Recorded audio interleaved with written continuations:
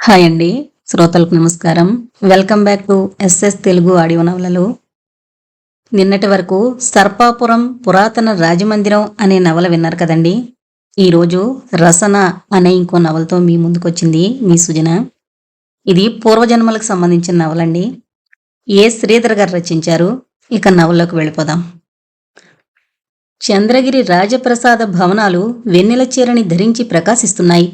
ప్రకృతి ప్రశాంతంగానూ గంభీరంగానూ నిశ్చలంగానూ ఉంది. కోటలోని నగారా ధ్వని రెండవ జాము ప్రారంభాన్ని సూచిస్తూ మోగుతోంది. రాజప్రసాద బహిర్పురంలోని నర్తనశాల దీపమాలికలతో మహోజ్వలంగా ప్రకాశిస్తోంది. ఆ విశాల నర్తన సభాంగణం రత్నకమలాలతోనూ ఎర్రని పొట్టుపరుపులతోనూ ఎత్తైన దెండ్ల వరసలతోనూ అలంకృతమై నేత్రపర్వంగా ఉంది. ఎరుపు తెలుపుల కాంతులు మేళవించే రాగరంజితమై యువతీయువక మనోహ్లాదకరమై రాణిస్తోంది. ఆంధ్ర సామ్రాజ్య పట్టభద్రుడు మహారాజా పరమేశ్వర శ్రీరంగరాయ ప్రభువు మెత్తని దిండ్లనానుకుని ఉత్తరాభిముఖుడై కూర్చునున్నాడు. అతని ఎడమ పక్కన పట్టమహిషి అక్కమాంబాదేవి ఆశినియై ఉంది. కుడివైపున రెండవ రాణి మంగమాంబాదేవి ఆశినియై ఉంది. వారిద్దరూ చిత్త స్వాతి నక్షత్రాల వలె నయనపర్వ రూపిణులై ఉన్నారు. వారు ధరించిన రత్నాభరణాలు వారి సౌందర్యానికి మెరుగులు దిద్దుతున్నాయి. ఆ రాజదంపతుల వెనక వరుసలో మరో ముగ్గురు రాణులు వెంకుమాంబ, నరసమాంబ, కృష్ణమాంబలు శ్రవణ నక్షత్ర త్రయంలా తమ సౌందర్య ప్రభలతో కనుల పండుగ చేస్తూ ఎవరికి వారు తాము ధరించిన వజ్ర మాణిక్య మరకతమాలలు వెలవెలపోయేలా చేస్తూ ఆసీనులై ఉన్నారు. రాజదంపతులకు ముందుగా 12 ఏళ్ల బాలుడు ముద్దులు మూటగడుతూ కూర్చునున్నాడు. ఆ బాలకుని పేరు చినవెంకటపతిరాయలు. మహారాజుకి కొంత దూరంలో నవమన్మధుని వలె 16 ఏళ్ల బాలుడొకడున్నాడు. వాడే శ్రీరంగరాయల ప్రథమపుత్రుడు రామరాయలు. ఇద్దరు చేటీలు రాజదంపతులకి వింజామరలు వీస్తున్నారు. రాజకుటుంబానికి కొంత దూరంలో పక్కగా 4 పురుషులు కూర్చునున్నారు. వారు 4 రాజ్యశాలకులు. వారి ఇళ్లాళ్రు నక్షత్ర పంక్తి వలె వారికెదురుగా ఉపవిసలే ఉన్నారు. దక్షిణాభిముఖంగా ఒక వేదిక నిర్మింపబడింది. ఆ వేదిక మధ్యభాగంలో సుందరమైన యువతి కూర్చునుంది. ఆమెయే సార్థక నామధేయ చంద్రవదన. ఆమె రూపంలో రంభని, సంగీత నాట్యకళల్లో ఊర్వశిని మించిందని రూపమర్మజ్ఞుల అభిప్రాయం. ఆమె రాజనర్తకి. ఆమెకు ఎడమవైపు ఒక సుందరి తంబూరా శృతిని సరిచేసుకుంటోంది. కుడివైపు మరొక బింబదారి వీణాతంత్రుల్ని సవరిస్తోంది. వీణాదారికి దగ్గరగా ఒక మనోహరిణి తంబూరా శృతితో తన మధ్యల నాదాన్ని వినిపిస్తోంది. నర్తన సభాంగణ వేంచేసి ఉన్న స్త్రీ పురుషుల కొప్పులందును కంఠ సీమలందును రాణిస్తున్న మల్లెమొగ్గల గుబాళింపులతో సభాంగణం సువాసన భరితమై ఉంది. సభాంగణం చుట్టూ చంద్రకాంత శిలాప్రతిమలు జీవకళలతో శోభిస్తున్నాయి. అవి దేవకన్యలన్న భ్రాంతిని కలిగిస్తూ ఆ కాలపు శిల్పకళా నైపుణ్యాన్ని చాటుతున్నాయి. వాటి హస్తతలాల్లో మలచిన దీప కరిండికల్లో జ్వలిస్తున్న దీపాల ధవళకాంతులు సభాంగణాన్ని తేజోవంతం చేస్తున్నాయి. నర్తనశాలను సాయుధ భటులతో మహారాజు అంగరక్షక సేనాని కాపలా కాస్తున్నాడు. ప్రధాన కంచుకి ద్వారదేశంలో వెండి దుడ్డుని ధరించి నిలబడున్నాడు. ఆర్యపుత్ర, మహాసేనాధిపతులింకా రాలేదేమీ? అడిగింది మహారాజ్ఞి. అక్క మహాదేవి, అతని మేనకోడలికి ఈ రాత్రే వివాహమట అన్నాడు మహారాజు. మరి మహామాతిలో? వారికి ఇటువంటి ప్రదర్శనలపై అభిమానం కన్నా నిరసన అధికం. నాదా, నా కుడికన్ను అదే పనిగా కొట్టుకుంటోంది. నా హృదయం తామరాకుపై నీరు వలె చంచలంగా ఉంది. మహామాత్య సేనాధిపతుల అనుపమ స్థితి కీడు శంకించేలా ఉంది. ఈ కార్యక్రమాన్ని ఆపి మనం అంతఃపురానికి వెళ్ళిపోదాం. దేవి, మీ ఆందోళన అర్థం లేనిది. మూఢనమ్మకాలు పెట్టుకుని మనసును బాధ పెట్టుకోరాదు. మహారాణి నిట్టూర్చి దిండుపై చేరగిలబడింది. ఆమె 8 మాసాల గర్భవతి. పండు తమలపాకు వలె వెలవెలపోతూ ఆ దీపకాంతిలో ఆమె సుందర విగ్రహం మనోహరంగా కనబడుతోంది. ఆమె స్థితిని గమనించి మహారాజు ఇలా అన్నాడు. దేవి, తమ శరీరంలో అలసట కనిపిస్తోంది. మీరు మీ సోదరి కృష్ణమ్మాంబతో కలిసి వెళ్లి విశ్రాంతి తీసుకోండి అని గోముగా ఆమె వెన్ను నిమిరాడు. నాదా, నేను ఈ రాత్రి మిమ్మల్ని వదిలి వెళ్లజాలను. నాకేమో గాని భయంగా ఉంది. ఏలిక నన్ను క్షమించాలి అంది మహారాజ్ఞి. హఠాత్తుగా చిరుమువ్వల రవళి వినిపించింది. అందరూ ద్వారం వైపు చూశారు. ఒక వ్యక్తి తన బొజ్జని ఊపుకుంటూ లోపలకు ప్రవేశించాడు.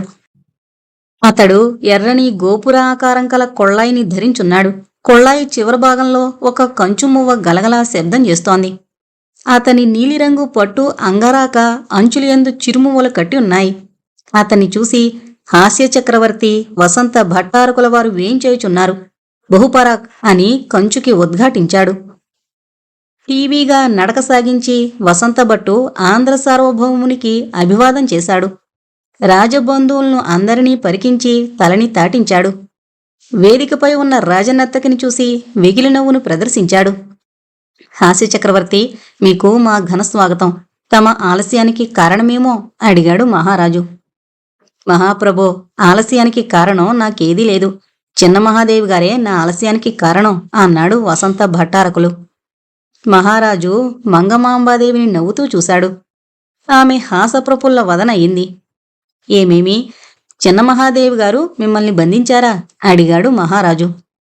మహాప్రభు, తాళ్లచే నన్ను వారు బంధించలేదు, కాని తినుబండారాలచే బంధించేశారు ఏలిక. అందరూ గొల్లుమని నవ్వారు. మహాప్రభో, ఈ సాయంకాలం చిన్న మహాదేవి గారు నాకు 25 లడ్డూల్ని బహుమతి చేశారు. వాటిని చూడగానే నా శరీరం చెమర్చలేదు గాని నోరు విస్తారంగా ఊరింది. నా ఉదరగోహలోని క్షుధాంకిరణం శతసహస్ర కీలలతో విజృంభించింది. నా సర్వేంద్రియాలు స్తంభించిపోయాయి. ఒక్క రసనేంద్రియమే పనిచేయనారంభించింది. నా చైతన్యం మైమరిచి నాట్యం చేస్తుండగా ఒక వృద్ధదాసి, ఏమయ్యా వసంతయ్య, నువ్వీరోజు నర్తనశాలకి వెళ్ళవా అని ప్రశ్నించగా నా చైతన్యం రసనేంద్రియ రంగం నుండి మెదడులోకి దూరి నాకు ఆందోళన పుట్టించింది. మిగిలిపోయిన అర్ధలడ్డూని పొట్లం కట్టి జేబులో వేసుకుని ఆదరాబాదరగా వచ్చేశాను అన్నాడు వసంతభట్టు. అందరూ చప్పట్లు చెరిచి నవ్వారు. వసంతభట్టు చంద్రవదన వైపు తిరిగి, చంద్రవదన, నీ కట్టుబొట్టు సమస్తం యథా శాస్త్రోపేతంగా అమరి శోభిస్తున్నాయి. కాని ఒకే లోపం. లోపమే కాదు, అపరాధం కూడా కావించున్నాయి అన్నాడు. ఏంటన్నట్లు? చంద్రవదన మందహాస సుందర వదని అయి కొనుకొలకులు కేటించింది. అబ్బో అబ్బో, నా మీదన నీ దృష్టిబాణం. నేను అల్లసాని పెద్దన్న తాతగారి ప్రవరక్యుణ్ణి సుమా. చంద్రవదన నవ్వుతూ తలదించుకుంది. వసంతయ్య, చంద్రవదన కావించిన అపరాధం ఏమిటయ్యా అని అడిగాడు పార్థివుడు. ఒక ప్రముఖ భాగం యొక్క స్వాతంత్రాన్ని అరికట్టడం అపరాధం కాదా మహాప్రభు? నిజమేనయ్యా. చంద్రవదన తన శరీరంలో ప్రముఖ భాగమైన ఉరోజాలను బిగువైన కంచుకంతో బిగించి కట్టడం మహాప్రాధం కాదా మహాప్రభో అన్నాడు పార్థివుడు. నిజమేనయ్యా. సభాంగణం ప్రతిధ్వనించేటట్లు అందరూ నవ్వారు. చంద్రవదన సిగ్గుతో ఎర్రబడి తలదించుకుంది. వసంతభట్టు రాజాజ్ఞను పొంది దోసిలి నిండుగా పువ్వుల్ని గ్రహించి చంద్రవదనపై చల్లి, నర్తక శిరోమణి, ఇక నువ్వు నీ గానసుదచే సభాస్థలిని ముంచివేయొచ్చు అని చెప్పాడు. తంబూరా నందించింది, వీణ కులికింది, మధ్యలో పలికింది. చంద్రవదన వినాయక స్థుతితో గాన కచేరీ ఆరంభించింది. అందరూ మంత్రముగ్ధులై ఆ గానలహరిలో మత్తెక్కి చేష్టలుడిగి ఉండిపోయారు. చంద్రవదన కాళ్లకు గజ్జెలు కట్టి నృత్యం ఆరంభించింది. వీణ మద్దెలలు ఒకదానికొకటి పోటీపడి తరంగ వాహిని అయిన గానామృత జరిని ప్రవహింపజేస్తున్నాయి. చంద్రవదన తదనుగుణంగా హస్తపద విన్యాసాల్ని కావిస్తూ బొంగరం వలె తిరుగుతోంది.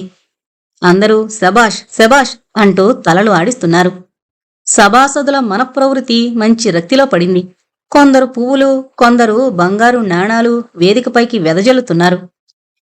ఇంతలో తంబూరా ఆగిపోయింది.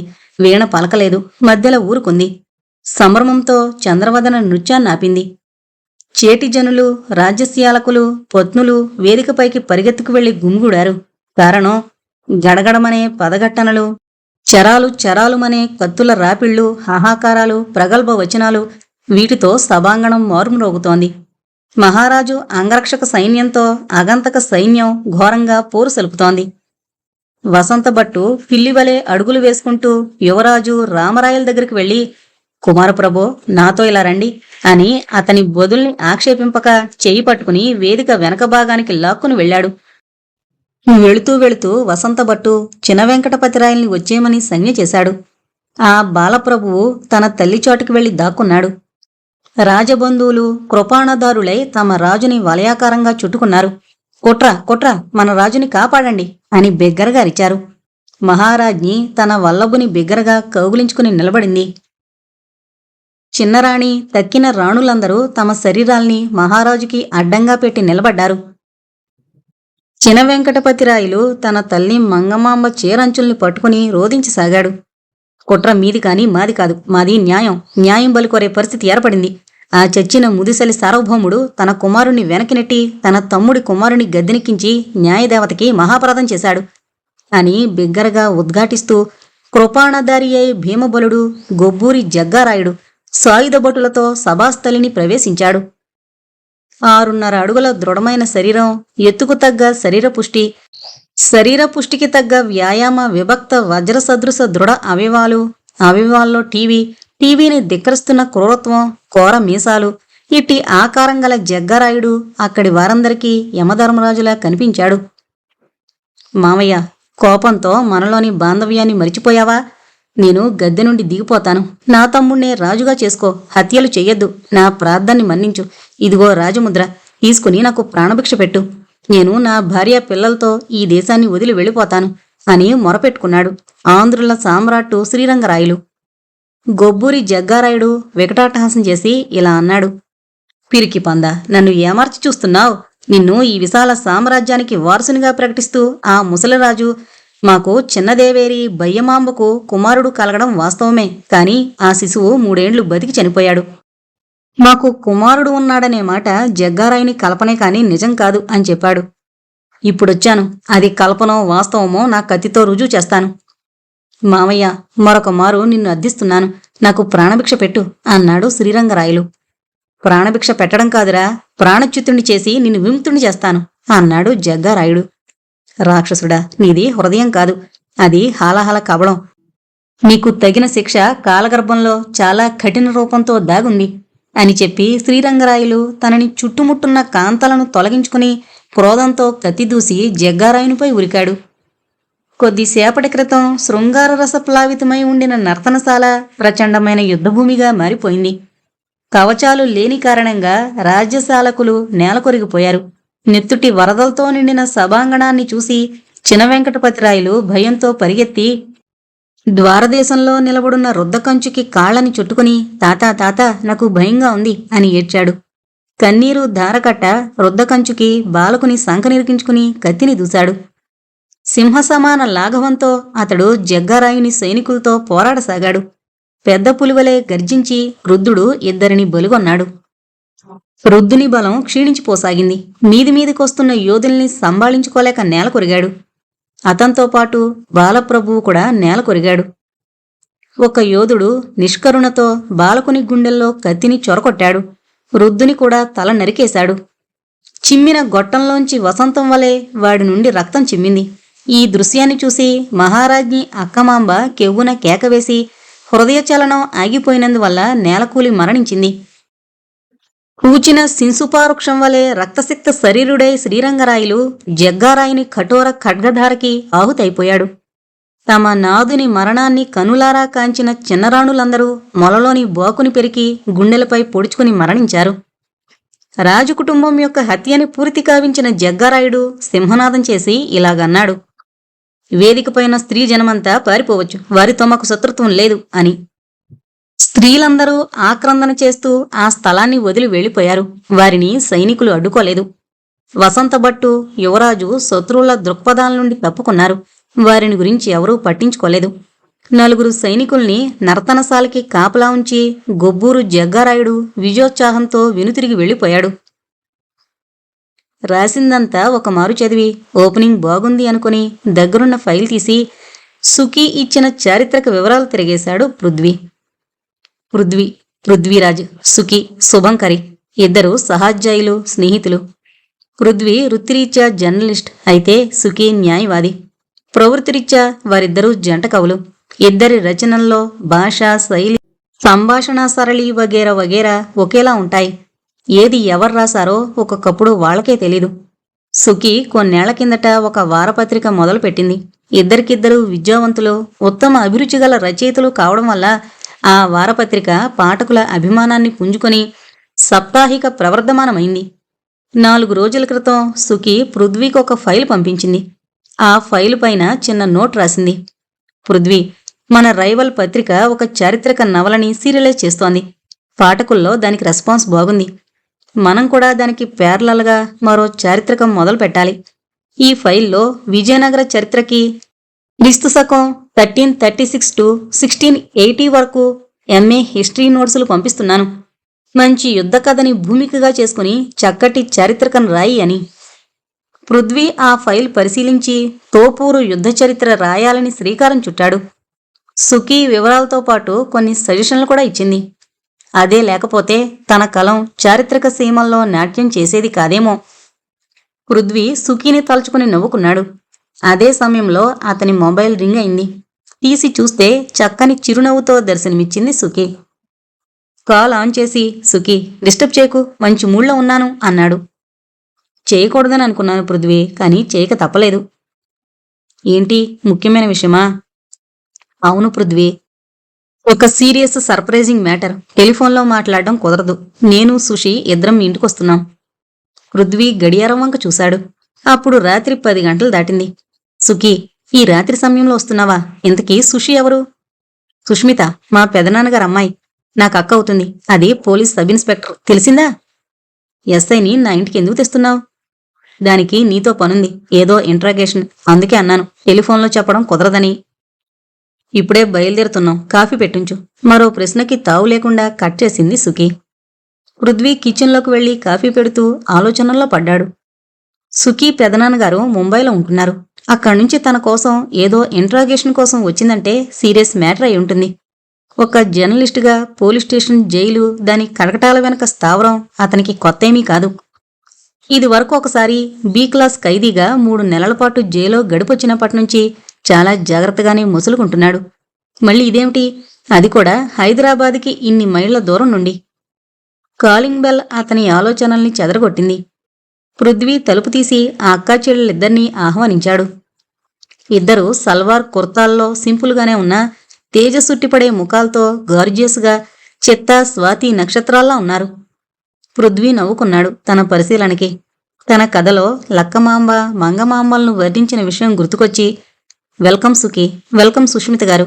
నేను పృథ్వీని, అంటే పృథ్వీరాజ్, ది ఇన్ఫేమస్ జర్నలిస్ట్, అవునా? అంది సుష్మిత చిరునవ్వుతో కొంటెగా. సుష్మిత పలకరింపు పృథ్వీలో మానసిక సంచలనాన్ని రేపి వదిలిపెట్టింది. కూర్చోండి అన్నాడు. మిస్టర్ పృథ్వీరాజ్, మీరు జర్నలిస్ట్ అయినా కాల్పనిక సాహిత్యంలో అభిరుచి ఎక్కువగా గల రచయిత అని నాకు తెలుసు. మీ రచనలు ఏవి నేను చదవలేదనుకోండి, కానీ సుఖీ ద్వారా చాలా విన్నాను అంది సుష్మిత సోఫాలో కూర్చుంటూ. మీరు విన్నది సగమే ఇన్స్పెక్టర్. సుఖీ నా జంట రచయిత్రి. నేను రాసే రచనల్లో ఆమె ప్రమేయం, ప్రేరణ కూడా ఉంటాయి అంటూ కిచెన్లోకి వెళ్లి కాఫీ కప్పులతో వచ్చాడు పృథ్వీరాజ్. కాఫీ తాగుతూ అంది సుష్మిత. సుఖీ ద్వారా నేను చాలా తెలుసుకున్నాను పృథ్వీగారు. మీ ఇద్దరి సాహిత్య సంబంధం నాకు తెలియంది కాదు. అయినా ఎక్స్క్లూజివ్లీ మీరు మాత్రమే రాసిన ఒక రచన గురించి తెలుసుకోవాలని నేనొచ్చాను. నా రచన గురించా? ఆశ్చర్యంతో అడిగాడు పృథ్వీ. గత 2 నెలలుగా మీ పత్రికలో వస్తున్న సీరియల్ గురించి అంది సుష్మిత. అవును, అది నేను రాసిందే. సుఖీ ఆ మాట చెప్పింది. విషయం సూటిగా చెప్తాను వినండి. 2 రోజుల కిందట రాత్రి పన్వేల్లోని ఒక ప్రైవేట్ నర్సింగ్ హోంలో ఒక హత్య జరిగింది. హతురాలు 2 నెలల నుండి ఆ నర్సింగ్ హోంలో డాక్టర్ సునీల్ వర్మ దగ్గర క్షయరోగానికి ట్రీట్మెంట్ తీసుకుంటోంది. ఆమె తలగడ కింద మీ పత్రిక పాత సంచికలు, ఇంచుమించు మీ నవల మొదలైన వాటి నుంచి దొరికాయి. అవి తెలుగులో ఉండడం వల్ల ఇన్వెస్టిగేషన్ చేసే బాధ్యత నా మీద పడింది. డాక్టర్ సునీల్ వర్మ కూడా ఆంధ్రుడే. ఆయన రోగికి శారీరక చికిత్సల కన్నా మానసికంగా ట్రీట్ చేయడాన్ని ఎక్కువగా ఇష్టపడతారు. అతని రిపోర్టు ప్రకారం మీ నవల ఆమెలో విపరీతమైన సంచలనాన్ని రేకెత్తించింది. ఫలితంగా ఆమె రోగం కూడా పెరగసాగింది. ఆమె చేత ఆ పత్రిక చదివించడం మానిపించాలని అతనెంతో ప్రయత్నించారు. కానీ దానివల్ల పరిణామాలు మరింత విపత్కరంగా ఎదురవడం వల్ల విరమించుకున్నారు. ఇంతకీ మీరనేదేమిటి ఇన్స్పెక్టర్? ఆమె హత్యకి నా నవలే కారణమంటారా? అలాగని నేను అనలేదు మిస్టర్ పృథ్వీరాజ్, మీరు ఊహించుకుంటున్నారు. చిరునవ్వుతో అంది సుష్మిత. మీ నవలకి ఆమె జీవితగాథకి ఏదో సమన్వయం ఉండుండాలని సునీల్ వర్మ అభిప్రాయపడ్డారు. అందువల్లనే మీ రచన ఆమెలో సంచలనానికి దారితీసిందని అతని ఉద్దేశం. అదే నిజమైతే మీకామె తెలుసుండాలి. జ్ఞాపకం తెచ్చుకోండి పృథ్వీరాజు గారు, మీకు తెలిసిన వారెవరైనా అతని నర్సింగ్ హోంలో ఉన్నారేమో. మేడం, పృథ్వీ ముఖం ఆవేశంతో ఎరుపెక్కింది. ఈ ప్రహాసనం ఇంక చాలించండి సుష్మిత గారు. ఆమె హత్యకి లేదా మరణానికి నా నవలే కారణమైతే దానికి సంఖ్యలు వేసి తీసుకెళ్ళండి అన్నాడు. నేను చెప్పేది ముందు వినిపించుకోండి మిస్టర్ పృథ్వీరాజ్. మీ రచన ఆమెలో సంచలనాన్ని రేపిందన్నానే గాని హత్యకి కారణమైంది అనడం లేదు. అంతేకాదు, ఆమె హత్య విషయంలో మీరు నిశ్చింతగా ఉండండి. ఎందుకంటే హంతకురాలు కూడా మాకు పట్టుబడింది. కానీ హత్యకి కారణం, మోటివ్ అంతుపట్టడం లేదు. హంతకురాలు పట్టుబడిందా? అవును, ఆమె అదే నర్సింగ్ హోంలో నర్సుగా పనిచేస్తోంది. నేర్పుగా ఒక రకం నిద్రమాత్రలు ప్రయోగంతో హత్య చేసింది. డాక్టర్ వర్మ తెలివితేటల వల్ల పట్టుబడిందే గాని లేకపోతే అది హత్య అని అనుమానించేందుకు అవకాశమే లేకుండా పోయేది. హత్య జరిగింది, హంతకురాలు పట్టుబడింది. ఇంకా నా అవసరమేముంది సుష్మిత గారు? నవ్వాడు పృథ్వీ. సుష్మిత నెమ్మదిగా జవాబిచ్చింది. మీకిందాక చెప్పానే, హత్యకి తగిన మోటివ్ లేదని. అందుకే మిమ్మల్ని కలవాల్సొచ్చింది. మీ రచన హతురాలి మనసులో కలిగించిన మార్పులను బట్టి చూస్తే ఆమె గత జీవితంలో మీ నవలకేదో సంబంధముందని అనుమానించక తప్పదు. మీరొకసారి ఆమె ఫోటో చూడండి. చూసి గుర్తుపట్టగలరేమో చెప్పండి అంటూ తను తెచ్చిన ఫైల్ నుంచి ఒక ఫోటో తీసి పృథ్వీ చేతికిచ్చింది సుష్మిత.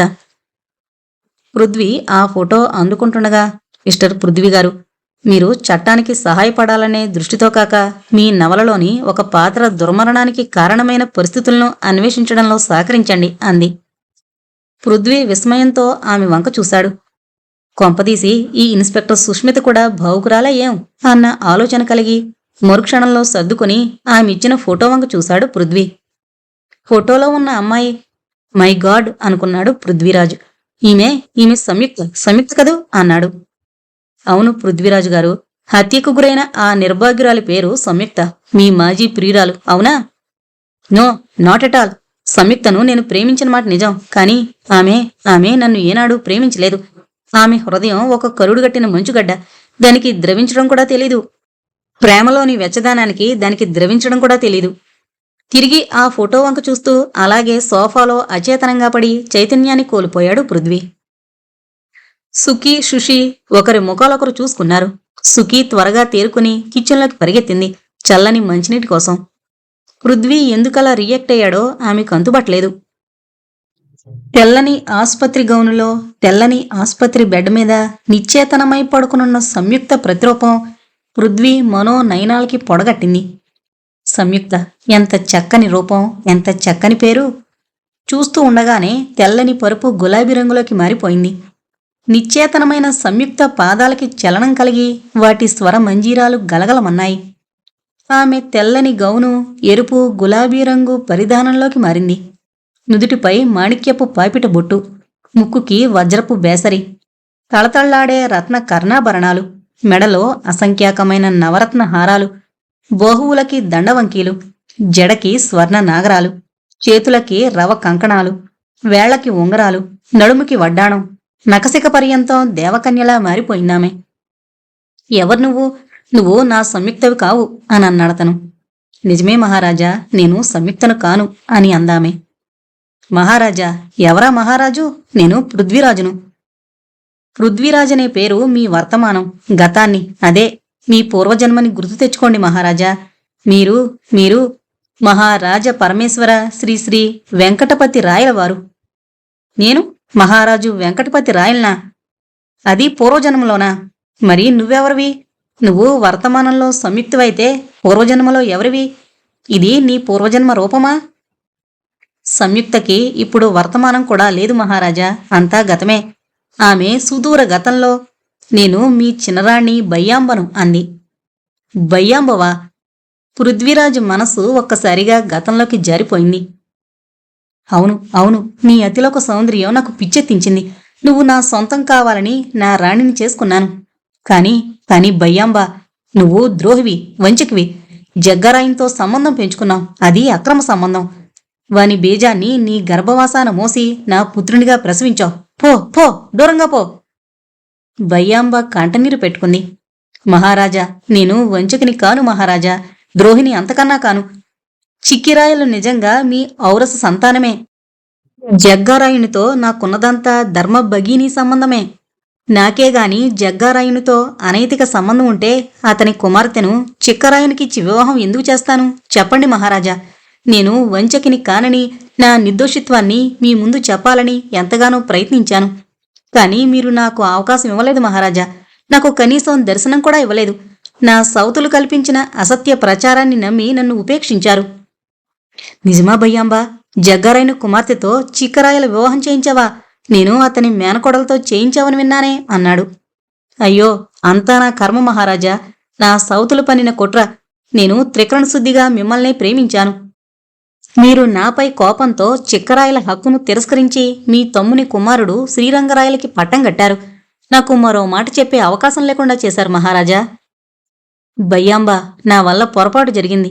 కాని నువ్వు ఈ జన్మలో సంయుక్తగా పుట్టినా నన్నెందుకు స్వీకరించలేదు అడిగాడు మహారాజు. ఉపేక్ష మహారాజా, మీరు నాపై చూపిన ఉపేక్ష జన్మాంతర సంస్కారాలు దాచుకుని సంయుక్తగా జన్మించిన తర్వాత కూడా అంతరాంతరాల్లో బలపడి మీ పట్ల భయం, సిగ్గు, సంకోచమయ్యి ప్రేమని సమాధి చేశాయి. మీపై మమకారం ఉన్నా చెప్పుకోనియక మీకు దూరం చేసి గుండెకోతకి గురిచేశాయి. మీరు గత చరిత్ర తిరిగి రాయడానికి పూనుకున్నారు. మీకు కనిపించి నిజం చెప్పాలనుకున్నాను, చెప్పేశాను. మిమ్మల్ని నమ్మించగలిగాను. నాకిప్పుడు శాంతి లభించింది. ఇక మరలిపోక తప్పదు మహారాజా, వీడ్కోలివ్వండి అంటూ భయ్యాంబ రూపం మాయమై సంయుక్త ఛాయాచిత్రంగా మారిపోయింది. పృథ్వీరాజుకి తెలివొచ్చింది. కళ్ళు విప్పి చూసేసరికి అతను సోఫా పైన పడుకునున్నాడు. సుఖీ, సుష్మితల ముఖాలు ఆతృతగా చూస్తూ కనిపించాయి. అతను కళ్ళు తెరవడం చూసి సుఖీ ఆనందంతో కేకపెట్టింది. Thank God, చాలాసేపటికి తెలివొచ్చింది. ఎందుకలా రియాక్ట్ అయ్యావు పృథ్వీ? ఏమైంది నీకు? పృథ్వీ లేచి కూర్చుంటూ అన్నాడు. చెప్తే నువ్వు నమ్మలేవు సుఖీ. నా సాంఘిక నవలల్లో పాత్ర ఈ సుష్మిత ముందు నన్ను దోషిగా నిలబెడితే, ఇంకా మొదలైనా కాని చారిత్రక నవలల్లో పాత్ర నా పూర్వజన్మ దోషాలను ఎత్తి చూపించింది. ఏమైంది పృథ్వీ? కలగన్నావా? కలంటే కల కాదు సుఖీ. డీప్ ట్రాన్స్లోకి వెళ్ళి సబ్కాన్షియస్ మైండ్ జాగృతమైనట్లుంది. నా పూర్వజన్మలోకి వెళ్ళాను. సంయుక్త ఫోటో నిన్ను ట్రాన్స్లోకి తీసుకువెళ్ళిందా అడిగింది సుఖీ. అవును సుఖీ, ఆమెతో నాకు పూర్వజన్మలో కూడా సంబంధం ఉంది అన్నాడు పృథ్వీ. ఆమె ఏమందో, నువ్వు ఏం చూసావో చెప్పు పృథ్వీ, చాలా ఇంట్రెస్టింగ్గా ఉంది. పూర్వజన్మలో నేను ఆంధ్ర సామ్రాట్టు 2వ వెంకటపతి రాయల్ని. ఇతను రాజ్యపాలన చేసింది 1585 నుండి 1614 వరకునండి. సంయుక్త నా 6వ భార్య భయ్యాంబ రూపంలో కనిపించి చెప్పింది.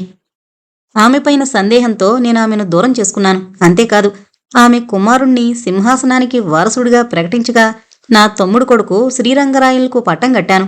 ఆ పొరపాటే గ్రహపాటుగా మారి మహాభయంకరమైన తోపూరు యుద్ధానికి దారితీసింది. సుష్మిత బలవంతాన నవ్వు ఆపుకుని అతని వంక జాలిగా చూసింది. సుఖీ మాత్రం పృథ్వీ మాటలను విశ్వసించింది. పృథ్వీ, నేను నీ మాటలు నమ్ముతున్నాను. నీ ఆలోచనల్ని గౌరవిస్తాను. అలాగే నీ కలలకు కూడా ప్రాముఖ్యమిస్తాను. నీ రచనలు వర్తమానాన్నే కాదు, గతంలోకి కూడా దూసుకుపోయి సంచలనం కలిగించగలవని రుజువు చేశావు అంది సుఖీ అతనిని ప్రోత్సహిస్తూ. పృథ్వీ కళ్ళు ఆనందంతో చెమగిల్లాయి. సుఖీ, నీలాంటి మంచి స్నేహితురాల్ని పొందడం నా పూర్వ పుణ్యమై ఉంటుంది.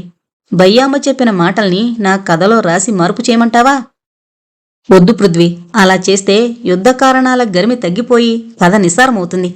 గతజల సేతుబంధనం ఇంపాసిబుల్ పృథ్వీ అంది సుఖీ. మరి వెంకటపతిరాయల పొరపాటు? దానిని నేను తెలియజేస్తాను పృథ్వీ. నువ్వు ఆ మహత్తర యుద్ధగాథని నీ దగ్గరున్న ఆధారాలతో యథాతథంగా రాయి. నేను నీ కథ వెనక కథను రాస్తాను.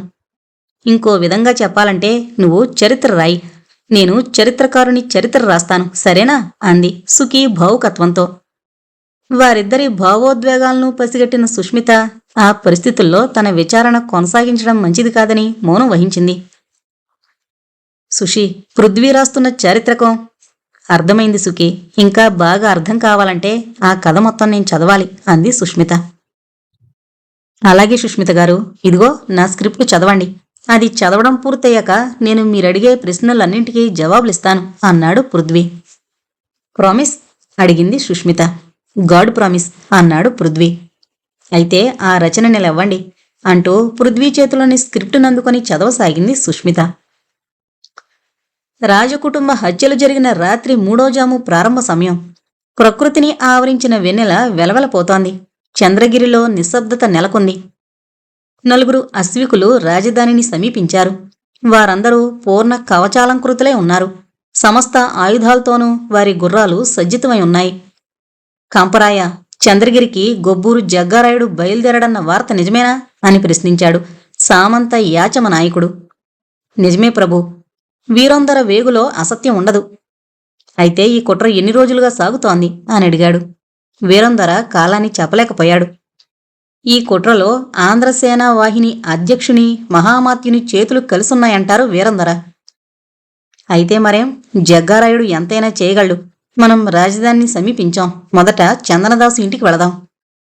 ఇలా మాట్లాడుకుంటూ వారొక పెద్ద భవనాన్ని సమీపించి గుర్రాలపై నుండి దిగారు. గుర్రాల్ని సైనికులిద్దరికీ అప్పజెప్పి యాచమనాయకుడు తన సేనాని కంపరాయంతో కలిసి భవనపు సింహద్వారాన్ని దాటి లోపలికి వెళ్ళాడు. కంపరాయుడు బలంగా తలుపు తట్టాడు. ఎవరు వారు? లోపల నుండి ప్రశ్న. సామంత యాచమ నాయకుల వారు శ్రేష్ఠిగారి దర్శనార్థం వచ్చున్నారు. తలుపులు తీయండి అన్నాడు కంపరాయుడు. తలుపులు తెరుచుకున్నాయి. మీరు ఈ గదిలో కూర్చోండి, శ్రేష్ఠిగారికి మీ రాకని తెలియజేస్తాను అన్నాడు వృద్ధ సేవకుడు. అరగడి గడిచింది. ఒక నడివయసు గల లావైన వ్యక్తి గదిలోకొచ్చాడు. అతని ముఖంలో ప్రశాంతత వెల్లివిరిసింది. అతని నడకలోని నిదానం గమనిస్తే అతడు ఏ పనినైనా చాలా ఆలోచించి చేసే స్వభావం కలవాడని చెప్పొచ్చు. చందనదాస శ్రేష్ఠి ప్రబల కోటీశ్వరుడు, గొప్ప రాజభక్తుడు. అతనికి విదేశాలతో ఓడ వర్తకం కూడా ఉంది. శ్రేష్ఠి లోపల ప్రవేశించగానే సామంతుడు సేనాని లేచి నిలబడ్డారు. శ్రేష్ఠి వారిద్దరినీ నిదానించి చూశాడు. తర్వాత అతని పెదిమలు కదిలి మందహాసం చేశాయి. అతడు తన చేతిని చాచి సామంతులకు స్వాగతం అని పలికాడు. యాచమనాయకుడు శ్రేష్ఠి హస్తాన్ని పట్టుకుని కరచాలనం చేసి, శ్రేష్ఠి మహాశయులకు అవేళలో వచ్చి నిద్రాభంగం చేసినందుకు చింతిస్తున్నాను. మీ స్వాగతానికి మా కృతజ్ఞతలు. చంద్రగిరిలో నుంచి నిద్రాదేవత సెలవు పుచ్చుకుంది సామంత. అందులోనూ మేం వర్తకులం కాబట్టి మోకున్ను నిద్రాదేవికిని షష్టాష్టకం రోజుల్లా మారిపోయాయి అని అన్నాడు. నేనిప్పుడు రాజధానికి చాలా ముఖ్యమైన పని మీద వచ్చాను. నాకు, నా పరివారానికి కొన్ని దినాలు మీ గృహంలో ఆశ్రయం కల్పించాలని నా ప్రార్థన. సామంత, మీరే పని మీద వచ్చున్నారో మీరు చెప్పకుండానే నాకు తెలిసిపోయింది. మీరు చాలా ఆలస్యం చేశారు. 1-2 రోజులు ముందుగా వచ్చుంటే రాజకీయ రంగం ఇంత కల్లోల పరిస్థితికి వచ్చి ఉండదు. విజయనగర సింహం ఆలస్యం చేసింది, అంతా విధి కృతం అని నిట్టూర్పు విడిచాడు శ్రేష్ఠి. జగ్గారాయ హంతకుణ్ణి ఏమైనా చేశాడా? ఆందోళనతో ప్రశ్నించాడు యాచమనాయకుడు. చందనదాస శ్రేష్ఠి ముఖం కళావిహీనమైపోయింది. అతని ముఖంలోని విచార ధూమంలో చెవులుకున్న వజ్రాల దుద్దులు కళావిహీనమైపోయాయి. కండ్ల వెంట నీరు బొటబొట ముత్యాల వలె దొర్లి అతని కంఠసీమను అలంకరించిన ముత్యాలహారంతో కలిసిపోసాగాయి. యాచమనాయకుడు ఆసనంపై నుండి దిగ్గున లేచాడు. అతని అత్యుత్తమమైన శరీరం టీవీని ప్రదర్శించింది. లోహ కవచాంతర్భాగంలో ఇమిడి ఉన్న అతని వజ్రదృఢ గాత్రం ఉచ్ఛ్వాస వాయువులతో ఉబ్బిపోయింది. వీరలక్ష్మికి పాదపీఠమనదగు అతని విశాల వక్షస్థలం మరింత విశాలమై పెళ్ళుబుకింది. అతని వృషభాక్షాలు ఎర్రని జీరలతో వైడూర్య కాంతులు ప్రదర్శించాయి. శ్రేష్ఠి మహాశయ, మీకు తెలియనిదే ఈ రాజ్యంలో ఎట్టి వైపరీత్యం కూడా జరగదు. జగ్గారాయుని పాచిక పారదు. వాణ్ణి చీల్చి చెండాడే వరకు నా ఖడ్గానికి విశ్రాంతి ఉండదు. ఏమి జరిగిందో సెలవియండి అన్నాడు యాచమనాయకుడు. చందనదాస శ్రేష్ఠి ఉత్తరీయంతో ముఖాన్ని తుడుచుకుని జీరబోయిన కంఠస్వరంతో ఇలా అన్నాడు. సామంత, రాజనర్తకి చంద్రవదన నర్తనశాలలో గాన కచేరీ చేస్తుండగా నాట్య మధ్యంలో జగ్గారాయుడు సైన్యంతో నర్తనశాలలో ప్రవేశించాడు. అక్కడ మహారాజు, అతని దేవేరులు, పుత్రులు, రాజస్యాలకులు మాత్రమే ఉన్నారు. అంతవరకే నాకు తెలిసింది. తర్వాత ఏం జరుగుంటుందో ఊహించడం సులభమే కదా. తెలిసింది కంపరాయ, బయలుదేరు. ఆ జగ్గారాయి హంతకుణ్ణి ఈ రాత్రి ముగించకముందే ముక్కలు ముక్కలుగా కోస్తేనే గాని నాకు నిద్ర పట్టదు. మనకి ఆశ్రయమేమిటి? ఈ విశాలమైన పృథ్వే మనకి ఆశ్రయం. జగ్గారాయుణ్ణి పరిమార్చడమే మన లక్ష్యం. ఆంధ్ర సేనానాయకుడు వీరప్పనాయకుడు నా ఖడ్గానికి ప్రథమ కబళం. ఈ ముసలినక్క మహామాత్య సిద్ధేశ్వర భట్టాచార్యులు 2వ కబళం. మన కత్తులికిక విశ్రాంతి ఉండరాదు అన్నాడు యాచమనాయకుడు ఆవేశంతో. చందనదాస శ్రేష్ఠి నిదానంగా లేచి యాచమనాయకుని భుజంపై చేయి వేసి, సామంత, ఆవేశం కార్య వినాశనానికి కారణమవుతుందని విజ్ఞులు చెప్పారు. నా మాట సావధానంగా వినండి. మొదట మీరు నర్తనశాలకు వెళ్ళండి. హతశేషమైన రాజాంకురం అక్కడుందని నా అంతరాత్మ చెబుతోంది. మొక్కవోని బుద్ధిపాటవం కల వసంతభట్టు ఆ గోష్ఠిలో ఉన్నాడు. అతడు ఎవరినైనా ఉపాయంతో రక్షించుంటాడు. జగ్గారాయుడు పాణిద్వారం గుండా కోటలోకి ప్రవేశించాడు. ఆ ద్వారాన్ని ఈ హడావిడిలో వేయడం మరిచిపోవడం సహజం. మీరు ఆ మార్గం గుండా కోటలోకి వెళ్ళొచ్చు. యాచమనాయకుడు అంగీకార సూచకంగా తలపంకించి సేనానాయకునితోనూ యోధులతోనూ శరవేగంతో దౌడు తీశాడు. పాణిద్వారం దగ్గర గుర్రాలనాపి దిగారు వారు. పాణిద్వారం తెరిచే ఉంది. యాచమనాయకుడు తన అనుచరులతో కోటలోకి ప్రవేశించాడు. ఆ 4 వీరులు రాజోద్యానాన్ని దాటి నర్తనశాలని సమీపించారు. నర్తనశాలని 4 యోధులు కాపలా కాస్తున్నారు. ఇదిగో విజయనగర సింహం అని గర్జించి యాచమనాయకుడు ఒక యోధుని తలని ఖండించాడు. పారిపోయేందుకు సిద్ధపడిన యోధుల్ని బలిగొన్నారు యాచమనాయకుని అనుచరులు. నర్తనశాలలో దీపాలు వెలుగుతూనే ఉన్నాయి. రక్తసిక్తమైన సభాంగణాన్ని ప్రవేశించాడు యాచమనాయకుడు. చక్రవర్తి శ్రీ రంగరాయల భౌతిక కాయానికి ముట్టికాళ్లు వేసుకుని నమస్కరించారు 4 యోధులు. ఆర్ద్ర నయనాలతో రాజపత్నుల్ని చినవెంకటపతిరాయల్ని చూసి నిట్టూర్పు వదిలాడు యాచమనాయకుడు. వసంతయ్య, ఎక్కడ దాగున్నావు? శత్రువులు నిష్క్రమించారు. నేను విజయనగర సింహాన్ని, యాచమనాయకుణ్ణి. నిర్భయంగా బయటకు రావయ్యా అని సభాంగణం మారుమోగేలా పిలిచాడు యాచమనాయకుడు. వేదిక వెనకవైపున్న ఒక చిన్న గదిని తెరుచుకుని వసంతభట్టు యువరాజు రామరాయల్ని తీసుకుని బయటకొచ్చాడు. యాచమనాయకుడు యువరాజుకి సైనికాభివాదం చేశాడు. తంపరాయ ప్రభృతులు కూడా తమ సామంతుని అనుకరించారు. విజయనగర సింహం సమయానికి రాలేక ఆలస్యం చేసినందువల్ల అడవి ఏనుగు తన పనిని పూర్తి గావించుకుని వెళ్ళిపోయింది. సామంత, ఇదిగో బాలచక్రవర్తి. ఇతనిని మీ పరం కావిస్తున్నాను. ఏ విలువైన ప్రాణంపై నేను ఆధారపడున్నానో అది ఇహలోకాన్ని వదిలి వీరస్వర్గం అలంకరించింది. జీవం ఉన్న పసలేని నా శరీరంపై నాకు మమకారం అంతరించింది. నేను చేసిన మహాపరాధానికి జగ్గారాయి హంతకుడు మరణశిక్ష విధించక మానడు. నా ప్రభువును కొలుసుకోవడం నాకు తృప్తిగానే ఉంటుంది అన్నాడు వసంతభట్టు. వసంతయ్య, మీరు చక్రవర్తి కుటుంబానికి కావించిన సమయోచితమైన సేవ ఎప్పటికీ మరువరాంది. దానికై నేను ఎంతో కృతజ్ఞుణ్ణి. నేనే కాదు, ఈ విశాల విజయనగర సామ్రాజ్యమే మీకు కృతజ్ఞత కలిగుంటుంది. ఆత్మార్పణ చేసుకోవాలనే మీ నిర్ణయం అర్థం లేంది. మీరు బాలచక్రవర్తిని వదిలి ఉండరాదు. మాతో కలిసి రావలసిన వారే. జగ్గారాయ హంతకుని పాలనలో మీరు ఉండవసరం లేదు అని చెప్పాడు యాచమనాయకుడు. రామరాయలు తన తల్లిదండ్రుల మృత శరీరాలపై పడి పెద్ద పెట్టున రోదించసాగాడు. యాచమనాయకుడు ఓదార్పు మాటలు చెప్పి ఇలా అన్నాడు. మహాప్రభో, ఇది పగ సాధించవలసిన సమయం కాని దుఃఖించవలసిన సమయం కాదు. ఇక్కడ మనం అధికంగా కాలయాపన చేయకూడదు. మనమిప్పుడు శత్రు మధ్యస్థులమే ఉన్నాం అని చెప్పి మహారాజు శ్రీరంగరాయల రక్తంతో రామరాయల నుదుటిపై తిలకందిద్ది కత్తిని దూసి ఇలా ప్రతిజ్ఞ చేశాడు. ఆర్విటీ వంశం యొక్క పెద్దల సాక్షిగా ఈ నర్తనశాల మండపంలో నేను విజయనగర సామంతుణ్ణి, యాచమనాయక నామధేయుణ్ణి, నా కత్తిని ముట్టి నా ఇష్టదైవమైన విరూపాక్షస్వామిని ప్రార్థించి ఇదే ప్రతిజ్ఞ చేస్తున్నాను. వీరమరణం పొందిన నా ప్రభువు మహారాజు శ్రీరంగరాయ ప్రభువులు వారి వీరరక్తంచే అతని జ్యేష్ఠ కుమారుడు యువరాజు రామరాయ ప్రభువుని తిలకాంకృతం చేసి అతన్ని ఈ విశాల సామ్రాజ్యానికి చక్రవర్తిగా ప్రకటిస్తున్నాను. ఈ పవిత్రమైన స్వామి కార్యంలో నా కత్తి విశ్రాంతి పొందదని ప్రతిజ్ఞ చేస్తున్నాను. జై భవానీ అని ప్రతిజ్ఞాపూర్వక జయగానం చేశాడు యాచమనాయకుడు. తంపరాయులు మొదలైన వారందరూ తమ సామంతుని అనుకరించి జై భవానీ, జై చక్రవర్తి రామరాయ ప్రభు అని జయగానం చేశారు. మహారాజు రామరాయలు యాచమనాయకుణ్ణి కౌగులించుకుని, సామంత, ఈ దినం మొదలు మీరు ఆంధ్రసేనకి సర్వాధ్యక్షునిగాను ఆంధ్ర సామ్రాజ్య రాజకీయ నియంతగాను నా తండ్రి మృతకళేబరం ముందు ఉద్ఘాటిస్తున్నాను అని చెప్పి జై ఆంధ్ర సేనాధ్యక్ష, రాజప్రతినిధి శ్రీ యాచమనాయకునికి జై అని కత్తిని దూసి జయగానం చేశాడు. అందరూ బాలచక్రవర్తిని అనుకరించారు. ఆ తర్వాత వారందరూ వచ్చిన దారినే రాజప్రసాదాన్ని వదిలి వెళ్ళిపోయారు. రాజకుటుంబ హత్యల విషయం నలుమూలలా వ్యాపించి సంచలనం సృష్టించింది. ప్రజల్లో అసంతృప్తి, భయం, ఆందోళన, అసహనం ఏర్పడ్డాయి. రాష్ట్రంలోని అరాచక పరిస్థితి చూసి దొంగల ముఠాలన్నీ విచ్చలవిడిగా చెలరేగాయి. 2వ వెంకటపతిరాయలు సమర్థుడైన రాజు. అతడు రాక్షసి తంగిడ యుద్ధానంతరం విజయనగర సామ్రాజ్యం కోల్పోయిన భాగాలను తిరిగి జయించాడు. కృష్ణానది ఆంధ్రరాజ్య, గోలకొండ రాజ్యాలకి సరిహద్దుగా ఏర్పడింది. దక్షిణ భారతదేశాన కన్నడ దేశ సామంతుడు ఒడయార్ని మినహాయించి మధుర నాయకుల్ని ఓడించి తనకి సామంతరాజుగా చేసుకోగలిగాడు.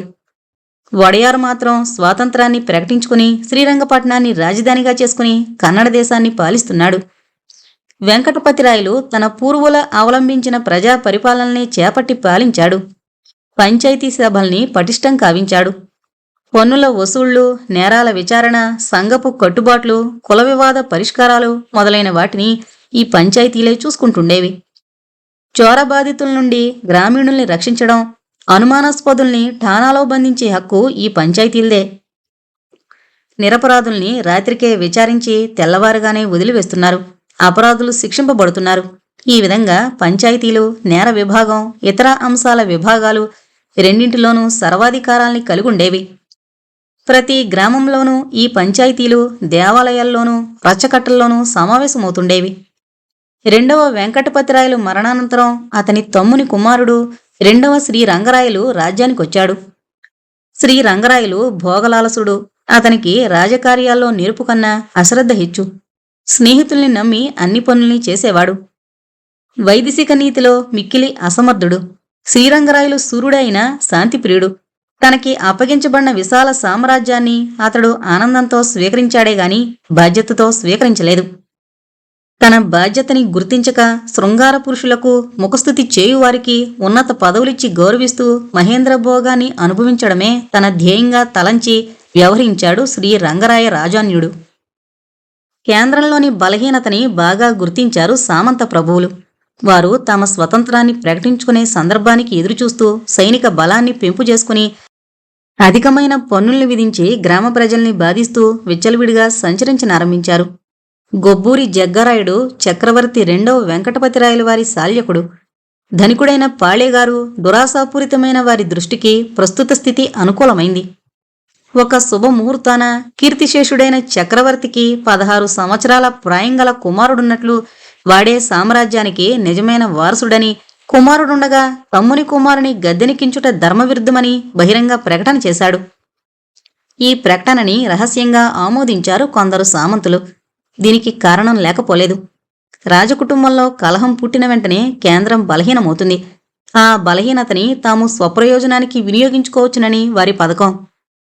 శ్రీరంగరాయల మీద తమకున్న వ్యక్తిగత ద్వేషాన్ని పురస్కరించుకుని జగ్గారాయుని ఆశాప్రదర్శన నీతికి ఉప్పొంగి మహామాత్య, సేనాధిపతులిద్దరూ అతని కుట్రలో పాలు పంచుకున్నారు.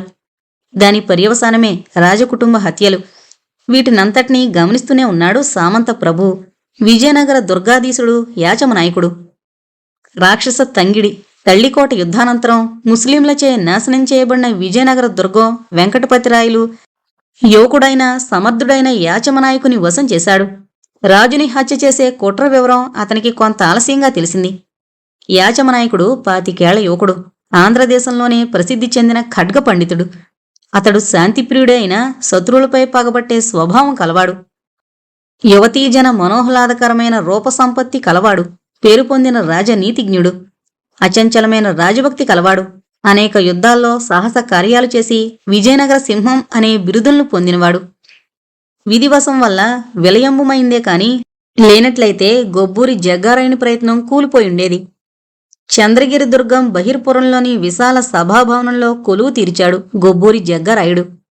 ఆ సభకి అమాత్యులు, సైనికాధికారులు, జగ్గారాయుని ఆప్తవర్గానికి చేరిన పౌర ప్రముఖులు హాజరయ్యారు. కీర్తిశేష చక్రవర్తి పుత్రుడని జగ్గారాయునిచే ప్రకటితమైన చిక్కరాయులు బంగారు గద్దెపై రాజ లాంఛనాలతో టీవీగా కూర్చునున్నాడు. అతనికి ఇరుపక్కలయందు చేటికలు వింజామరలు వీస్తున్నారు. సింహాసనానికి శ్వేతఛత్రం కట్టుంది. అంగరక్షక సేనాని పొండరీక నాయకుడు కృపాణధారి అయి మహారాజు దగ్గరగా నిలబడున్నాడు. రాజమహేంద్రవర దుర్గాధీశుడు కీర్తిసేనుడు కొండపల్లి దుర్గాధీశుడు మల్లారెడ్డితో ఇలా అన్నాడు. సామంత, మహారాజుగా సింహాసనం పైన ఉన్న బాలుల్లో రాజలక్షణాలు కనిపించడం లేదు. సామంత యాచమనాయకుడు ప్రచారం చేస్తున్నట్లు ఇతడు దివంగత చక్రవర్తి పుత్రుడన్నమాట కల్పితమనే నాకు తోస్తోంది. సామంత, ఏదో ఒక ఊరకొక్కను గద్దెనెక్కించాడు జగ్గారాయుడు. సమయం వచ్చినప్పుడు ఊరకొక్క నోరు మూయించడం సులభం కదా అని సాపేక్షంగా చెప్పి మందహాసం చేశాడు మల్లారెడ్డి. సభలోని గుసగుసల్ని కనిపెట్టి మహామాత్య సిద్ధేశ్వర భట్టాచార్యులు లేచి నిలబడి ఇలా ప్రసంగించారు. సామంత దండనాయక పురప్రముఖులారా, అత్యవసర పరిస్థితుల్లో ఈ సభ కూర్చబడింది. ఆ వివరాలన్నీ మన రాజప్రతినిధి మహావీర జగ్గరాయ ప్రభువు మున్ముందు వివరిస్తారు. ధర్మం ఎంత మధురమైందో అంత కఠినమైంది కూడా. అది వజ్రం కంటే కఠోరంగా ఉంటుంది. అలాంటి ధర్మాన్ని ఉద్దేశించి మన రాజప్రతినిధి చాలా కఠోర చర్యల్ని పూనవలసొచ్చింది. అందువలన అతడును మేమును చింతిస్తున్నాం. సామంత యాచమనాయకుని ప్రచారంచే దేశం నలుమూలలా అశాంతి వ్యాపించింది.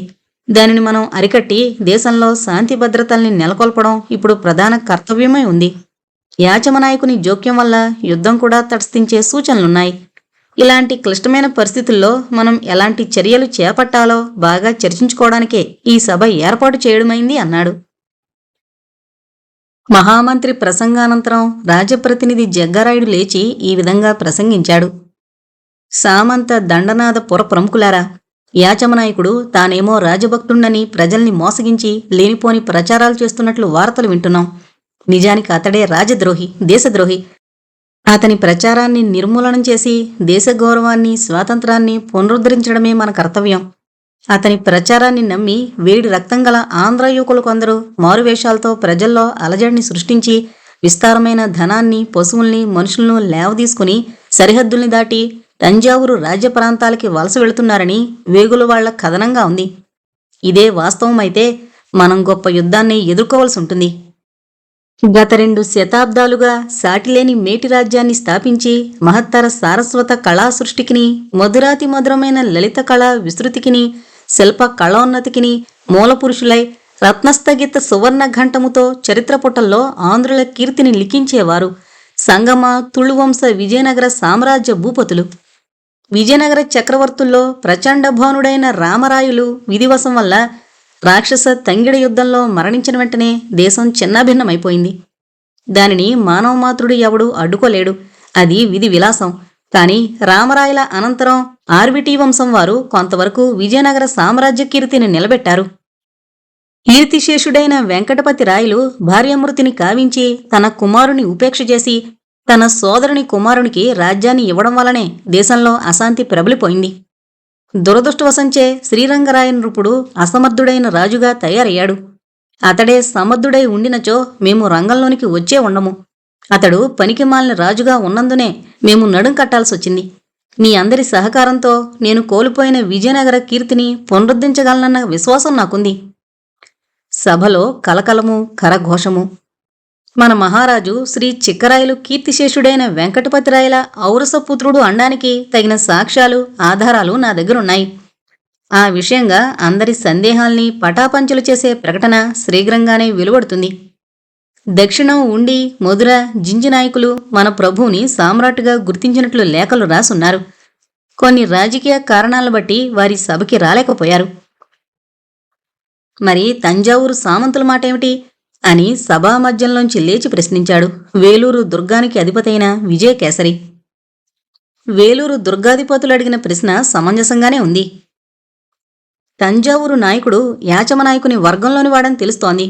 మన రాయబారాన్ని తంజావూరు ప్రభువు మన్నించలేదని తెలుపడానికి విచారిస్తున్నాం అన్నాడు రాజప్రతినిధి.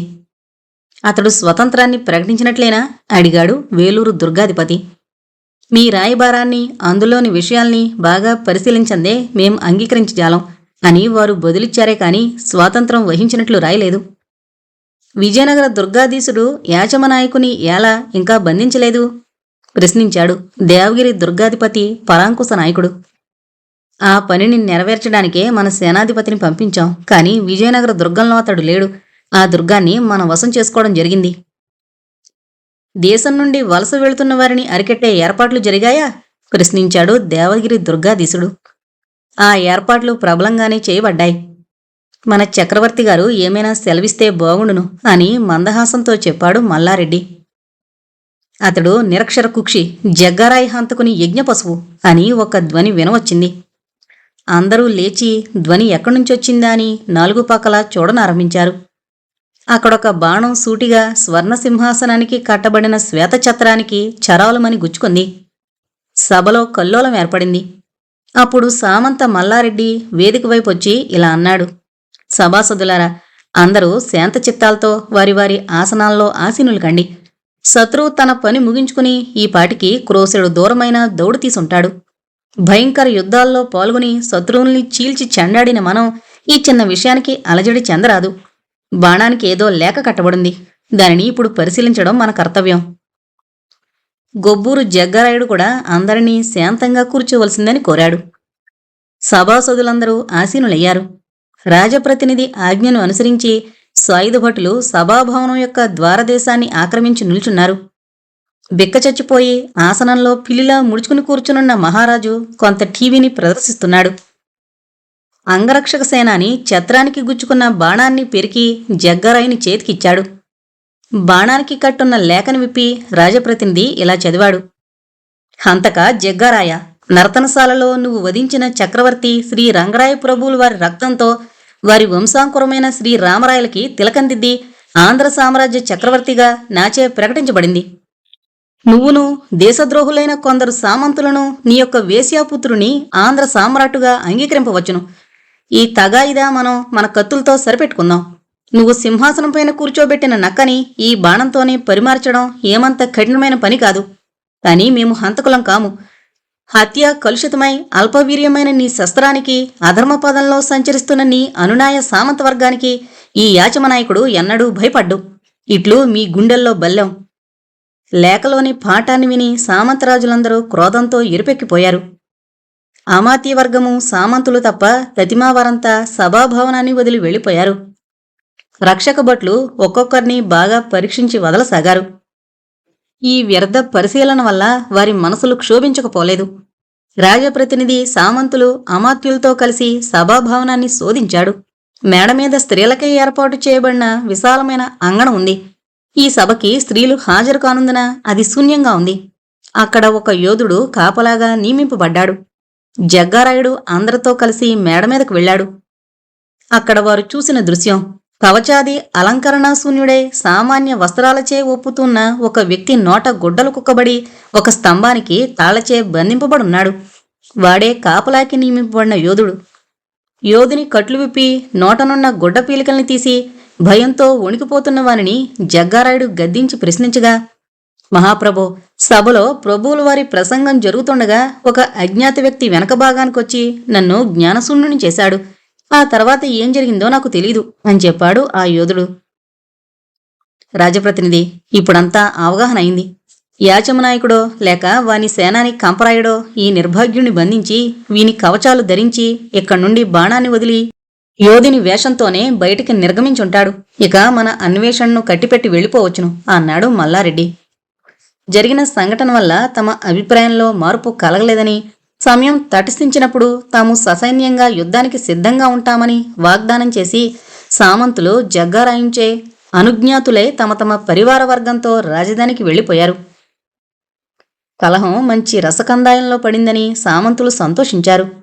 వారికి రాజభక్తి ఏ కొసానా లేదు.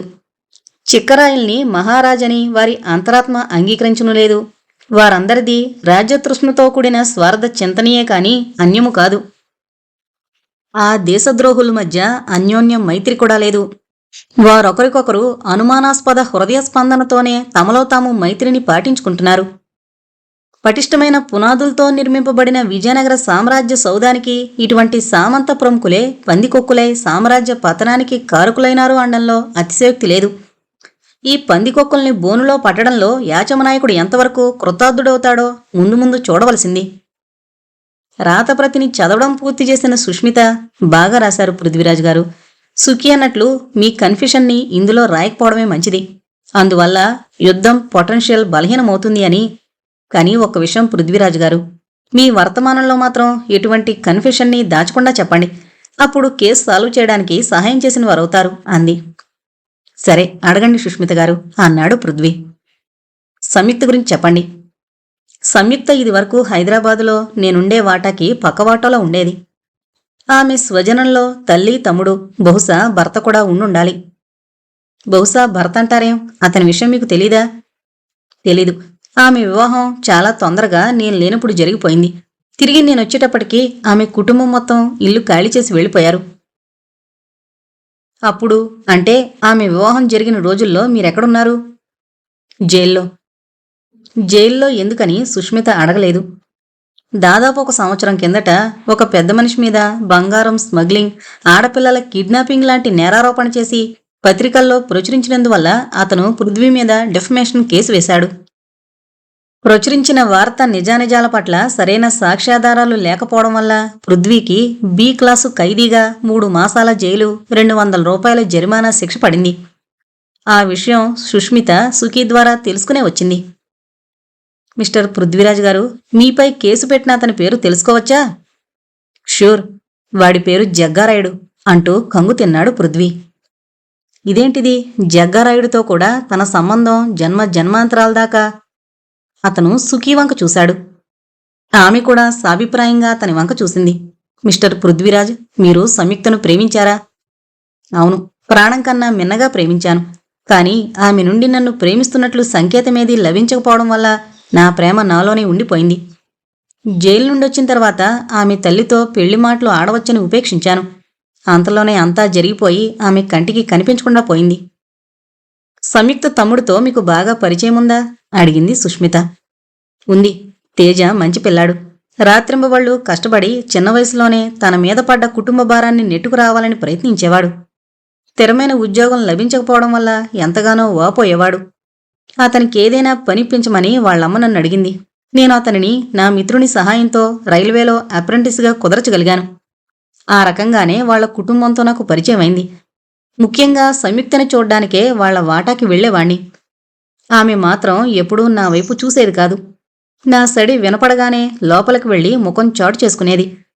నా ఆరాధనని, ప్రేమని గమనించినట్లే కనిపించేది కాదు. అందుకే ఆమె మనసులో ఏముందో తెలియక పెళ్లి మాటల విషయంలో తాసరేం చేశాను. ఇంతవరకు మీరు చెప్పిన దాంట్లో మాకు పనికొచ్చే వివరాలు ఏమీ లేవు. ఇవన్నీ మీ నవల ద్వారా ఇదివరకు చూచాయిగా తెలిసినవే. పోనీ ఈ సంగతి చెప్పండి. ఆమె వివాహమయ్యాక ఆమెను మీరు ఎప్పుడైనా చూశారా?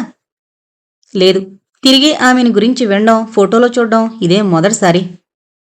మరి ఆమె నర్సింగ్ హోంలో ఉన్నట్లు మీకెలా తెలుసు? నాకు ఈ సంగతి ఇప్పుడే తెలిసింది. మీ నవలలో కథానాయికకి నర్సింగ్ హోంలో ఉన్నట్లు రాశారు? పృథ్వీ ముఖం వంక సూటిగా చూస్తూ అడిగింది సుష్మిత. నా కథానాయికకి సంయుక్తకి పోలికలుండొచ్చు, కానీ ఆమె కల్పిత పాత్ర. వారిద్దరూ నర్సింగ్ హోంలో చేరడం కాకతాళీయం అన్నాడు పృథ్వీ. ఆమెకి విరోధులుగాని శత్రువులుగాని ఎవరైనా ఉన్నారా? సంయుక్తది అద్వితీయమైన సౌందర్యం. ఫ్రాన్స్లో నేనామెను సర్వాభరణ భూషితురాలైన వాసక సజ్జికలా చూశాను. నిజంగా ఆమెకి ఆభరణాలు తొడుగుంటే ఆమె వల్ల యుద్ధాలు జరిగేవంటే అతిశయోక్తి కాదు. అంత అందమైన అమ్మాయికి విరోధులు ఉండొచ్చు. మగవారే కాక ఆమంటే ఈర్షపడే ఆడవాళ్లు కూడా ఎక్కువగా ఉండొచ్చు. ఏమంటారు పృథ్వీరాజు గారు? మీ చారిత్రక కథలో బయ్యాంబకు సవతిపోరున్నట్లు అవునా? పృథ్వీ నివ్వెరపోయి ఆమె వంక చూశాడు. సుష్మిత ఏ పాయింట్ని దృష్టిలో పెట్టుకుని ఆ ప్రశ్న అడిగిందో అతనికి అంతుబట్టలేదు. నిజమే సుష్మిత గారు, మీ అనుమానం నిజం కావచ్చు అన్నాడు. సంయుక్తను కాక మరో స్త్రీని ఎప్పుడైనా ప్రేమించారా అని అడిగింది సుష్మిత. లేదు, ఆమె పట్ల కూడా నా ప్రేమ రహస్యంగానే ఉండిపోయింది అని అన్నాడు పృథ్వీరాజు. పోనీ ఈ ప్రశ్నకి జవాబు చెప్పండి. మిమ్మల్ని మరెవరైనా స్త్రీ ప్రేమించిందా? పృథ్వీకి చిరాకెత్తుకొచ్చింది. ఈమె ఎందుకలా ప్రేమ విషయాలు తరచి అడుగుతోంది? తన ఆంతరంగిక విషయాలకి ఈ హత్యకి సంబంధమేమిటి అని అడిగాడు పృథ్వీ. సుష్మిత తన ప్రశ్నని రెట్టించింది. మీకు పరిచయం ఉన్న స్త్రీలలో మీరంటే ఇష్టపడేవాళ్ళున్నారా? ఐ మీన్, మీరు సంయుక్తను ప్రేమించినట్లే మిమ్మల్ని మరెవరైనా ప్రేమించే అవకాశం ఉందా? చెప్పలేను. సుష్మిత నెమ్మదిగా తన భావాన్ని బయటపెట్టింది. మిస్టర్ పృథ్వీరాజ్, మిమ్మల్ని అంతరంగంలో ప్రేమించిన స్త్రీకి మీరు సంయుక్త పట్ల చూపుతున్న ఆరాధనాభావం దుర్భరంగా మారి ఈర్ష కలిగించొచ్చు. అదంటే ఆ పాయింట్ హత్యకి మోటివ్ కావచ్చు. నిజమేనంటారా అని ప్రశ్నించింది సుష్మిత. పృథ్వీ క్షణంసేపు ఆలోచనలో పడ్డాడు. ఈ సుష్మిత దేవాంతకురాల్లా ఉంది. నిజాన్ని తెలియజేస్తే ఈ హత్యకి ఆ అమాయకురాలతో ముడిపెడుతుందేమో. అయినా తన వ్యక్తిగత రహస్యాల్ని ఎందుకు తెలియజేయాలి? చేదనైతే తనే కనుక్కుంటుంది. మనసులో అటువంటి భావన మొలకెత్తగానే తల అడ్డంగా ఊపాడు పృథ్వీరాజు. సుష్మితకి అతనేదో దాస్తున్నాడన్న విషయం అర్థమైంది. కాసేపు మౌనం వహించి దిగ్గున లేచింది. మిస్టర్ పృథ్వీరాజు గారు, ఇక నేను వెళ్ళొస్తాను. ఇంతవరకు మీరిచ్చిన సహకారానికి ధన్యవాదాలు అంటూ ద్వారం వైపు అడుగులు వేసింది. సుఖీ కూడా లేచి ఆమెను అనుసరించింది. ద్వారం వరకు వెళ్లిన సుష్మిత బాంబు పేల్చినట్లు ఒక ప్రశ్న పేల్చింది. మిస్టర్ పృథ్వీరాజ్, మీకు రసనని చూడాలని లేదా అని. రసన పేరు సుష్మిత నోట విని అదిరిపడ్డాడు పృథ్వీరాజ్. మేడం ఇన్స్పెక్టర్, రసన ఎక్కడుంది అని అడిగాడు. సుష్మిత ఓరకంటితో చూసి నవ్వింది. పోలీస్ రిమాండ్లో ఉంది. సంయుక్తని హత్య చేసిన సిస్టర్ పేరు రసన. మీ లవ్ ట్రయాంగిల్లో ఒక ప్రముఖ పాత్ర. ఆమెను చూడాలంటే నాతో ముంబై రావాలి, వస్తారా అని అడిగింది. వస్తాను అన్నాడు పృథ్వీరాజ్ మరో ఆలోచనకి అవకాశం ఇవ్వకుండా. మీరు ఎప్పుడు బయలుదేరుతున్నారు? ఇప్పుడే బస్సులో బయలుదేరదాం. మీకోసం టికెట్ కూడా బుక్ చేశాను అంది సుష్మిత. నేను కూడా వస్తాను.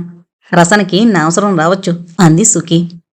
సుఖీ, నీ అవసరం రసనకుండదేమో, ఆమె నేరం ఒప్పుకుంది అంది సుష్మిత. అలాగైతే తప్పకుండా నా అవసరం ఉంది. నువ్వు దారిలో మరే ప్రశ్నలు వేసి పృథ్వీని విసిగించకుండా కూడా నేను జాగ్రత్త పడాలి అంది lawyer Shubhankari. Mahatma Gandhi bus station. Phone ద్వారా అదే బస్కి ముంబై వరకు మరో టికెట్ బుక్ చేసింది సుఖీ. ఆ తర్వాత రసన తండ్రి ప్రొఫెసర్ రాజగోపాలరావు గారికి ఫోన్ చేసింది. అంకుల్, నేను సుఖీని మాట్లాడుతున్నాను. రసన ఆచూకీ తెలిసింది. ముంబైలో ఉందట. నేను పృథ్వీ రాత్రి 1:15 బస్సుకి బయలుదేరి వెళ్తున్నాం. రసన చాలా ఆపదలో ఉంది అంకుల్. ముందు నేను చెప్పేది వినండి. హత్యానేరం మీద పోలీస్ రిమాండ్లో ఉంది. బెయిలౌట్ కోసం ప్రయత్నం చేయాలి. మీరిప్పుడే బయలుదేరనక్కర్లేదు. సెమినార్ అటెండ్ చేసే రండి. ఎల్లుండి సాయంత్రం ఫ్లైట్లో రండి. అప్పటికి మేం మా ప్రయత్నంలో ఉంటానంకుల్ అని ఫోన్ కట్ చేసింది. రసన తండ్రెవరు సుఖీ అడిగింది సుష్మిత. ఆమె చెప్పలేదా? లేదు, పెదవి విప్పి మాట్లాడడం లేదు. ఉస్మానియా యూనివర్సిటీలో ప్రొఫెసర్, పేరు రాజగోపాలరావు అని చెప్పింది సుఖీ. సుఖీ, మీ మాటలు వింటూ మీ ఆతృత చూస్తుంటే రసన ఆచూకీ మీకిప్పుడే తెలిసిందని అర్థమవుతోంది. ఆమె రహస్యంగా మారుమూల నర్సింగ్ హోంలో సిస్టర్గా జీవితం గడపడానికి కారణమేమిటో నువ్వు ఊహించలేవా? భగ్న ప్రేమ, ప్రియుని తిరస్కృతి, తల్లిదండ్రుల నిరాకరణ, అంతేనా అంది సుష్మిత. అంతే అంటూ పృథ్వీ వంక చూసింది సుఖీ. పృథ్వీ, బస్సులో సుష్మిత పక్కన నేను కూర్చుంటాను. నువ్వు విడిగా కూర్చో. సంయుక్త రసనల గురించి ఆలోచించకుండా డిటాచ్ అయిపో. తోపూర్ యుద్ధం కథపై కాన్సన్ట్రేట్ చెయ్యి. రిలాక్స్ అవుతావు. ముంబై చేరుకున్నాక ఎలాగూ వర్తమానంలో పడక తప్పదు. అప్పుడు సుష్మితతో ధర్మయుద్ధం చెయ్యొచ్చు అంది. ఎస్ మై డియర్ ఫ్రెండ్ అన్నాడు పృథ్వీ చిరునవ్వుతో. గుడ్, అదే మూడ్లో కథలో ప్రొసీడ్ అయిపో అంది సుఖీ. ఇంతలో బస్సు వచ్చింది. ముగ్గురు ఎక్కి కూర్చున్నారు. పృథ్వీ తన సీట్లో కూర్చుని కళ్ళు మూసుకుని భావనాలోకంలోకి చొరబడ్డాడు. దక్షిణాపదానికి గుండెకాయ వంటిది తంజావూరు మండలం. అది పంచనది మాతృకమై సమస్త సస్య సమృద్ధమై అలరారుతోంది. దీనికే చోళమండలమని పేరు. తంజావూరు సామంతరాజు రఘునాథ నాయకుడు. పూర్వకాలపు రాజుల వలె రఘునాథ నాయకుని జనకుడు అచ్యుతనాయకుడు సమర్థవంతంగా రాజ్యాన్ని పాలించి వృద్ధాప్యంలో తన కుమారునికి పట్టాభిషేకం కావించి వడవారు నదీ తీరంలో విశాలమైన తపోవనాన్ని నిర్మించుకుని తపస్సు చేసుకుంటున్నాడు. చోళమండల రాజధాని తంజాపురం. ఆ రోజు సోమవారం ప్రదోషకాల సమయం.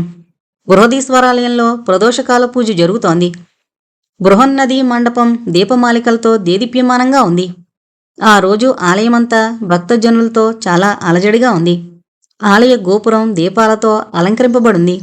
బృహదీశ్వరుడు బంగారు కవచంతోనూ నాగాభరణంతోనూ పవిత్రంగా భక్తులకు దర్శనమిస్తున్నాడు. బృహన్నాయికి రత్నఖచితమైన కవచాన్ని ధరించి తన విశాల నేత్రాల ద్వారా భక్తుల్ని పరామర్శిస్తోంది. సుబ్రహ్మణ్యస్వామి విమానం కన్నుల పండువుగా దీపమాలికలతో అలంకృతమై ఉంది. దండాయుధపాణి వల్లి దేవసేన సమేతుడై మయూరవాహనంతో భక్తులకు సాక్షాత్కారమిస్తున్నాడు. ప్రతి సోమవారం పంజనగరాధిపతి మహారాజు రఘునాథ నాయకుడు కోవెలకొచ్చి దేవతా దర్శనం చేసుకుని వెళ్లడం పరిపాటి. అర్చకులు నృపుని ఆగమనాన్ని ఎదురుచూస్తున్నారు. ప్రజల రాకపోకలకు ఏమాత్రం అడ్డులేదు. తంజనగరాధిపతి రఘునాథ నాయకుడు అంగరక్షక బొట్టులతో ఆలయ ప్రవేశం చేశాడు. మహారాజు ఆగమనాన్ని సూచిస్తూ బేరికాహళ ధ్వనులు చెలరేగాయి. 12 శంఖాలు ఒక్కమారుగా ఓంకార నాదాన్ని దిక్కులు నింపాయి. మహారాజు నేరుగా వెళ్లి బృహదీశ్వరుని దర్శించుకున్నాడు. ఆ తర్వాత అతను బృహన్నాయికి దేవాలయానికి సుబ్రహ్మణ్యస్వామిని సేవించుకునొచ్చాడు. అర్చకులు దేవికి సహస్రనామ కుంకుమార్చన చేయనారంభించారు. మంగళతూర్యారావాలు మనోహరంగా వినిపిస్తున్నాయి. దీపాలతో గర్భగుడి తేజోవంతంగా ఉంది. భక్తులు 2 వరుసలుగా నిల్చునున్నారు. వారి మధ్య 4 నూతన ఆగంతకులు నిలబడున్నారు. ఆగంతకులలో ఒకరు నూనూగు మీసాలతోనూ పొండరీక దళాల వంటి కనుబొమ్మలతోనూ మన్మధుని అపర రూపం వలె రాజటీవీతో అందరి దృష్టుల్ని ఆకర్షిస్తున్నాడు. సేనాని, అదిగో ఆ యువకుడెవరో బోగట్టా చేయండి అని నరపతి రఘునాథ నాయకుడు అంగరక్షక సేనానికి చెప్పాడు. దళపతి మెల్లగా మనుషుల వరుసకు వెళ్లి ఆగంతకుల్ని సమీపించి వారిలో సమున్నతకాయని భుజంపై చేయి వేసి, ఆర్య, మీరెవరో ఈ పట్టణానికి కొత్తవారుగా కనిపిస్తున్నారు. మహారాజు మీ ఉదంతాన్ని వినగోరి నన్ను పంపారు అనన్నాడు.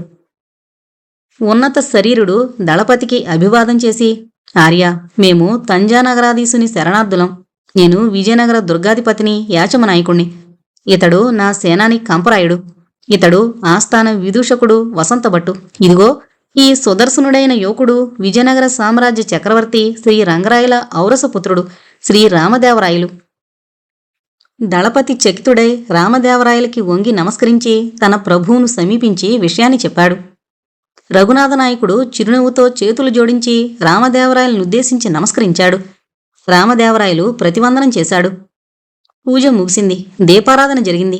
వేద ఘోషతో కర్పూర హారతిని దేవికి నివేదించారు అర్చకులు. హారతి పళ్ళాన్ని ఒక అర్చకుడు భక్తులందరికీ చూపెట్టాడు. అందరూ హారతిని అందుకున్నారు. దళపతి రాజాజ్ఞచే అందరినీ బయటికి వెళ్లవలసిందిగా కోరాడు. అందరూ వెళ్ళిపోయారు. రఘునాథ నాయకుడు రామదేవరాయల్ని సమీపించి, మహారాజా, నీ రాకచే మా తంజానగరం ధన్యమైంది. ఏదో దుష్టవార్తను విన్నాం. అదే నిజమైతే మా అనుతాపం తమకి మనవి చేసుకుంటున్నాం. ఎలాంటి సందర్భంలోనూ మా ప్రభుత్వం మీకు స్వాగతం ఇవ్వగలదు అని మర్యాదతో స్వాగతవచనం పలికాడు. మహారాజా, తంజనగర సామంతరాజ్యం యొక్క రాజభక్తి జగద్విదితం. దాని గురించే కీర్తిశేషుడు వెంకటపతిరాయ సార్వభౌముడు మీకు మహారాజా పదవినిచ్చి గౌరవించాడు. మీరు విన్నది వాస్తవమే. గొబ్బూరు జగ్గారాయుడు రాజకుటుంబాన్ని పూర్తిగా హత్యగావించి తన వేశ్యాపుత్రుణ్ణి కీర్తిశేష చక్రవర్తి కుమారుడిగా ప్రకటిస్తూ పవిత్రమైన విజయనగర సింహాసనంపై ఎక్కించాడు.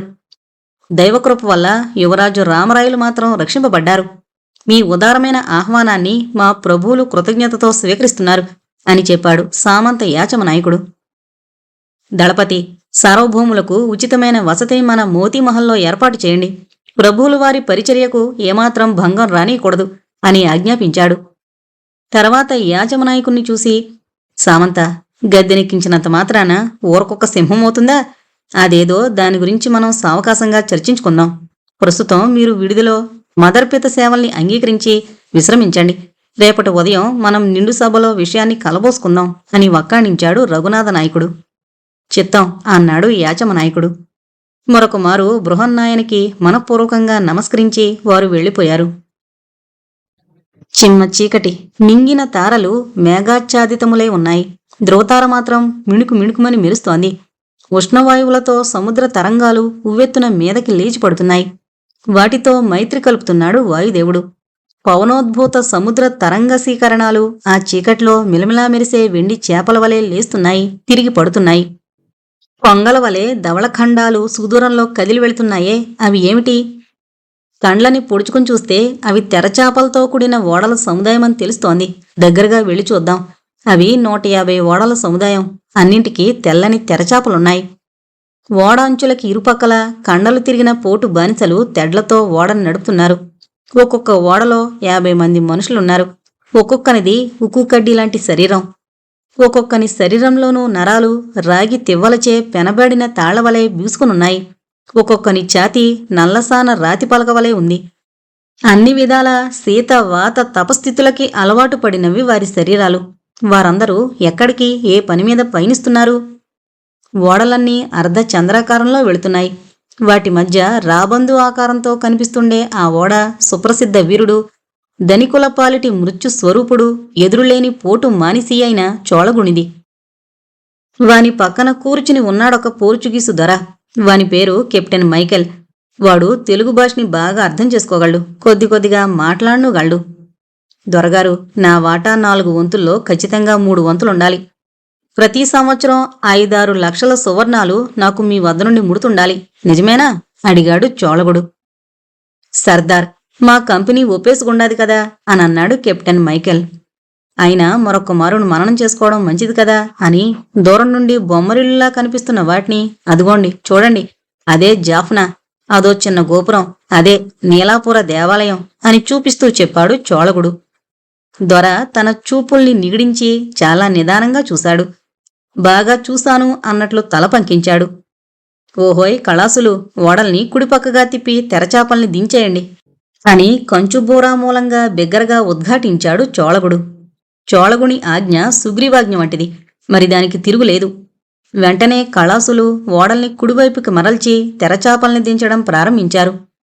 బలంలో ఉందిరా భాగ్యాల సీమ, చలంలో ఉందిరా చక్కని తీరు, కులంలో ఉందిరా గోత్రాల నీటు, కలంలో ఉందిరా కావ్యాల భామ, ఓహోసి లగోసి చాపలే దించరా అని పాడుతూ చాపలు దించుతున్నారు కళాశీలు. రసనాకుమారి తన విశాలమైన పడకగదిలో హంసతూలిక తలపంపై లేచి కూర్చుంది. దీపకరండికలో దీపం వెలుగుతూనే ఉంది. పానుపుపై వెదజల్లున్న మల్లెమొగ్గలు బాగా వికసించి పరిమళిస్తున్నాయి. పర్యంకానికి దగ్గరగా ఒక నగ్నసుందరి విగ్రహం, చేతిలోని ధూప కరండికలోంచి సువాసిత ధూపం సన్నని నల్లని దారపు పూసల వలె వంకలు తిరిగి నిర్గమిస్తోంది. కిటికీ దగ్గరగా వేలాడదీసిన బంగారు పంజరంలోని రామచిలుక నిద్రిస్తోంది. అప్పుడప్పుడు దాని రెక్కల జాడింపు నిశ్శబ్దానికి భంగం కలిగిస్తోంది. రసనాకుమారి తన రూపాన్ని ఎదురుగా ఉన్న నిలువుటద్దంలో చూసుకుంది. ఆ చూపు ఆమె చిరు పెదవులపై మందహాసాన్ని చిలకరించింది. అనాచ్ఛాదిత కంచుకమైన తన ఉన్నత కుచుకుంబాల సంపూర్ణ శోభ, సానపట్టిన వజ్రపు తునకవలే దగదగా మెరుస్తోన్న అంగాల శోభ, సౌందర్య తేజస్సుని వెల్లివిరుస్తున్న ముఖచంద్రుని శోభ, ఇట్లా శోభా సంపుటి అయిన తన శరీరలతని చూసుకుంది రసనాకుమారి. రసనాకుమారి ఒళ్ళు విరుచుకుని పర్యంకం నుండి లేచి కిటికీ దగ్గరకొచ్చి ఊచలు పట్టుకుని బయటకు చూసింది. బయట సముద్రపు హోరు, దూరంగా సముద్ర జలాల్లో ఏవో తెల్లని చుక్కలు కదులుతున్నాయి. రసనాకుమారి కళ్ళు నులుముకుని మరొక్క మారు సముద్రపు దిశ చూసింది. అవే తెల్లని చుక్కలు. ఒకుళా ఒకుళా అరిచింది రసన. ఆ గదిలోనే బల్లమంచంపైన నిద్రిస్తున్న ఒకుళ ఉలిక్కిపడి లేచింది. కిటికీ దగ్గరగా ఉన్న రాజకుమారిని చూసింది. లేచి ఆమెని సమీపించి, రాకుమారి, ఇంకా తెల్లవారలేదు, చీకటి రాత్రి, ఎందుకు పిలిచారు అని అడిగింది. ఒకుళ తీక్షణంగా సముద్రం వైపు చూసింది. రాకుమారి, తెల్లని చుక్కలు ఇటు అటు కదులుతున్నట్లు కనిపిస్తున్నాయి, జాలర్ల ఓడలు కావచ్చు అంది. ఒకుళ, జాలర్ల ఓడలు అన్నుండవే, 100కి పైనే ఉన్నట్లున్నాయి. వ్యాపారుల ఓడలైనా లేక దొంగల ఓడలైనా కావచ్చు. ఒకుళ, నా కుడికన్ను ఒకటే అదురుతోంది. స్వప్నంలో 6 తలల నాగసర్పం విషం కక్కుతూ కనిపించింది. ఏదో కీడుని శంకిస్తోంది మనసు. అలంకరణ కావించు, కోట బురుజుపైకి వెళ్లి చూద్దాం. ఒకుళ రాజకుమారిని వీరోచితమైన దుస్తులతో అలంకరించింది. ఆ విధంగా యోధిని వేషం వేయాలని రాకుమారికి ఎందుకు బుద్ధి పుట్టిందో ఒకుళకు అర్థం కాలేదు. అయినా ఆజ్ఞని పాటించింది. ఇద్దరూ కలిసి కోట బురుజు పైకెక్కారు. హఠాత్తుగా రాజకుమారి ధనస్సును వంచి నారి ఎక్కించి, ఒకుళ, అదుగో చూడు, ఎవరో నల్లని వస్త్రాల్ని ధరించి మెల్లగా అడుగులు వేసుకుంటూ కోట తలుపుల్ని తీయడానికి ప్రయత్నిస్తున్నాడు అని చెప్తూనే ధనుసులో బాణమెక్కించి గురిచూసి వదిలింది. అమ్మా అని అరుస్తూ ఆ వ్యక్తి నేల కొరిగాడు.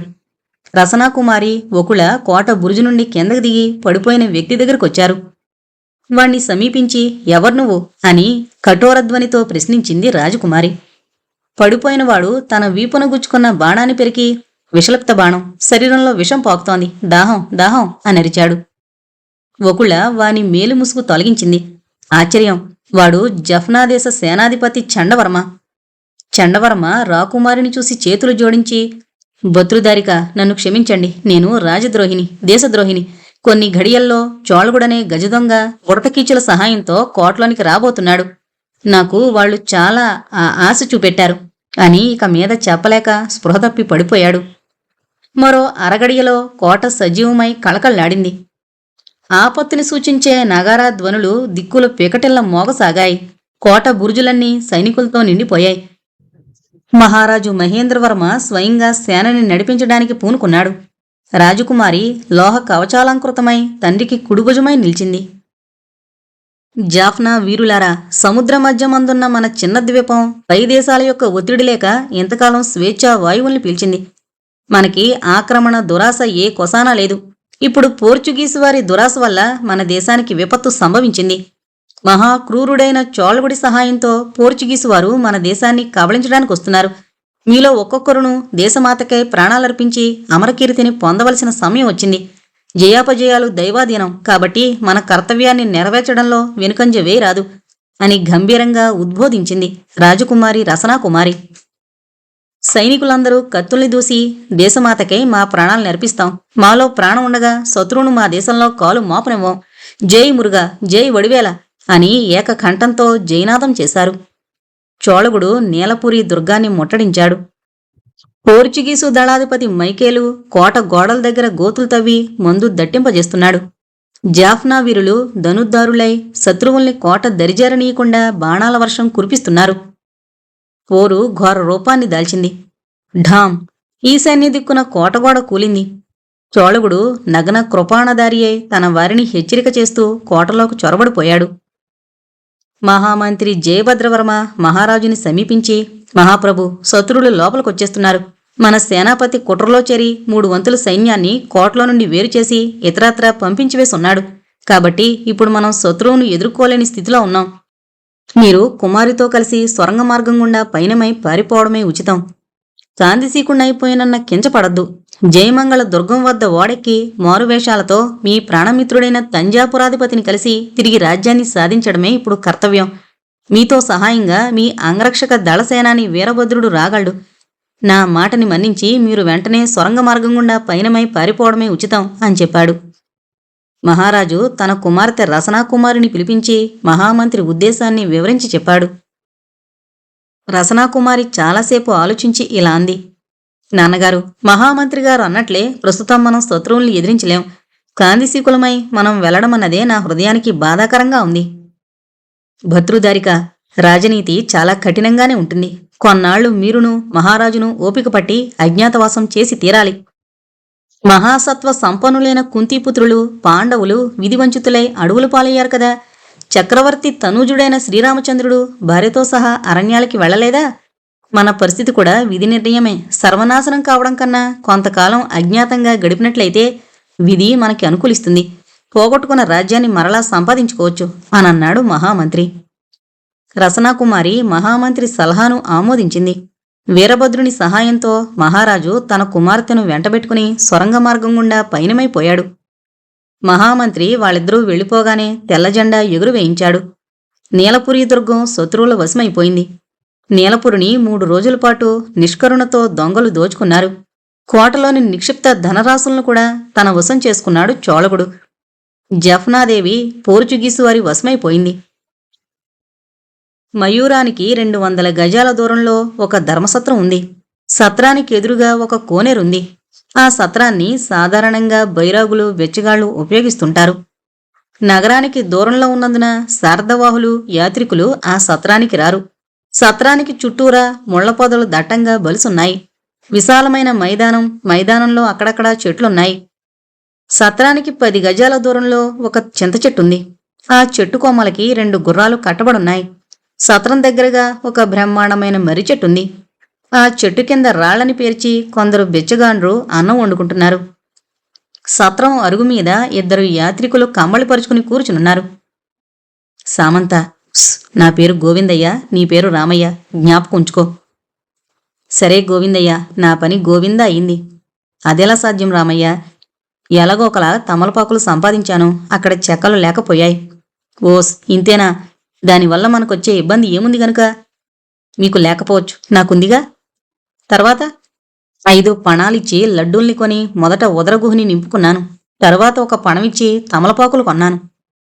రామయ్య, ఒట్టి తమలపాకులే నమిలేస్తావా ఏం? లేదయ్యా, బజార్లన్నీ తిరిగి ఒక మూలకొట్టులో ఒక పణమిచ్చి చెక్కలు కొన్నానయ్యా. అవి జాఫనా చెక్కలట, చాలా ఖరీదైనవి. భలే వాడివయ్యా, సున్నం తెచ్చుకున్నావా? అదే చిక్కొచ్చింది గోవిందయ్య. కొసకి ఒక భయంకర మీసాలవాని దగ్గర ఒక సమాచారాన్ని విక్రయించి సున్నం పట్టుకొచ్చా. సరే, ఏంటా సమాచారం? ఎవరా భయంకర మీసాలవాడు? అబ్బా, ప్రశ్నలతో నన్ను విసిగించకయ్యా. సరే, నీ తమలపాకుల సేవ కాని. నాలో శబ్దబ్రహ్మం ఇమిడి ఉండలేదు, చెప్పేస్తా వినవయ్యా. జాఫ్నా కొబ్బరి బొండంలాంటి తల, ఎలుగుబంటి తోకలాంటి మీసాలు, వలమైన కొబ్బరి చెట్టు లాంటి శరీరం, ఇనుప గడియల వంటి చేతులు, సోమిడి మొదళ్ల వంటి కాళ్ళు కల ఒక ఆసామియే ఆ భయంకర మీసాలవాడు. కాళిదాస మహాకవి నీకు వర్ణనలో తీసుకట్టే అని బిగ్గరగా నవ్వాడు గోవిందయ్య. ఆ భయంకర మీసాలవాడు నన్నొక సమాచారం అడిగాడు. అంటే నేను వాణ్ణి సున్నముందా అని అడిగిన మీదట, ఏంటా సమాచారం? ముగ్గురు ఆసామీల గురించి అన్నాడు రామయ్య. ఎవరా ముగ్గురు ఆసామీలు? ఇంత మహాపట్నంలో ముగ్గురు ఆసామీలకే కొదవా? ఆ తెలుసు అనేశాను. గోవిందయ్య బిగ్గరగా నవ్వి ఆ మీదట అన్నాడు. ఆ ఆసామీల వివరాలు నాతో వాడు చెప్తూ ఉంటే నేను కొట్టేస్తూ వచ్చాను. మరి చెప్పకు రామయ్య, నా కడుపు పుండైపోతుంది నవ్వలేక అన్నాడు గోవిందయ్య. కడుపు పుండికి తమలపాకు రసం చాలా మంచి మందు. ఇదిగో కిళ్ళి కట్టాను, పుచ్చుకో గోవిందయ్య అన్నాడు రామయ్య. గోవిందయ్య కిళ్ళి పుచ్చుకున్నాడు. వారి దగ్గరగా 2 గజాల దూరంలో ముగ్గురు మనుషులు ముసుగు తన్ని పడుకునున్నారు. వారిలో ఒకడు మాత్రం ముసుగు తీసి రామయ్య గోవిందయ్యల సంభాషణ వింటున్నాడు. అలా వింటూ నిశ్శబ్దంగా నవ్వుకుంటున్నాడు. 5 అడుగుల 6 అంగుళాల ఎత్తు, అట్టే లావు, అట్టే సన్నం కాని శరీర బందోబస్తు, గిరజాల జుత్తు, విశాలమైన పాలం, పెద్ద కళ్ళు, తిన్నని చక్కని నాసిక, కొంచెం గోడ చెవులు. ఇటువంటి ఆసామిని చూసావా అని వాడు నన్నడిగాడు. ఆసామి తెలుపా నలుపా అని నేను ప్రశ్నించా. ఎరుపు అని వాడు చెప్పగా నేను చూశానన్నాను అన్నాడు వివరంగా రామయ్య. ఇటువంటి వ్యక్తిని నువ్వెప్పుడయ్యా చూశావు? రామయ్య అక్కడ పడుకున్న వారిని చూసి కళ్ళు ఎగరవేశాడు. గోవిందయ్య వారి వైపు పరిశీలనగా చూశాడు. ముసుగు తీసి వాళ్ల మాటలు వింటున్న వ్యక్తి తిరిగి తన ముసుగు ముఖంపైకి లాగేసుకున్నాడు. 6 అడుగుల ఎత్తు, భారీ శరీరం, బలిష్టమైన మోటైన అవయవాలు, చిన్న కళ్ళు, దెబ్బ పెదిమలు, పొడుచుకొచ్చిన నుదురు, నలుపు శరీరం, బొద్దు మీసాలు. ఇటువంటి రెండో వ్యక్తిని చూశావా అని వాడు ప్రశ్నించాడు. వెంటనే నేను కొట్టేశాను.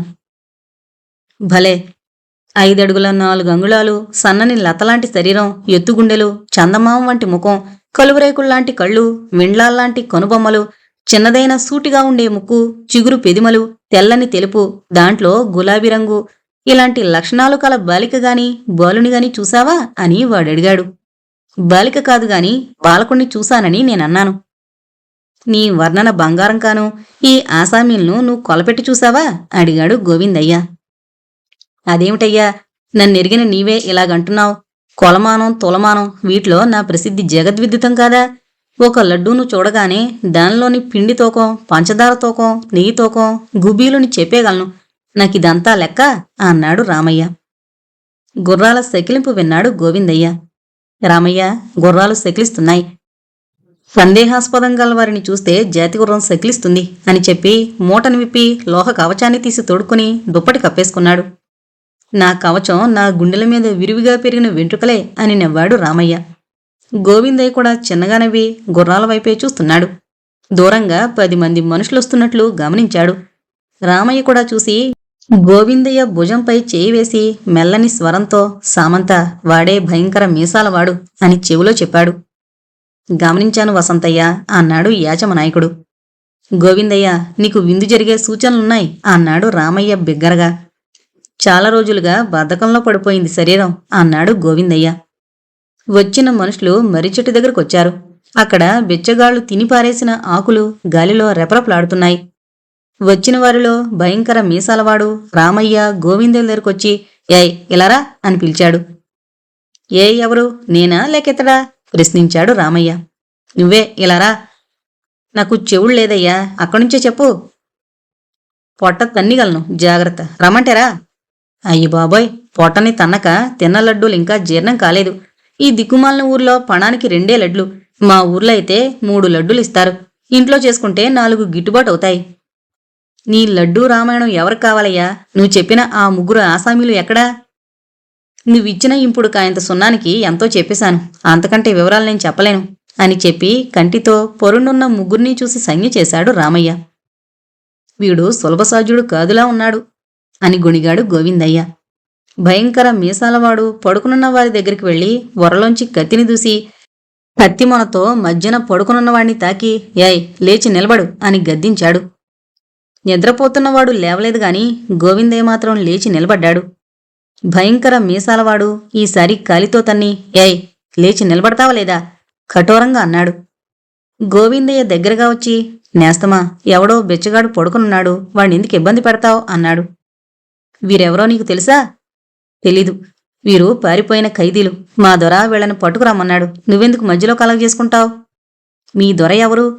వాడు గోవిందయ్యని ఉరిమి చూసి కత్తిమొనతో అతని గుండెల మీద పొడిచాడు, అంతే. గోవిందయ్య ఇనుప చేతుల్లో వాని ఖడ్గహస్తం ఇరుక్కుపోయింది. ఆ చేయిని తడిబట్టను పిండినట్లు పిండేశాడు గోవిందయ్య. వాని కత్తి నేల రాలింది. రామయ్య మెల్లగా డేకుంటూ వచ్చి ఆ కత్తిని లాక్కొన్నాడు. మర్రి చెట్టు కిందున్న మనుషులు ఈ దృశ్యాన్ని చూశారు. వారు కత్తులు దూసుకుని ముందుకొస్తున్నారు. గోవిందయ్య భయంకర మీసాలవాని గెడ్డం మీద ఒకే ఒక్క గుద్దుగుద్ది పడదోశాడు. వరలోంచి తన కత్తిని తీసి హోంకరించి వచ్చిన వారితో మండల ప్రచారం చేస్తూ ఖడ్గనాట్యం ప్రారంభించాడు. ఆశ్చర్యం! పడున్న ముగ్గురు ఒక్క మారుగా లేచి కత్తుల్ని దూసి మొదటి కంబళంగా మీసాల రాయిని బలిగొని వచ్చిన వారిపై పడ్డారు. ఒక్క గడియ హోరు జోరుగా సాగింది. సామంత యాచమనాయకుని ఖడ్గానికి నలుగురు ఆహుతయ్యారు. అతనికి సహాయం కూడా లభించింది. అతని ఖడ్గనాట్యాన్ని ఎదిరించడం వచ్చిన వానికి సాధ్యం కాలేదు. వారు వెంటనే కాలికి బుద్ధి చెప్పారు. యాచమనాయకుడు ఖడ్గాన్ని పొండుటాకులతో తుడిచి వరలో దోపుకుని, అయ్యలారా, మీరెవరో బెచ్చగాళ్ళని అభిప్రాయపడ్డాను. నా తప్పును మన్నించండి అని చెప్పాడు. అయ్యా, మీరు మాకీరోజు గొప్ప ఉపకారం చేశారు. దానికి మేమెంతో కృతజ్ఞులం అన్నాడు వారిలో పొడవైనవాడు. మీరెక్కడికి వెళుతున్నారు? మేము తంజాపూర్కి వెళుతున్నాం. మేము కూడా వెళుతోందక్కడికే. చాలా సంతోషం. మీ వంటి మహావీరుని సహాయం లభించడం మా అదృష్టం. మీరు ఎవరి ఖైదీలు? మీకు ఇష్టం ఉంటే చెప్పండి. మిమ్మల్ని చూస్తే మా కథని వెల్లడించాలనే బుద్ధి పుడుతోంది. నేను మహేంద్రవర్మని, జాఫ్నాదేశ రాజుని. ఇతడు నా సేనానాయకుడు వీరభద్రవర్మ. ఇదిగో ఈ బాలకుడే నా కుమార్తె రసనాదేవి అన్నాడు మహేంద్రవర్మ. మీకు మా స్వాగతం. నేను విజయనగర సామంతుణ్ణి. నా పేరు యాచమనాయకుడు. ఇతను విజయనగర చక్రవర్తుల ఆస్థాన విదూషకుడు వసంతభట్టు అన్నాడు సామంతుడు. మనం ఇక్కడే కొంత విశ్రమించి తెల్లవారుగానే వెళ్ళిపోదాం అన్నాడు వసంతభట్టు. వసంతయ్య, నువ్వు ఊళ్ళోకి వెళ్ళి మయూరగుప్త వద్ద నుండి 3 గుర్రాలను తెచ్చిపెట్టాలి అన్నాడు సామంతుడు. అదెంత పని, వెళ్తాను. అతను కొన్ని బర్ఫీ ముక్కలైనా ఇస్తాడు. నా ఆకలి అతనికి తెలుసు అన్నాడు వసంతయ్య. అందరూ నవ్వారు. పృథ్వీ కటకటాల తలుపుల వెనక కస్టడీలో ఉన్న రసనని చూసి నివ్వెరపోయాడు. అతని పెదవులు పక్కనే ఉన్న సుష్మితను గమనించి ఏదో అడగబోయి తిరిగి మానుకున్నాయి. సుష్మిత అతని ఉద్దేశాన్ని గ్రహించి మెల్లగా రహస్యం చెబుతున్నట్లు చెప్పింది. సంయుక్త హత్య కేసులో అరెస్ట్ అయిన సిస్టర్ ఈమె అని. మీకు రసన్ గురించి తెలియదు ఇన్స్పెక్టర్. ఆమె హత్యలు చేసే కఠినాత్మురాలు కాదు. దాదాపు అరిచినంత పనిచేశాడు పృథ్వీరాజు. తలుపు వెనక రసన ఇన్స్పెక్టర్ని, ఆమె వెనకున్న పృథ్వీని చూసింది. ఆమె చూపుల్లో భయం, ఆశ్చర్యం, సందేహం ముప్పిరుగొన్న భావమేదో తళుక్కున మెరిసి 2 అసురుకణాల రూపంలో కిందకు జారిపోయాయి. ముఖం పక్కకు తిప్పుకుని కళ్ళొత్తుకుంది రసన. నువ్విక్కడ నర్సింగ్ హోంలో పనిచేస్తున్నావా రసన? ఎప్పుడూ చెప్పలేదేమీ సంగతి? రసన మౌనం వహించింది. అతని మాటలు ఆమెలో ఆశ్చర్యం రేకెత్తించినట్టు ఆమె ముఖభావాలు మారాయి. ఆమె దగ్గరుండి జవాబు లభించదు మిస్టర్ పృథ్వీరాజ్. ఇంతవరకు పెదవి విప్పి ఒక్క మాట మాట్లాడలేదు. ఆమె పేరు రసన అన్న కనీసపు విషయం కూడా మీ పిలుపు వల్లనే దృఢపడింది. Thank God. ఇక బయటకు పదండి అంటూ సుష్మిత ముందుకు నడిచింది. పృథ్వీ సుష్మితని అనుసరిస్తూ వెనకకు తిరిగి రసన వంక చూశాడు. రసనతో ఎన్నెన్నో చెప్పాలనుంది అతనికి. ఆమె హత్య చేసిన వైనాన్ని నమ్మడం అతనికి సాధ్యం కావడం లేదు. ఈ రసన కోసం తాను ఎంతకాలం అన్వేషించాడు. ఆనాడు మ్లానవదనంతో సూట్ కేసు పట్టుకుని తన ఇంటి గడప దాటి కనీసం 6 నెలలయ్యుంటుంది. ఇంటికి వెళ్లడానికి ముఖం చెల్లక ఇలా మారుమూల రహస్య జీవనం గడుపుతోందా? మారు మాట్లాడకుండా తన మీదొచ్చిన నిందారోపణను సహించి దానికి ఆహుతి కావడానికి తయారుగా ఉంది గాని పెదవిప్పి తన వాళ్ల పేర్లు కళంకితం చేయడానికి మాత్రం అంగీకరించడం లేదు. ఆ సుకుమారమైన శరీరం వెనుక ఎంత నిబ్బరం, పట్టుదల దాగున్నాయి. వీల్లేదు. ఆమె ఈ హత్యానేరం కింద మగ్గిపోకూడదు. తన సర్వస్వాన్ని కోల్పోయైనా సరే ఆమెను ఈ రొంపి నుంచి బయటకు లాగాలి. అంతవరకు ఆమె గురించి పల్లెత్తు మాటైనా ఇన్స్పెక్టర్ సుష్మితకు చెప్పకూడదు. తనంత తానుగా వివరాలు అన్వేషించి తెలుసుకునేలాగా ఈ హత్య గురించి పరిశోధనలు జరిపి రసన నిర్దోషిత్వాన్ని రుజువు చెయ్యాలి. మనసులో దృఢ నిశ్చయానికొచ్చి గంభీరంగా సుష్మిత వెనక అడుగులు వేశాడు పృథ్వీ. ఆఫీసు చేరుకున్న తర్వాత తన సీట్లో కూర్చుని ముఖానికి పట్టిన చెమట తుడుచుకుంటూ పృథ్వీని కూడా కూర్చోమని సైగ చేసి దగ్గరున్న కానిస్టేబుల్తో కాఫీ తెప్పించమని చెప్పింది సుష్మిత. కాఫీ చప్పరిస్తూ మెల్లగా అడిగింది. మిస్టర్ పృథ్వీరాజ్, ఇంతవరకు మీరు నాతో సహకరించి తగిన ఇన్ఫర్మేషన్ ఇచ్చినందుకు థ్యాంక్స్. హతురాలి గురించిన వివరాలన్నీ ఇదివరకే ఆమె భర్త డాక్టర్ సునీల్ వర్మల ద్వారా కొంత, మీ నవలల ద్వారా మరికొంత తెలిసాయి. కానీ హంతకురాలైన రసన గురించి ఏమీ తెలియదు. ఆమె సంయుక్త నర్సింగ్ హోంలో చేరకముందు నుంచే అక్కడ నర్సుగా పనిచేస్తూ ఉండేది. సంయుక్త పట్లనే కాక మిగతా రోగుల పట్ల కూడా మంచి క్వాలిఫైడ్ నర్సు కన్నా ఎక్కువగా సేవాధర్మాన్ని నిర్వర్తించేదని డాక్టర్ సునీల్ వర్మ స్టేట్మెంట్ ఇచ్చారు. ఆమెలో కూడా మానసిక సంచలనం మీ నవల అధ్యయనం దగ్గర నుంచే మొదలైందని అతని అభిప్రాయం. మీ నవల భాగాల్ని రసన సంయుక్తకి చదివి వినిపిస్తూ ఉండేదట కూడా. రచన చదువుతూ రసన, వింటూ సంయుక్త కూడా ఒకే రకమైన అనుభూతికి గురయ్యేవారట.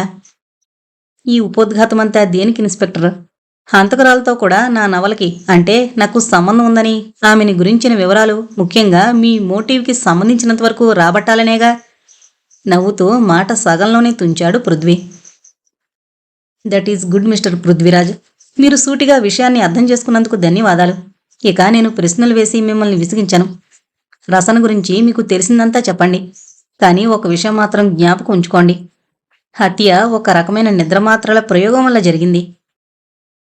రాత్రిపూట సంయుక్త తాగే పాలల్లో చాలా ఎక్కువ మోతాదులో మాత్రలు కలపబడ్డాయి.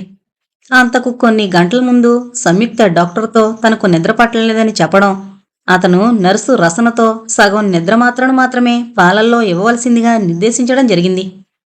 ల్యాబొరేటరీ టెస్టుల వల్ల ఆమె తాగగా మిగిలిన పాలు చాలా పవర్ఫుల్ విషంతో సమానమైనవని రుజువయ్యాయి. గ్లాసు మీద రసనవి సంయుక్తవి తప్ప మరెవ్వరి వేలుముద్రలు లభ్యమవలేదు. పాలు తాగిన తర్వాత సంయుక్త మరణించడానికి ఎక్కువ సమయం పట్టలేదు. ఆమె మరణాన్ని అంత త్వరితంగా ఊహించలేని డాక్టర్ సునీల్ వర్మ నిశితమైన పరిశీలన వల్ల అది విషప్రయోగమని తెలిసింది. లేకుంటే సహజమైన మరణంగానే భావింపబడేది. వెంటనే పోలీసులకు ఇన్ఫర్మేషన్ ఇచ్చి డాక్టర్ సునీల్ వర్మ తన బాధ్యత తీర్చుకున్నారు. సుష్మిత మాటలు పృథ్వీలో ఆలోచనలు రేపి వదిలిపెట్టాయి. రసనకి విరుద్ధంగా పోలీస్కి మంచి ఎలిబి ఉంది. దానిని తొలగించడం తనకి సాధ్యం కాదు. అయినా రసన మీద అనుమానం లేసం కూడా కలగడం లేదు. మనసులోని హాలాహలాన్ని ఒక్క చిరునవ్వు మాటున సమాధి చేసి మామూలుగా సంచరించగలిగే గుండెనిబ్బరంగల రసన తన సర్వస్వాన్ని ఏమీ కానట్లే త్యాగం చేసి ఎవరికీ తెలియకుండా సేవాధర్మంలో జీవితం గడపగలిగిన రసన ఈ హత్య చేసుండదు. ఆమె కాకపోతే మరొక మూడో వ్యక్తి ఎవరో ఉండుండాలి. సంయుక్తను తానొక చక్కని కన్నెపడుచుగా దరిద్రపు వలయంలో చిక్కుకున్న పేదింటి పిల్లగా మాత్రమే తెలుసుకోగలిగాడు. ఆమె గత జీవితాన్ని, వివాహమైన వెనుక గడిపిన జీవితాన్ని తవ్వి తెలుసుకోగలిగినట్లయితే ఆ మూడో వ్యక్తి ఎవరో తెలుసుకోవచ్చు. ఇప్పటికే తాను చాలా జీవన మాధుర్యాన్ని పోగొట్టుకున్నాడు. రసన కనిపించిన తర్వాత కూడా ఆమెని నిర్దాక్షిణ్యంగా పోలీసులకు వదిలి తన దారి తాను చూసుకోకూడదు. ఆమెని ఎలాగైనా దక్కించుకోవాలి. ఏమిటి ఆలోచిస్తున్నారు మిస్టర్ పృథ్వీరాజ్? ఎక్కడి నుంచి మొదలు పెట్టాలి అనా? పృథ్వీ సుష్మిత కళ్ళల్లోకి చూసి ముఖం దించేసుకున్నాడు.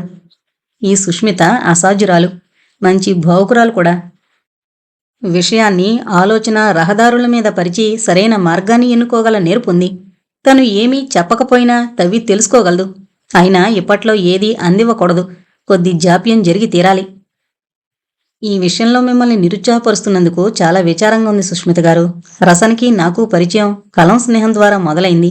తర్వాత 2-3 సార్లు హైదరాబాదులో కలుసుకున్నామనుకోండి. కానీ అప్పుడు కూడా మా మధ్య చర్చ సాహిత్యపరంగానే జరిగింది గాని వ్యక్తిగతంగా మాటలు జరగలేదు. ఆమెను గురించి నాకు తెలిసిందల్లా ఆమె రసన అన్న గుర్తింపు మాత్రమే. సుష్మిత అసహనంగా కుర్చీ నుంచి కదిలింది. సరే మిస్టర్ పృథ్వీరాజ్, మీకు చెప్పడం ఇష్టం లేకపోతే అలాగే కానియండి. కానీ ఇలా మౌనం వహించడం వల్ల రసనపైన కేసు మరింత బలపడుతుందే గాని తగ్గుతుందని పొరపడొద్దు అంది. నాకు తెలిసింది కూడా అంతే ఇన్స్పెక్టర్. అంతకు మించి నాకు ఆమె గురించి ఏమీ తెలీదు. పోలీస్ స్టేషన్ నుంచి బయటకు రాగానే పృథ్వీరాజ్ సుఖీకి ఫోన్ చేశాడు. సుఖీ, ఏం చేస్తున్నావు? పృథ్వీ, ఇక్కడ నా లాయర్ ఫ్రెండ్ ఒక అతనున్నాడు వాసీలో, పేరు విజయ్ కశ్యప్ ధూమాల్. అతనితో మాట్లాడాను. రసన కేసు తీసుకోవడానికి ఒప్పుకున్నాడు. ఇద్దరం కలిసి సెషన్స్ కోర్టుకు వెళుతున్నాం. రసనని బెయిలౌట్ చేయడానికి. రాత్రికి ప్రొఫెసర్ అంకుల్ వచ్చేస్తారు. ఆయన వచ్చేలోగా ఎంతో కొంత ప్రొసీడ్ అయిపోతాం. నీ సంగతి చెప్పు. రసనని కలిశావా? కలిశాను సుఖీ. పరిచయం ఉన్నట్లు కూడా తెలియనట్లు ముఖం చాటేసింది అన్నాడు పృథ్వీ. అదే రసన క్యారెక్టర్ పృథ్వీ. నీతో పరిచయం ఉన్నట్లు తెలిస్తే నీకేదైనా ఆపదొస్తుందేమోనని దాని భయం. నిజమే సుఖీ, కానీ రసన మీద కేసు చాలా బలంగా ఉంది.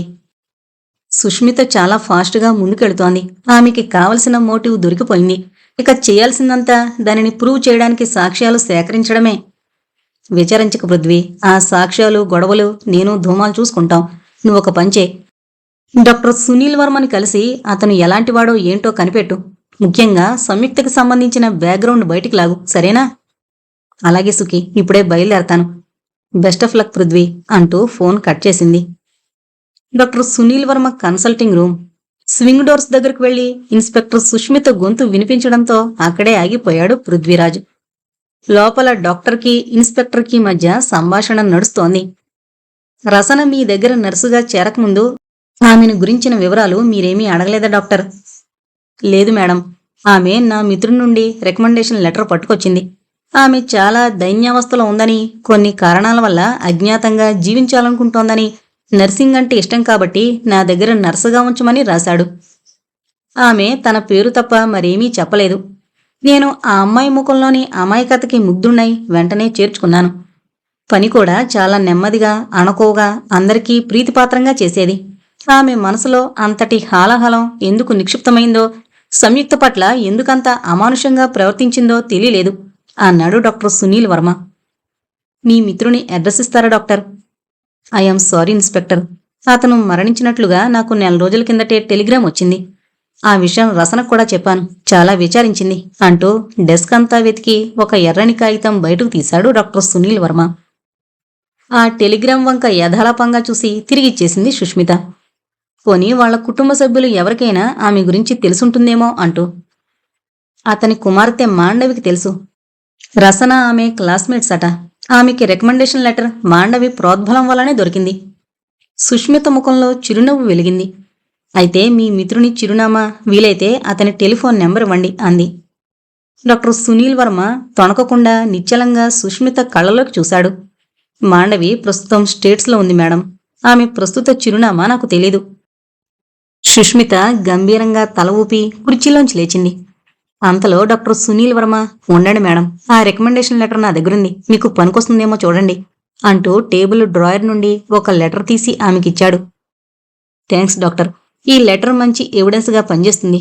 ఇందాక చూపించారే ఆ టెలిగ్రామ్ కూడా ఇవ్వండి అంటూ లెటర్ని టెలిగ్రామ్ని తన యూనిఫామ్ జేబులో పెట్టుకుంటూ, వెళ్ళొస్తాను డాక్టర్, థ్యాంక్స్ అలాట్ అంటూ వెనుతిరిగింది. ఆమె బయటకొస్తుందని గ్రహించిన పృథ్వీ దగ్గరగా ఉన్న ఒక బీరువా చాటుకు వెళ్లాడు. సుష్మిత తన హ్యాటు సవరించుకుంటూ హుందాగా బయటకు వెళ్లిన తర్వాత పృథ్వీ తలుపు దగ్గరికెళ్లి, మే కమిన్ డాక్టర్ అని అడిగాడు. డాక్టర్ కమిన్ అని పర్మిషన్ ఇవ్వడంతో లోపలికి వెళ్లి తనని తాను పరిచయం చేసుకున్నాడు పృథ్వీ. ఓహో, మీరేనా ఆ సంచలన రచయిత, రండి కూర్చోండి అని చిరునవ్వుతో పృథ్వీకి స్వాగతం పలికాడు డాక్టర్ సునీల్ వర్మ. డాక్టర్, నేను ముఖ్యంగా రసనని గురించి అడగడానికొచ్చాను. రసన నేను కలం స్నేహితులం. ఆమె హత్య చేసిందన్న విషయాన్ని నమ్మలేకుండా ఉన్నాను అన్నాడు పృథ్వీ. నాకు కూడా నమ్మకం కలగడం లేదు పృథ్వీరాజు గారు. ఆమె చాలా నెమ్మదైన పిల్ల, కానీ జరిగిన దాంట్లో ఆమె తప్ప మరి అనుమానితులు ఎవరూ కనిపించడం లేదు. తప్పకుండా ఉన్నారు డాక్టర్, మరెవరదో అజ్ఞాత హస్తం ఈ పని చేసింది. దానిని తెలుసుకోవడానికే మీ దగ్గరకొచ్చాను. ఒక నిర్దోషిని ఉరికమ్మ నుండి తప్పించడానికి మీ సహాయం చాలా అవసరం అన్నాడు పృథ్వీ. నాకు తెలిసిందేముంది మిస్టర్, అంతా పోలీసులకు ముందుగానే చెప్పేశాను అన్నాడు వర్మ. ఈ హత్యల విషయంలో పోలీసుల దృక్పథం వేరుగా ఉంటుంది డాక్టర్. వాళ్ళు హంతకులు పొట్టుబడేటంత వరకు నేర పరిశోధన చేస్తారు. ఆ పైన ఎలిబీల కోసం తాపత్రయపడి వీలైతే సృష్టించి కూడా కేసుని ముగించేస్తారు. రసన మీద బలమైన సాక్ష్యాధారాలున్నాయి కాబట్టి వాళ్ళకిప్పుడు కావలసిందల్లా హత్య జరగడానికి ఉండాల్సిన కారణం మాత్రమే. ఏమాత్రం ఆధారం దొరికినా వాళ్ల పరిశోధన అంతటితో ఆగిపోతుంది. నేను ఆమె నిర్దోషిత్వాన్ని రుజువు చేయడానికి పూనుకున్నాను డాక్టర్. అందుకు మీ సహాయం కావాలి. సరే మిస్టర్ పృథ్వీరాజ్, మీ ఇష్టప్రకారమే కానియండి. ఇంతకీ మీరు నన్నేం అడగాలనుకుంటున్నారు? సంయుక్త గురించి డాక్టర్. ఆమె అజ్ఞాత శత్రువు ఎవరో మంచి అవకాశం చూసి ఆమెని హతమార్చగలిగాడు. ఆమె భర్త గురించి, ఆమెని కలుసుకోవడానికొచ్చే విజిటర్స్ గురించి చెప్పండి డాక్టర్. ఆమె 4 మాసాలుగా నా దగ్గర ట్రీట్మెంట్లో ఉంది పృథ్వీరాజు గారు. ఆ వ్యవధిలో ఎవరెవరొచ్చారో ఎలా చెప్పగలను? ఆమె డైరీ ఉన్నట్లయితే కొన్ని వివరాలు తెలిసేవేమో అన్నాడు సునీల్ వర్మ. సంయుక్త డైరీ రాసేదా డాక్టర్? అది ఎక్కడుంది? ఆతృతగా అడిగాడు పృథ్వీరాజు. హత్య జరిగిన ముందు రోజు సాయంత్రం కూడా ఆమె డైరీ రాయడం చూశాను మిస్టర్. అది మీ నవల ప్రతులతో పాటు దిండు కిందే ఉండేది. హత్య జరిగిన తర్వాత మాత్రం అది మాయమైంది. ఈ విషయం పోలీసులతో కూడా చెప్పాను. వారు అది రసనే ఎక్కడో దాచిందనే అనుమానంతో ఉన్నారు. పోతే సంయుక్త గురించి నాకంటే మీకే ఎక్కువ తెలుసుండాలి. మీ నవల వాళ్లలో కలిగించిన రియాక్షన్ని బట్టి వాళ్ల గతానికి సంబంధించిన విషయాలేవో అందులో ఉన్నాయనడం తథ్యం అన్నాడు వర్మ. సంయుక్త నాకు పెళ్లికి పూర్వమే తెలుసు డాక్టర్. ఆమె వైవాహిక జీవితం గురించి గాని తర్వాత గాని తెలియవు. పోనీ ఈ ప్రశ్నకు జవాబు చెప్పండి డాక్టర్. ఆమె హత్యకి ముందు రోజు గాని అంతకన్నా ముందుగాని ఆమె భర్త కాక ఎవరైనా విజిటర్స్ ఆమెను చూడ్డానికొచ్చారా అన్నాడు పృథ్వీ. ఆమె భర్త తాలూకా దూరపు బంధువు హైదరాబాద్ నుంచి వచ్చాడు. ఫుల్ సూట్లో గుబురు మీసాలతో మనిషి టీవీగా గంభీరంగా ఉన్నాడు. అతను ఆమె కాంపౌండ్ గేటు దగ్గర లాన్స్ ముందు కూర్చుని చాలాసేపు మాట్లాడారు. తర్వాత ఆ రోజే అతను వెళ్ళిపోయాడు కాబోలు. తిరిగి చూడ్డం తటస్థపడలేదు. అతను ఆమె భర్తతో కలిసే వచ్చాడా? లేదు, నిజానికి అతను విజిటింగ్ అవర్స్లో రాలేదు. సాయంత్రానికి తిరిగి వెళ్ళిపోవాలని తొందరపడ్డం వల్ల అతనికి స్పెషల్ పర్మిషన్ ఇవ్వడం జరిగింది. అయితే అతనెవరో ఆమె భర్తకి తెలిసే ఉంటుంది అంటూ కుర్చీలోంచి లేచి నిలబడ్డాడు పృథ్వీ. Thanks doctor. మీరు చెప్పిన విషయం చాలా విలువైంది. మళ్ళీ ఎప్పుడైనా అవసరం వచ్చినప్పుడు కలుస్తాను. సంయుక్త భర్త అడ్రస్ తెలిస్తే చెప్పండి అంటూ డాక్టర్ వర్మ మారు మాట్లాడకుండా డెస్క్లోంచి ఒక కాగితం ముక్క తీసి పృథ్వీ చేతికిచ్చి అతను వెళ్లిన వైపే చూస్తూ ఏదో ఆలోచనలో పడ్డాడు.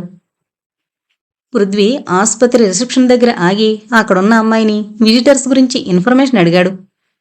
విజిటింగ్ అవర్స్లో వచ్చే విజిటర్స్ గురించి ఎలాంటి సమాచారం ఇవ్వలేమని చెప్పిందామె. స్పెషల్గా పర్మిషన్ తీసుకుని వచ్చిన వాళ్ల పేర్లు రిజిస్టర్లో ఉంటాయని చెప్పి రిజిస్టర్ పృథ్వీ ముందు పెట్టిందామె. పృథ్వీ రిజిస్టర్ తెరిచి చూశాడు. అందులో ఉన్న పేరు చూడగానే అదిరిపడ్డాడు. అందులో జగ్గారాయుడు, హైదరాబాద్ అని రాసుంది. కూర్చోండి మిస్ రసన, వీలైనంత నెమ్మదిగా అంది సుష్మిత. రసన కూర్చోలేదు. తల కిందకి దించుకుని నేలచూపులు చూస్తూ నిలబడింది. చూడండి రసనాదేవి, విషయం దాచడం వల్ల కేసు జట్లమయ్యి ఇంకా బలపడుతుందే గాని రూపు మాసిపోదు. మీరు మౌనం వహించడం వల్ల ప్రయోజనం ఏదీ లేదు. ఇంతవరకు వచ్చిన తర్వాత తక్కిన విషయాలు బయటపడకుండా పోవు. పృథ్వీరాజు మీ గురించి చెప్పనంత మాత్రాన ఈ విశాల ప్రపంచంలో మిమ్మల్ని తెలిసిన వ్యక్తులు మరెవరూ తటస్థపడరని అనుకోవద్దు అంటూ పక్కనున్న హెడ్ కానిస్టేబుల్ వంక తిరిగి కెమెరా తెచ్చారు కదా అని అడిగింది సుష్మిత. కెమెరా మాట వినగానే కళ్ళెత్తి చూసింది రసన. అలాగే కాసేపు నిల్చోండి రసన, మీ ఫోటో తీసి పేపర్లో ప్రకటించడం జరుగుతుంది. దాంతో మీకు తెలిసిన వారెవరైనా ఉంటే తప్పకుండా ఇక్కడికి రాగలరు. సుష్మిత ఆ మాటలంటూ ఉండగానే హెడ్ కానిస్టేబుల్ కెమెరా క్లిక్ మనిపించాడు. విషయాన్ని అర్థం చేసుకున్న రసన ముఖాన్ని 2 చేతులతో కప్పుకొని వెక్కి వెక్కి ఏడవసాగింది. కాసేపటికి తెప్పరిల్లి, మీరు ఆ ఫోటో పేపర్లో ప్రకటించొద్దు సుష్మిత గారు, హత్య నేనే చేశానని ఒప్పుకుంటున్నానుగా. నన్ను ఇలాగే అజ్ఞాతంగా శిక్ష అనుభవించనీయండి. ఇన్నాళ్లు నర్సింగ్ హోంలో ప్రశాంతంగా అజ్ఞాతవాసం చేశాను. అనుకోకుండా వచ్చిన మార్పుల వల్ల బయటపడాల్సొచ్చింది. నన్నింకా బట్టబయలు చేసి పత్రికల పాలు చేయకండి. డాడీకి తెలిస్తే హార్ట్ అటాక్తో చనిపోగలరు అని అంది రసన. మీకు డాడీ ఉన్నారా రసన? తనకి తెలియనట్లు ఆమె మాటలకు అడ్డుపడింది సుష్మిత. ఆమె ప్రశ్నకు రసన నిర్విణ్యురాలైంది. రసన ముఖం పాలిపోయి రక్తస్పర్శ లేనట్లు తెల్లనైంది. చివరికి మాటలు కూడదీసుకుని మెల్లగా చెప్పింది. ఉన్నారు ఇన్స్పెక్టర్. ఆయన హైదరాబాద్ ఉస్మానియా యూనివర్సిటీలో ప్రొఫెసర్గా పనిచేస్తున్నారు. పేరు రాజగోపాలం గారు. అతనిని ఒక్కరినే ఇక్కడికి పిలిపించి మీకు కావలసిన వివరాలు తీసుకోండి. కానీ ఆ ఫోటో మాత్రం పేపర్లో వేయకండి. దట్ ఈజ్ గుడ్ మిస్ రసన, మీరు చెప్పినట్లే చేస్తాను అని ఆమెను తీసుకువెళ్లమన్నట్లు సైగ చేసింది సుష్మిత. ఆమె సైగని అర్థం చేసుకుని రసన తన సెలవంక అడుగులు వేసింది. నెమ్మదిగా అడుగులు వేస్తూ మూర్తిభవించిన దైన్యంలా వెళుతున్న ఆమె వంక చూస్తూ విస్తుపోయింది సుష్మిత. ఈమె హత్యలు చేయగలదా అన్న శంక ఆమె అంతరంగంలో జనించి నిట్టూర్పు రూపంలో బయటపడింది. ఇంతలో ఫోన్ రింగ్ అయింది. రిసీవర్ చేతికి అందుకుంది సుష్మిత. హలో, ఎవరు? డాక్టర్ వర్మగారా? ఏం సంగతి చెప్పండి. ఆ సంచలన రచయిత మీ దగ్గరికొచ్చాడా? వివరాలు చెప్పండి. సంయుక్త భర్త అడ్రస్ తీసుకుని వెళ్ళాడా? Okay doctor, thank you for the information అని రిసీవర్ క్రెడిల్ చేసి ఆలోచనలో పడింది సుష్మిత. చేతిలోని అడ్రస్ని బట్టి పన్వేల్ పాత టౌన్కి చివరగా చెరువుగట్టునున్న పెంకుటింటి దగ్గరికి చేరుకున్నాడు పృథ్వీ. అస్పష్టమైన వీధి దీపాల వెలుగులో అక్కడక్కడా శిథిలమైన ఆ ఇల్లు రకరకాల ఊహలకి రూపకల్పన చేస్తూ ఆకాశమెత్తు భవంతుల మధ్య ఒంటరిగా మరుగుజ్జులా ఆ వీధికే ఒక దిష్టిబొమ్మలా ఉంది. దాని ముందు ఫ్లాట్ నంబర్ 31 అన్న బోర్డు, బిలాంగ్స్ టు అన్న హెడ్డింగ్ కింద నలుగురు యజమానుల పేర్లు ఉన్నాయి. నలుగురు యజమానులు ఉండబట్టే కాబోలు ఆ ఇల్లు నలువైపుల నుండి శిథిలమై పిచ్చి మొక్కల మధ్య పడుంది. పృథ్వీరాజ్ ఆ ఇంటిని చేరుకుని లోపల నుంచి గొడవగా మాటలు వినపడ్డంతో తలుపు దగ్గరే నిలబడిపోయాడు. ఎవరిదో స్త్రీ కంఠస్వరం మంద్రస్థాయిలో దుఃఖంతో సమ్మిళితమయ్యి సన్నగా వినబడుతోంది. ఆమె మాట్లాడుతూ ఏడుస్తూ మాట్లాడుతోంది. మధ్యలో సంయుక్త పేరు వినపడ్డంతో పృథ్వీరాజ్ తలుపుకి చెవులప్పగించి వినసాగాడు. నన్నేం చేయాలనుకుంటున్నారండి? వారానికో రోజు వస్తూ పోతూ ఉంటే నిజంగానే ఏదో బాధ్యత గల ఉద్యోగం చేస్తున్నారనుకున్నాను. ఇలా చల్లచల్లగా గొంతుకొస్తున్నారనుకోలేదు. ముందు అన్నయ్య ఈ విషయం చెబితే నమ్మలేక వాణ్ణి చెడామడా చీవాట్లు పెట్టాను. అయినా ఉద్యోగం కోసం మావయ్య దగ్గరికి పట్నం వెళ్లిన మనిషి పెళ్లి చేసుకుని మరొక చోట రహస్యంగా కాపురం పెట్టడం ఏమిటి? అదేం మంత్రం వేసింది మీకు? ఎందుకిలా మారిపోయారు? ఊరుకో సుజన, జరిగిన దాని గురించి చింతించి ఫలితమేమిటి? సంయుక్త ఇప్పుడు ఎలాగూ లేదు కదా. ఆమెని పెళ్లి చేసుకుంటే డబ్బిస్తానన్నాడు మావయ్య. నిజానికి ఆ డబ్బు గురించే పెళ్లి చేసుకున్నానే గాని ఆవిడ అందచందాలకి మురిసిపోయి కాదు. ఈ కేసు ముగిసిన తర్వాత మనం ఏదీ జరగనట్లే ఎప్పట్లా ఉందాం. డబ్బుతో మన ఊళ్ళో పొలం కొన్నాను కదా, దాన్ని సాగు చేసుకుని బతుకుదాం. మావయ్యకి ముఖం చూపించడానికైనా వెళ్ళను. అన్నీ సవ్యంగా ముగిసే వరకు ఓపిక పట్టు. రేపు తెల్లవారి బస్సుకి మీరిద్దరూ తిరిగి ఊరికి వెళ్ళిపోండి. గుట్టు రెట్టయితే చికాకుల్లో పడాల్సొస్తుంది. మన సంగతి ముఖ్యంగా పోలీసులకు తెలిసిందంటే ఆ నర్సుని వదిలి నీ వెంట నా వెంట పడే అవకాశం ఉంది. ఎంత సులువుగా చెప్పగలిగారండి మాటలు? ఏదీ జరగనట్లే ఎలా మరిచిపోవడం? ఈ విషయంలో ఆడవాళ్ల గుండెకోత మీకెలా అర్థమవుతుంది? డబ్బు దశకమైతే పంచుకోవచ్చును గాని భర్తని పంచుకోవడం ఎంత దుర్భరమైన విషయం. అయినా పెళ్లి చేసుకుని దాంతో కులికేటప్పుడు పిల్లల ముఖాలైనా గుర్తుకు రాలేదండి మీకు? ఊరుకో సుజన, చచ్చిన మనిషిని ఆడిపోసుకుని ప్రయోజనమేమిటి అన్నాడు. ఏం ఆవిడ మీద ఏగ కూడా వాళ్ళనివరా ఏంటి? ఈసారి మరొక మగకంఠం కర్కశంగా ధ్వనించింది. అయినా భార్యాబిడ్డలుండగా మరొక వివాహానికి ఒడిగట్టే ముందు చట్టం కూడా గుర్తుకు రాలేదా ఏంటి? ఈ విషయం రహస్యంగా ఎందుకు దాగాలో నాకు అర్థం కాలేదు. పోలీసులకు తెలిస్తే ఏమవుతుంది? ముందు తమరు జైలుకి వెళ్లాలనేగా. ఎవరు జైలుకి వెళ్లాలో నీకింకా తెలిసి చచ్చినట్లు లేదు. సంయుక్తది మామూలు చావు కాదు, కాల్చిపారేసి చేతులు దులుపుకోవడానికి. అది హత్య చేయబడింది. ఎవరో నర్సుని అనుమానిస్తున్నారు గాని అది దాన్ని ఎందుకు చంపిందో తెలియలేదు. ఇప్పుడు ఈ విషయం బయటపడినట్లయితే రెండో పెళ్లి చేసుకున్నందుకు నాకు పడే శిక్ష మాట ఎలా ఉన్నా ముందు మీరిద్దరూ తప్పించుకోవడం కష్టం. ఎందుకంటే సంయుక్తని హత్య చేయడానికి మీ ఇద్దరికీ తగిన కారణాలున్నాయి. ఊరుకోరా అన్నయ్య, ఆయనకి శిక్ష పడితే ఎవరికి? నాకు కాదు, ఊరుకో. కడుపు చించుకుంటే కాళ్ళ ముందు పడుతుంది. సుజన మందలింపుతో మూడో వ్యక్తిని వాదనకి దిక్కుండా చేసింది. తలుపు బయట పృథ్వీ ఆలోచనలో పడ్డాడు. సంయుక్త భర్త మోహన్ గుట్టు పోలీసుల ముందు బట్టబయలు చేసి వాళ్ల దృష్టిని తప్పించి మరొక కోణం వైపు మరల్చాలి. నిజానికి సంయుక్తకిచ్చిన పాల గ్లాసులో నిద్రమాత్రలు రసనే కలపనక్కర్లేదు. ఆమె బెడ్ కిటికీకి దగ్గరగా ఉంది. కిటికీ వెనక కాంపౌండ్ వాల్కి మధ్య పూల పొదలు దట్టంగా పొరుచుకునున్నాయి. కిటికీ నేలకి చాలా ఎత్తుగా ఉన్న నేరపరైన మనిషి ఆ పొదల సాయంతో దానిని చేరుకుని మంచం పక్కనే ఉన్న స్టూల్ మీదున్న గ్లాసులో మాత్రల్ని ఒక్కొక్కటిగా జారబడచ్చు. అయితే సంయుక్త పాలిచ్చిన వెంటనే తాగిందో పడుకోబోయే ముందు తాగిందో తెలీదు. అది రసనని అడిగి తెలుసుకోవాలి. ప్రస్తుతం తను ఊరుకుంటే లాభం లేదు. తెల్లవారేసరికి వీళ్లు పారిపోయేలా ఉన్నారు. ఆ పైన మోహన్ ఏ చిక్కులు లేకుండా తప్పించుకుపోవడానికి అవకాశాలున్నాయి. ఎలాగైనా వీళ్ల విషయాన్ని ఇన్స్పెక్టర్ సుష్మిత దృష్టికి తేవాలి. పృథ్వీకి మెరుపులాంటి ఉపాయం గోచరించింది. వెంటనే ఏమాత్రం సంకోచించకుండా తలుపులు దబదబమని బాదాడు. లోపల సంభాషణ ఆగిపోయింది. గదిలో ముగ్గురు, సుజన, మోహన్, బామ్మర్ది ఒకరి ముఖాలొకరు చూసుకున్నారు. ఎవరూ లేచి వెళ్లి తలుపు తీయడానికి సాహసించలేదు. బయట పృథ్వీ అదే పనిగా తలుపులు బాదుతున్నాడు. చివరికి మోహన్ సాహసించి, సుజన, నువ్వెళ్ళి తలుపు కొద్దిగా ఎడంచేసి చూడు. ఇరుగు పొరుగైతే రాని, ఎవరో తెలియని మనిషి అయితే మెల్లగా సైగ చేయి. మేమిద్దరం తలుపు దగ్గరగా ఉంటాం, చెరొక కర్ర పట్టుకుని అన్నాడు స్వరం తగ్గించి. మోహన్ సూచన ప్రకారం సుజన తలుపు దగ్గరికి వెళ్ళింది. మిగిలిన ఇద్దరూ అందుబాటులో ఉన్న కర్రలు పట్టుకుని తలుపు దగ్గరగా నిలబడ్డారు. సుజన మెల్లగా తలుపు తీసి సందులోంచి ముఖం బయటికి పెట్టి ఎవరు అని అడిగింది. మసక వెలుగులో మనిషిని గుర్తుపట్టలేక ఇంకొంచెం తెరిచింది. గదిలోని వెలుగు పృథ్వీ ముఖం మీద పడగానే అతను ఎవరో అపరిచిత వ్యక్తి అని గ్రహించి కాలితో మోహన్కి సైగ చేసి తలుపు మరికొంచెం వెడల్పు చేసింది. ఎవరు మీరు అన్న ప్రశ్నతో పాటు. తను తలుపు తట్టగానే లోపల ఏర్పడిన వాతావరణాన్ని పృథ్వీ ఊహించగలిగాడు. ఆ పరిస్థితుల్లో ఒక అపరిచిత వ్యక్తిని వాళ్ళు ఎలా ఎదుర్కొంటారో కూడా అతను సులువుగా అంచనా వేయగలిగాడు. సుజనకి మరేదీ ప్రశ్నించడానికి అవకాశం ఇవ్వకుండా ఆమెని గదిలోపలకొక్క తోపు తోసి వెంటనే బుల్లెట్లా లోపలికి దూసుకుపోయాడు పృథ్వీ. కింద పడిన వెంటనే స్ప్రింగ్లా పైకి లేచి పిడికిలి బిగించి చేతిని పంట్లాన్ జేబులోకి పోనిచ్చి గంభీరంగా అన్నాడు.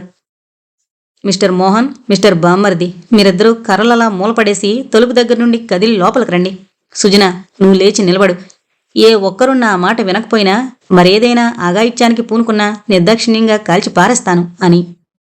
పృథ్వీ లోపలికి రావడంలో చూపిన చురుకుదనం, ఆ మాటలంటున్నప్పుడు ప్రదర్శించిన ధైర్యం, జేబులో బిగించిన పిడికిల వెనక పిస్తోలు ఉండుండొచ్చుననే భ్రమని కలిగించగానే ప్రయోగించే నిమిత్తం పైకెత్తి పట్టుకున్న కర్రలు రెండు కిందకి దించి మూలకి చేరవేశారు ఇద్దరు. సుజన కూడా లేచి నిటారుగా నిలబడి భయం భయంగా పృథ్వీరాజు వంక చూసింది. ముగ్గురు తలుపు దగ్గర నుండి గది మధ్యకి రండి.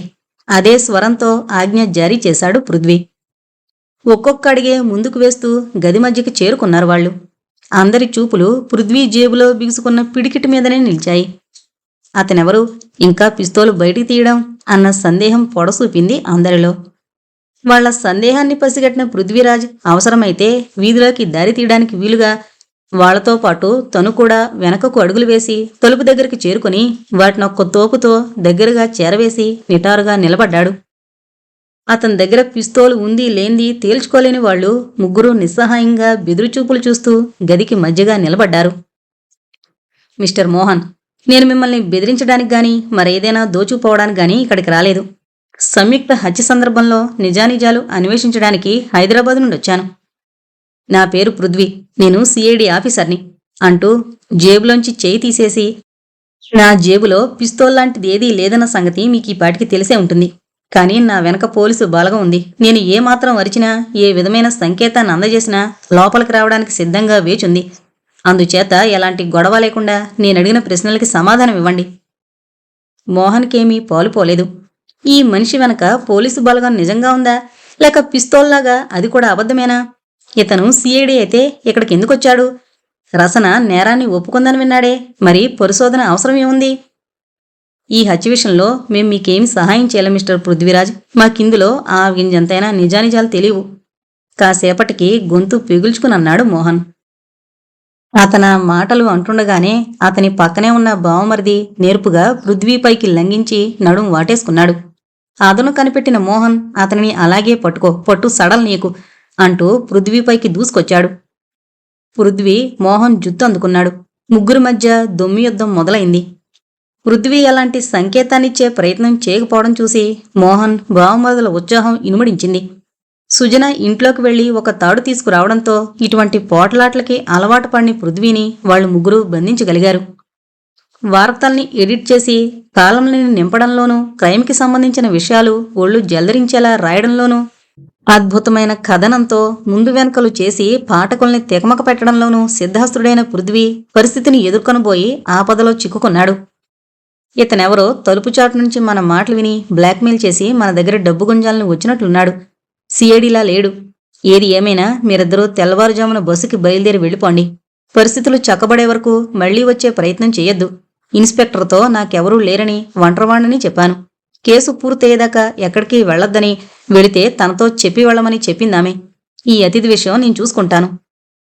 మీరు లోపల గదిలోకి వెళ్లి రెస్ట్ తీసుకోండి. టైం అవగానే వచ్చి లేపుతాను అన్నాడు మోహన్. సుజన లేచి పక్క బట్టలు దిండ్లు తీసుకుని లోపలికి వెళ్లడానికి ఉద్యుక్తురాలైంది. ఇంతలో తలుపు బయట ఎవరో లాఠీతో కొట్టినట్లు టకటకమనే శబ్దం వినిపించింది. ఆ శబ్దం వినగానే మళ్లీ ఏం ముంచుకొచ్చిందో అన్న సందేహం ఆవరించింది ముగ్గురికి. పృథ్వీ మనసుకి ఆ చప్పుడు కొండంత ధైర్యాన్నిచ్చింది. థ్యాంక్యూ సుష్మిత, నువ్వు నన్ను ఫాలో చేస్తావని నాకు తెలుసు అనుకున్నాడు. మోహన్ సైగతో మళ్లీ ఎప్పట్లా ముగ్గురు తలుపు దగ్గరికి చేరారు. సుజన మెల్లగా తలుపు తీసి కెవ్వుమనే కేకతో వెనుకడుగు వేసింది. మోహన్ బావమరిది ఆదుర్దాతో తలుపు సందులోకి చూసి నిశ్చేష్లయ్యారు. లోపలికి నడవండి అన్న గద్దింపుతో ముగ్గురు గదిలోకొచ్చారు. వెంటనే సగం తెరుచున్న తలుపులు తోసుకుని ఇన్స్పెక్టర్ సుష్మిత మరో ఇద్దరు కానిస్టేబుళ్లతో లోపలికి ప్రవేశించింది. సుష్మిత చేతిలో నల్లని పిస్తోలు గదిలోపలి వెలుగుని పుంజుకొని కళ్ళు చెదిరేలా మిరుమిట్లు గొలుపుతోంది. ప్రొఫెసర్ రాజగోపాలరావు గారు, criminal lawyer Vijay Kashyap Dhumal, lawyer Shubhankari, Prithviraj నలుగురు వాసీలోని హోటల్ టుంగా విశాలమైన గదిలో సమావేశమయ్యారు. పృథ్వీ అడ్వెంచర్ విని చివాట్లేసింది సుఖి. అయినా సుషి నిన్ను ఫాలో చేస్తుందని ఎలా అనుకున్నావు? డాక్టర్ వర్మ, నేను అతని కన్సల్టింగ్ రూమ్ నుంచి వెళ్లగానే సుష్మితకి ఫోన్ చేసి మాట్లాడడం విన్నాను. అందువల్ల ఆమె నన్ను డెఫినెట్గా ఫాలో అవుతుందని గెస్ చేశాను. Good job mister Prithviraj. హత్య చేసేందుకు మరో ముగ్గురికి అవకాశం ఉందని పోలీసుల దృష్టికి తేగలిగారు అన్నాడు ధుమాల్. కానీ ఫలితం ఏముంది? పోలీసులు రసన కోణాన్నే కాన్సన్ట్రేట్ చేసి ఎవిడెన్స్ సంపాదిస్తున్నారు. వాళ్ళని కాన్సన్ట్రేట్ చేయనివ్వండి, మనం డైల్యూట్ చేద్దాం అన్నాడు క్రిమినల్ లాయర్ ధుమాల్. రేపు సెషన్స్ జడ్జి రసనకి బెయిలిస్తారు అనడంలో ఎలాంటి సందేహం లేదు. రసన నేరం ఒప్పుకుంది సరైన మానసిక స్థితిలో కాదని మనం వాదించొచ్చు. బెయిలు దొరుకుతుందే గాని ఆమెని పన్వేలు వదిలి ఎక్కడికి వెళ్లడానికి అనుమతించరు. అందుచేత ఆమెతో పాటు మీరిక్కడే ఉండాలి అన్నాడు lawyer Dhumal. No problem mister Dhumal, Rajagopalarao గారు అన్నారు. నా లెక్చరర్ ఫ్రెండ్ ఒక ఆయనకి కార్ఘర్లో సెకండ్ హోమ్ ఉంది. నేను అతనితో మాట్లాడాను. నిజానికి ఈరోజు కూడా ఇలా హోటల్లో దిగడం అతనికి ఇష్టం లేదు. మనం కావలసినంతకాలం అతనింట్లో ఉండొచ్చు అని. మరో ఇంట్రెస్టింగ్ పాయింట్ సుఖి. హత్యకి ముందు రోజు జగ్గారాయుడు సంయుక్తని కలవడానికొచ్చాడు. ఆ జగ్గారాయుడు మోహన్కి మామయ్య వరస. సంయుక్తని పెళ్లాడేందుకు మోహన్కి డబ్బిచ్చాడంటే ఏదో మిస్టరీ ఉంది అన్నాడు పృథ్వీ. ఏముంటుంది, సంయుక్త చాలా అందమైన పావురాయి. పావురాల సరఫరా జగ్గారాయుడికి మెయిన్ బిజినెస్ కదా. సంయుక్తని పెళ్లి పేరుతో పంజరంలో బిగించాడు. ఆమెకి రోగమే కాని రాకుండా ఉన్నట్లయితే ఈ పాటికి సరఫరా చేసుండేవాడేమో అంది సుఖి. పృథ్వీ ఉత్సాహంతో చిటికి వేశాడు. Correct guessing Sukhi. నేను వెళ్లిన ఇంటి ముందు ఫ్లాట్ నెంబర్ 30 అని దాని కింద రాసిన యజమానుల పేర్లలో జీజీ రాయుడు విజయ టెక్స్టైల్స్ అని రాసుంది. ఇప్పుడు జ్ఞాపకం వచ్చింది. దీనిని బట్టి మోహన్కి జగ్గారాయునికి సంబంధం ఉంది. జగ్గారాయుడు తనింటినే మోహన్కిచ్చాడు. బహుశా సంయుక్త కాపురం అక్కడే మొదలై ఉంటుంది. ముంబై నుంచి అయితే పావురాల సరఫరా సులువవుతుందని వాడి ఉద్దేశం అయి ఉంటుంది అన్నాడు. గుడ్. ధుమాల్ వాళ్ళిద్దరి వంక చూశాడు ప్రశంసాపూర్వకంగా. మీ ఇద్దరి వరుస చూస్తుంటే ఈ కేసు చాలా చిత్రమైన మలుపులు తిరిగేలా ఉంది. నా ఉద్దేశంలో సంయుక్త డైరీ జగ్గారాయుడై మాయించేసి ఉంటాడు అన్నాడు. పృథ్వీరాజ్ని నేను చాలా తక్కువ అంచనా వేశాను ధుమాల్ గారు. రసన అతనిని ఇష్టపడితే వీలు కాదని తిరస్కరించాడు. ఇప్పుడు నా బిడ్డ కోసం అతనే అందరికన్నా ఎక్కువ తాపత్రయపడుతుంటే నా తప్పు తెలుస్తోంది. పొరపాటు తెలిసేసరికి గ్రహపాటు పీకలదాకా పట్టుకుంది. కంటతడి పెట్టుకున్నాడు రాజగోపాలం. నిరాశపడకండి అంకుల్. సుఖి అతనిని ఓదార్చింది. టాపిక్ మార్చాలని పృథ్వీతో, పృథ్వీ, ఎంతో సాహసంతో కొన్ని మంచి పాయింట్లు సేకరించావు. ఈసారి జగ్గారాయుడు తప్పించుకోకుండా ప్లాన్ చేద్దాం. అయితే ప్రస్తుతం నీకు మంచి రిలాక్సేషన్ కావాలి అంది. నాకు రిలాక్సేషన్ ఊహల్లో తేలిపోతేనే దొరుకుతుంది సుఖి అన్నాడు పృథ్వీరాజు. అలాగైతే ఇంక ఆలసిందేనికి, వెళ్ళిపో చరిత్రలోకి అంటూ నవ్వింది సుఖి. అందరూ ఆమెతో శృతి కలిపారు. పృథ్వీ మాత్రం కళ్ళు మూసుకుని కాల్పన లోకంలోకి జారిపోయాడు. సూర్యుడు అస్తమిస్తున్నాడు, చంద్రుడు ఉదయిస్తున్నాడు. ఇంకొక ఘడియలో సూర్యుడు నభోరాజ్యం నుండి తొలగిపోబోతున్నాడు. ఆ స్థానాన్ని చంద్రుడు ఆక్రమించుకోబోతున్నాడు. నిజం చూడబోతే సూర్యుడు తన కాంతిని చంద్రుని మూలంగా ప్రతిఫలింపజేస్తున్నాడు కదా. తపో వనసీమ ఈ సత్యాన్ని సరిగ్గా ఉద్ఘాటిస్తోంది. విజయనగర చంద్రునికి తంజావూరు భానుడు వెలుగుని ప్రసాదించే ఘట్టం తపోవనంలోనే ప్రారంభమవుతోంది. కాల వ్యత్యాసం వల్ల న్యూన్యాధిక్యతలు అన్యోన్యం తారుమారవడం కద్దు. దానికి ఉదాహరణ విజయనగర చరిత్రలోని శ్రీరంగరాయ రాజన్యుని చరిత్రయే. భాను సమాన తేజులైన ఆర్విటీ వంశ రాజుల న్యూన్యత అళియరామరాయుల అస్తమయంతో ఆరంభమైంది. విజయనగర సామ్రాజ్యానికి సామంతరాజులైన నాయకరాజులలో రఘునాథ నాయకునితో ఆధిక్యత పెంపైంది. ఇప్పుడు శరణాగతుడైన శ్రీ రామరాయలు చంద్రుడుగాను, సామంతుడైన రఘునాథ నాయకుడు సూర్యుడుగాను మారిపోయారు. ఇదే కాలమహిమ. తపోవనం ప్రశాంత వాతావరణంలో మునుగుంది. అప్పుడు పూర్ణచంద్రుడు గగనవీధిలో ప్రకాశిస్తున్నాడు. వనం మధ్యలో మనోహరమైన చిన్న బంగ్లా వెన్నెల కాంతికి తన కాంతిని మేళవిస్తోంది. ఆ బంగళా మధ్యహాల్లో పొట్టుదిండ్లపై విశ్రాంతిగా కూర్చునున్నాడు మహారాజా అచ్యుతనాయకుడు. అతని ముందర వ్యాసపీఠంపై తాళపత్రాల్లో రాయబడి ఉన్న భగవద్గీత తెరిచుంది. మహారాజు అచ్యుతనాయకుడు 80 సంవత్సరాలు దాటిన ముదుసలి. అతని శరీరం ముడతలు పడుంది.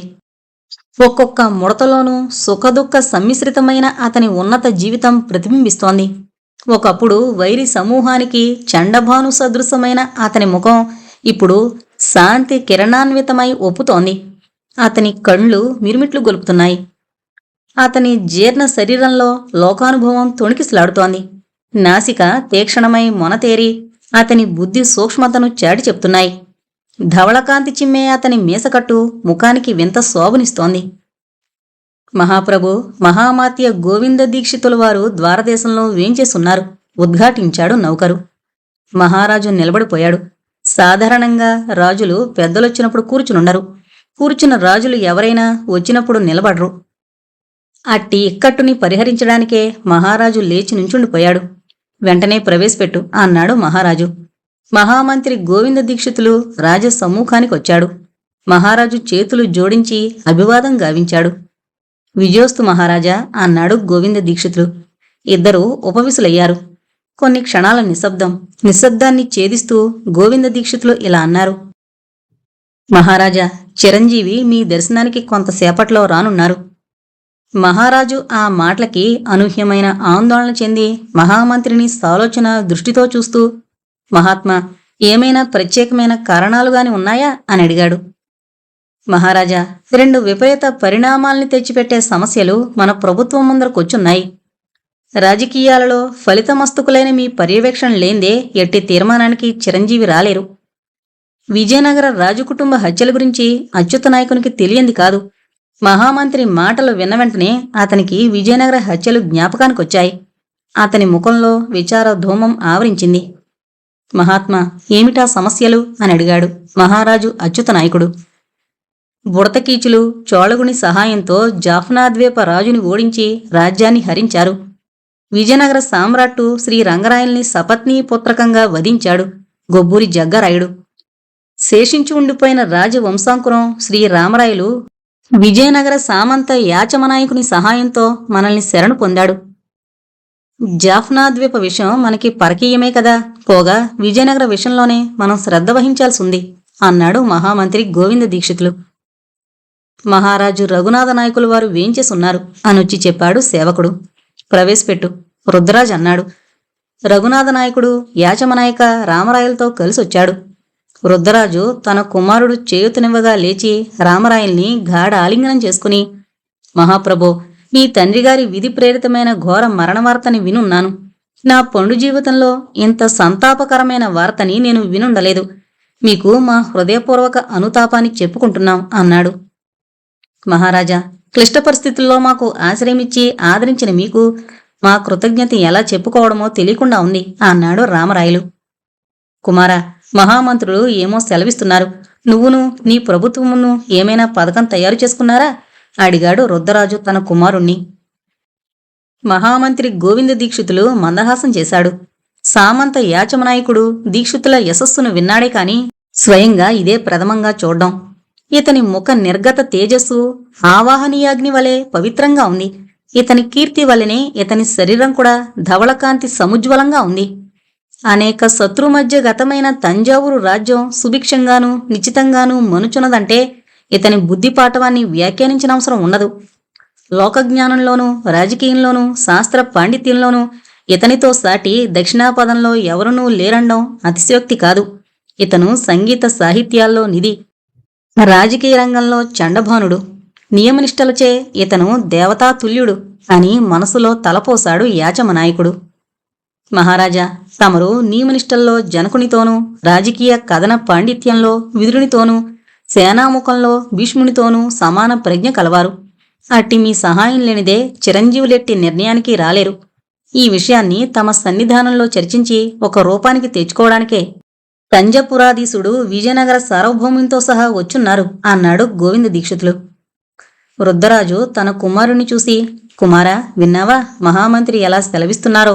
వారికి మా మీదున్న శిష్య వాత్సల్యం మితిమీరిపోయినందున పొగడ్తలలో దివ్యవాణి నిర్గమిస్తోంది. విజయనగర సామ్రాజ్యాన్ని ఆక్రమించుకున్న పుష్కలావర్త మేఘాల యథాస్థితి వినగోరుతున్నాను అనన్నాడు. దైవస్వరూపులైన తమ చరణ సన్నిధానంలో ఆ విషయం ప్రస్తావించడానికే వచ్చాను. మన పాత వైరులు మధుర జింజినాయకులు గొబ్బూరి జగ్గారాయంతో చేతులు కలిపారు. వేలూరు, రాజమహేంద్రవరం, పీఠికాపురం, కొండవీడు, దేవగిరి దుర్గాధీశులు ఆ రాజహంతకునితో మైత్రిని కోరుతున్నారు. వేలూరు కోటని కేంద్రంగా చేసుకుని సేనావాహిని అప్పుడే కదిలిందని వార్తొచ్చింది. ఇదిలా ఉండగా జాఫ్నాదీవిని చోళగుడు సహాయంతో బుడతకీచులు ఆక్రమించుకున్నారు. మహారాజు మహేంద్రవర్మ తన కుమార్తెతో పారిపోయొచ్చి మన ప్రభుత్వాన్ని శరణుజొచ్చున్నాడు. ఇది ఇప్పటి రాజకీయ పరిస్థితి అని చెప్పాడు రఘునాథ నాయకుడు. ఒకే సమయంలో 2 ఇక్కట్లలో పాల్గొనడం రాజనీతి కాదు అన్నాడు రుద్రరాజు అచ్యుత నాయకుడు. రఘునాథ నాయకుడు మహామంత్రి ముఖాన్ని చూశాడు. అనుభవంలో వృద్ధులైన మీ అభిప్రాయం సత్యమైందే, కానీ ఒక్క విషయాన్ని మనం గమనించాలి. మనం విజయనగర సార్వభౌముని పక్షంలో పనిచేసినా చేయకపోయినా యుద్ధమేమో తప్పనిసరిగా ఉంది. మధుర జింజి నాయకులకి జగ్గారాయంతో మిత్రత్వానికి మనతో శత్రుత్వమే కారణం. కాబట్టి గొబ్బూరి జగ్గారాయంతో మనం ఢీకొనే తీరాలి, లేదా రామరాయల్ని పట్టించి సందేహన చేసుకోవాలి. ఇక రెండవ ఇక్కట్టు మనం గమనించకపోతే మొదటి ఇక్కట్టు మిక్కిలి బలవత్తరమై మనకి ఏకున మేకే కూర్చోక తప్పదు. కారణం వినండి. జగ్గారాయుడు పోర్చుగీసు వారి సహాయాన్ని తప్పక అర్థిస్తాడు. ఈ అభ్యర్థనకి దొంగలరాయుడు చోళగుడు అండదండగా ఉంటాడు. మనం కాని మహారాజు మహేంద్రవర్మని విదిలిపుచ్చితే మనకే అది హానికరంగా పరిణమిస్తుంది అన్నాడు. రుద్రరాజు దీర్ఘంగా ఆలోచించి ఇలా అన్నాడు. మహామంత్రి చెప్పింది యుక్తంగానే ఉంది. మన రాజ్యం చిన్నాభిన్నమైపోయినా సరే మేము సార్వభౌముని హంతకుని చేతికి అప్పగించజాలం. అట్టి అధర్మమైన సలహాని స్వార్థాన్ని ఉద్దేశించి మేము ఇవ్వజాలం. మహారాజా రఘునాథ నాయకుని ముఖం గంభీరముద్రని దాల్చింది. యాచమనాయకుని ముఖం సంతోషంతో వికసించింది. మహారాజు యొక్క త్యాగశీలతకి నా ధన్యవాదాలు. నేను రిక్తహస్తంతో రాలేదు. నా వెనక 10,000 ఆంధ్ర యువకులు తమ వేడి రక్తాన్ని ధారవోయ సిద్ధంగా ఉన్నారు అన్నాడు సామంత యాచమనాయకుడు. కుమారా, యుద్ధబేరిని వాయించు. మన తంజాపురి సేని నీ ఆధిపత్యంపై హిమాలయాల్ని కూడా దాటి వెళ్లగలని నా విశ్వాసం అన్నాడు ఉత్సాహపరుస్తూ రుద్రరాజు అచ్యుత నాయకుడు. ఆ పనే కూడదని నా అభిప్రాయం. మనం సంధికి సుముఖంగా ఉన్నామని జగ్గారాయుడు భ్రాంతిని పొందాలి. ఆ విధంగా మనం వ్యవహారం నడిపించాలి. కొంత కాలయాపన మనకి అవసరంగా ఉంటుంది. ఈ మధ్యన యుక్తియుక్తంగా మనం పోర్చుగీసు వారితో కత్తుల్ని కదపాలి. చోళగునిపైన వడయారుకి మిక్కిలి వైరముంది. కాబట్టి ఈ కార్యంలో వడయారు మనకి రహస్యంగానైనా సహాయం తప్పక చేస్తాడు. పోర్చుగీసు విజయానంతరం మహేంద్రవర్మ మనకి అన్ని విధాలా సహాయపడగలడు అన్నాడు. వడయారు ఏ పక్షంలోని వాడు? ప్రశ్నించాడు రాజు. వడయారిప్పుడు తటస్థ విధానాన్ని అవలంబించాడు అన్నాడు సమాధానంగా. విజయనగర విషయంలో అతని సహాయాన్ని అర్థిస్తే అన్నాడు యాచమనాయకుడు. తప్పకుండా ఆ పని మనం చేయవలసిందే, కానీ అతడు విజయనగర విషయంలో సహాయం చేయడనే నా అభిప్రాయం. విజయనగరం బలవత్తరం అవడాన్ని వడయారు ఎంతమాత్రం సహించలేడు. సహాయం చెయ్యకపోయినా వైరిపక్షంలో చేరకపోవడం మనకొక విధంగా అనుకూలమే అన్నాడు రఘునాథ నాయకుడు. ఇంతలో ఒగుర్చుకుంటూ ఒక సేవకుడు లోనికేతించి, మహాప్రభో, సేనాధిపతులు అత్యవసరంగా తమని చూడాలంటున్నారు అని చెప్పాడు. ప్రవేశపెట్టు అన్నాడు రఘునాథ నాయకుడు. అందరి దృష్టులు ద్వారదేశం వైపు మరలాయి. అందరి ముఖాల్లోనూ ఆందోళన కనిపించింది. తంజాపుర సేనాధ్యక్షుడు నాగప్ప నాయకుడు లోపలికి ప్రవేశించి రుద్రరాజు అచ్యుత నాయకునికు రఘునాథ నాయకునికి అభివాదం చేశాడు. మహాప్రభో, మహాఘోరం జరిగిపోయింది. చోళగుని మనుషులు గూఢంగా వచ్చి మహారాజు మహేంద్రవర్మని చేతులు 2 విరిచికట్టి అతని కుమార్తె రసనాదేవిని హరించుకుని దౌడు తీశారు. వారు వెళ్లిన జాడ తెలియక మన సైనికులు 4 మూలలా వెతుకుతూ వెళ్లారు అన్నాడు నాగప్ప నాయకుడు. అప్పటికి సమావేశాన్ని ముగించుకుని అందరూ తపోవనాన్ని వదిలి వెళ్లారు. ఈ సంభవం వల్ల మహారాజు రఘునాథ నాయకుడు చాలా ఖేదించాడు. అందరికంటే అధికంగా దుఃఖించాడు సామంత యాచమ నాయకుడు. అతడు రసనాదేవిని అంతరాంతరాల్లో ప్రేమించాడు. ముద్దులు మూటగట్టే ఆమె ముఖం అతనికి అపహరింపబడిందన్న గ్లానితో మలినమై కళ్ళకి కట్టింది. అతనిలో ప్రతీకారవాంఛ అతని నరాల్లో ఉప్పొంగింది. క్రీస్తుశకం 1615 సంవత్సరం ఆషాఢముఖంగా తన విశాలమైన కండ్లను తెరిచింది. రాజప్రతినిధి గొబ్బూరు జగ్గారాయుని కళ్ళు అగ్నికణాలతో వెలిగాయి. ప్రజల హృదయాల్లో భయాందోళన కీలలు విజృంభించాయి. శాంతి భద్రతలు యోగిజనుల హృదయాల్లో తలదాచుకున్నాయి. దొంగల అవసరం లేకుండానే విచ్చలవిడిగా రాజోద్యోగులు ఆహార సామాగ్రుల్ని, పశువుల్ని, మేకల్ని, పందుల్ని గ్రామజనుల నుండి బలాత్కారంగా రాబట్టుకోసాగారు. తిండికి బట్టకి ముఖం వాచిన ప్రజలు సైన్యంలో తండోపతండాలుగా చేరిపోతున్నారు. యుద్ధ వాతావరణం ఆంధ్ర సామ్రాజ్యమంతటా పుష్కలావర్త మేఘాల వలె అలుముకుంది. గోలుకొండ నవాబు అబ్దుల్లా హుసేన్ కుతుబ్ షా తన సేనల్ని ఆంధ్రదేశం యొక్క సరిహద్దు ప్రాంతాల్లో పటిష్టం కావించుకుంటున్నాడు. అతన్ని ఒక పక్క ఆశ, మరొక పక్క భీతి బాధింపనారంభించింది. దుర్భర పరిస్థితుల్లో పడిన ఆంధ్రదేశాన్ని కబళించవచ్చునన్న ఆశ, సమయం చూసుకుని మొఘలులు తమపై దండెత్తి వస్తారేమోనన్న భీతి, ఈ విధంగా నవాబు సందిగ్ధ పరిస్థితుల్లో తలమునకలు వేస్తున్నాడు.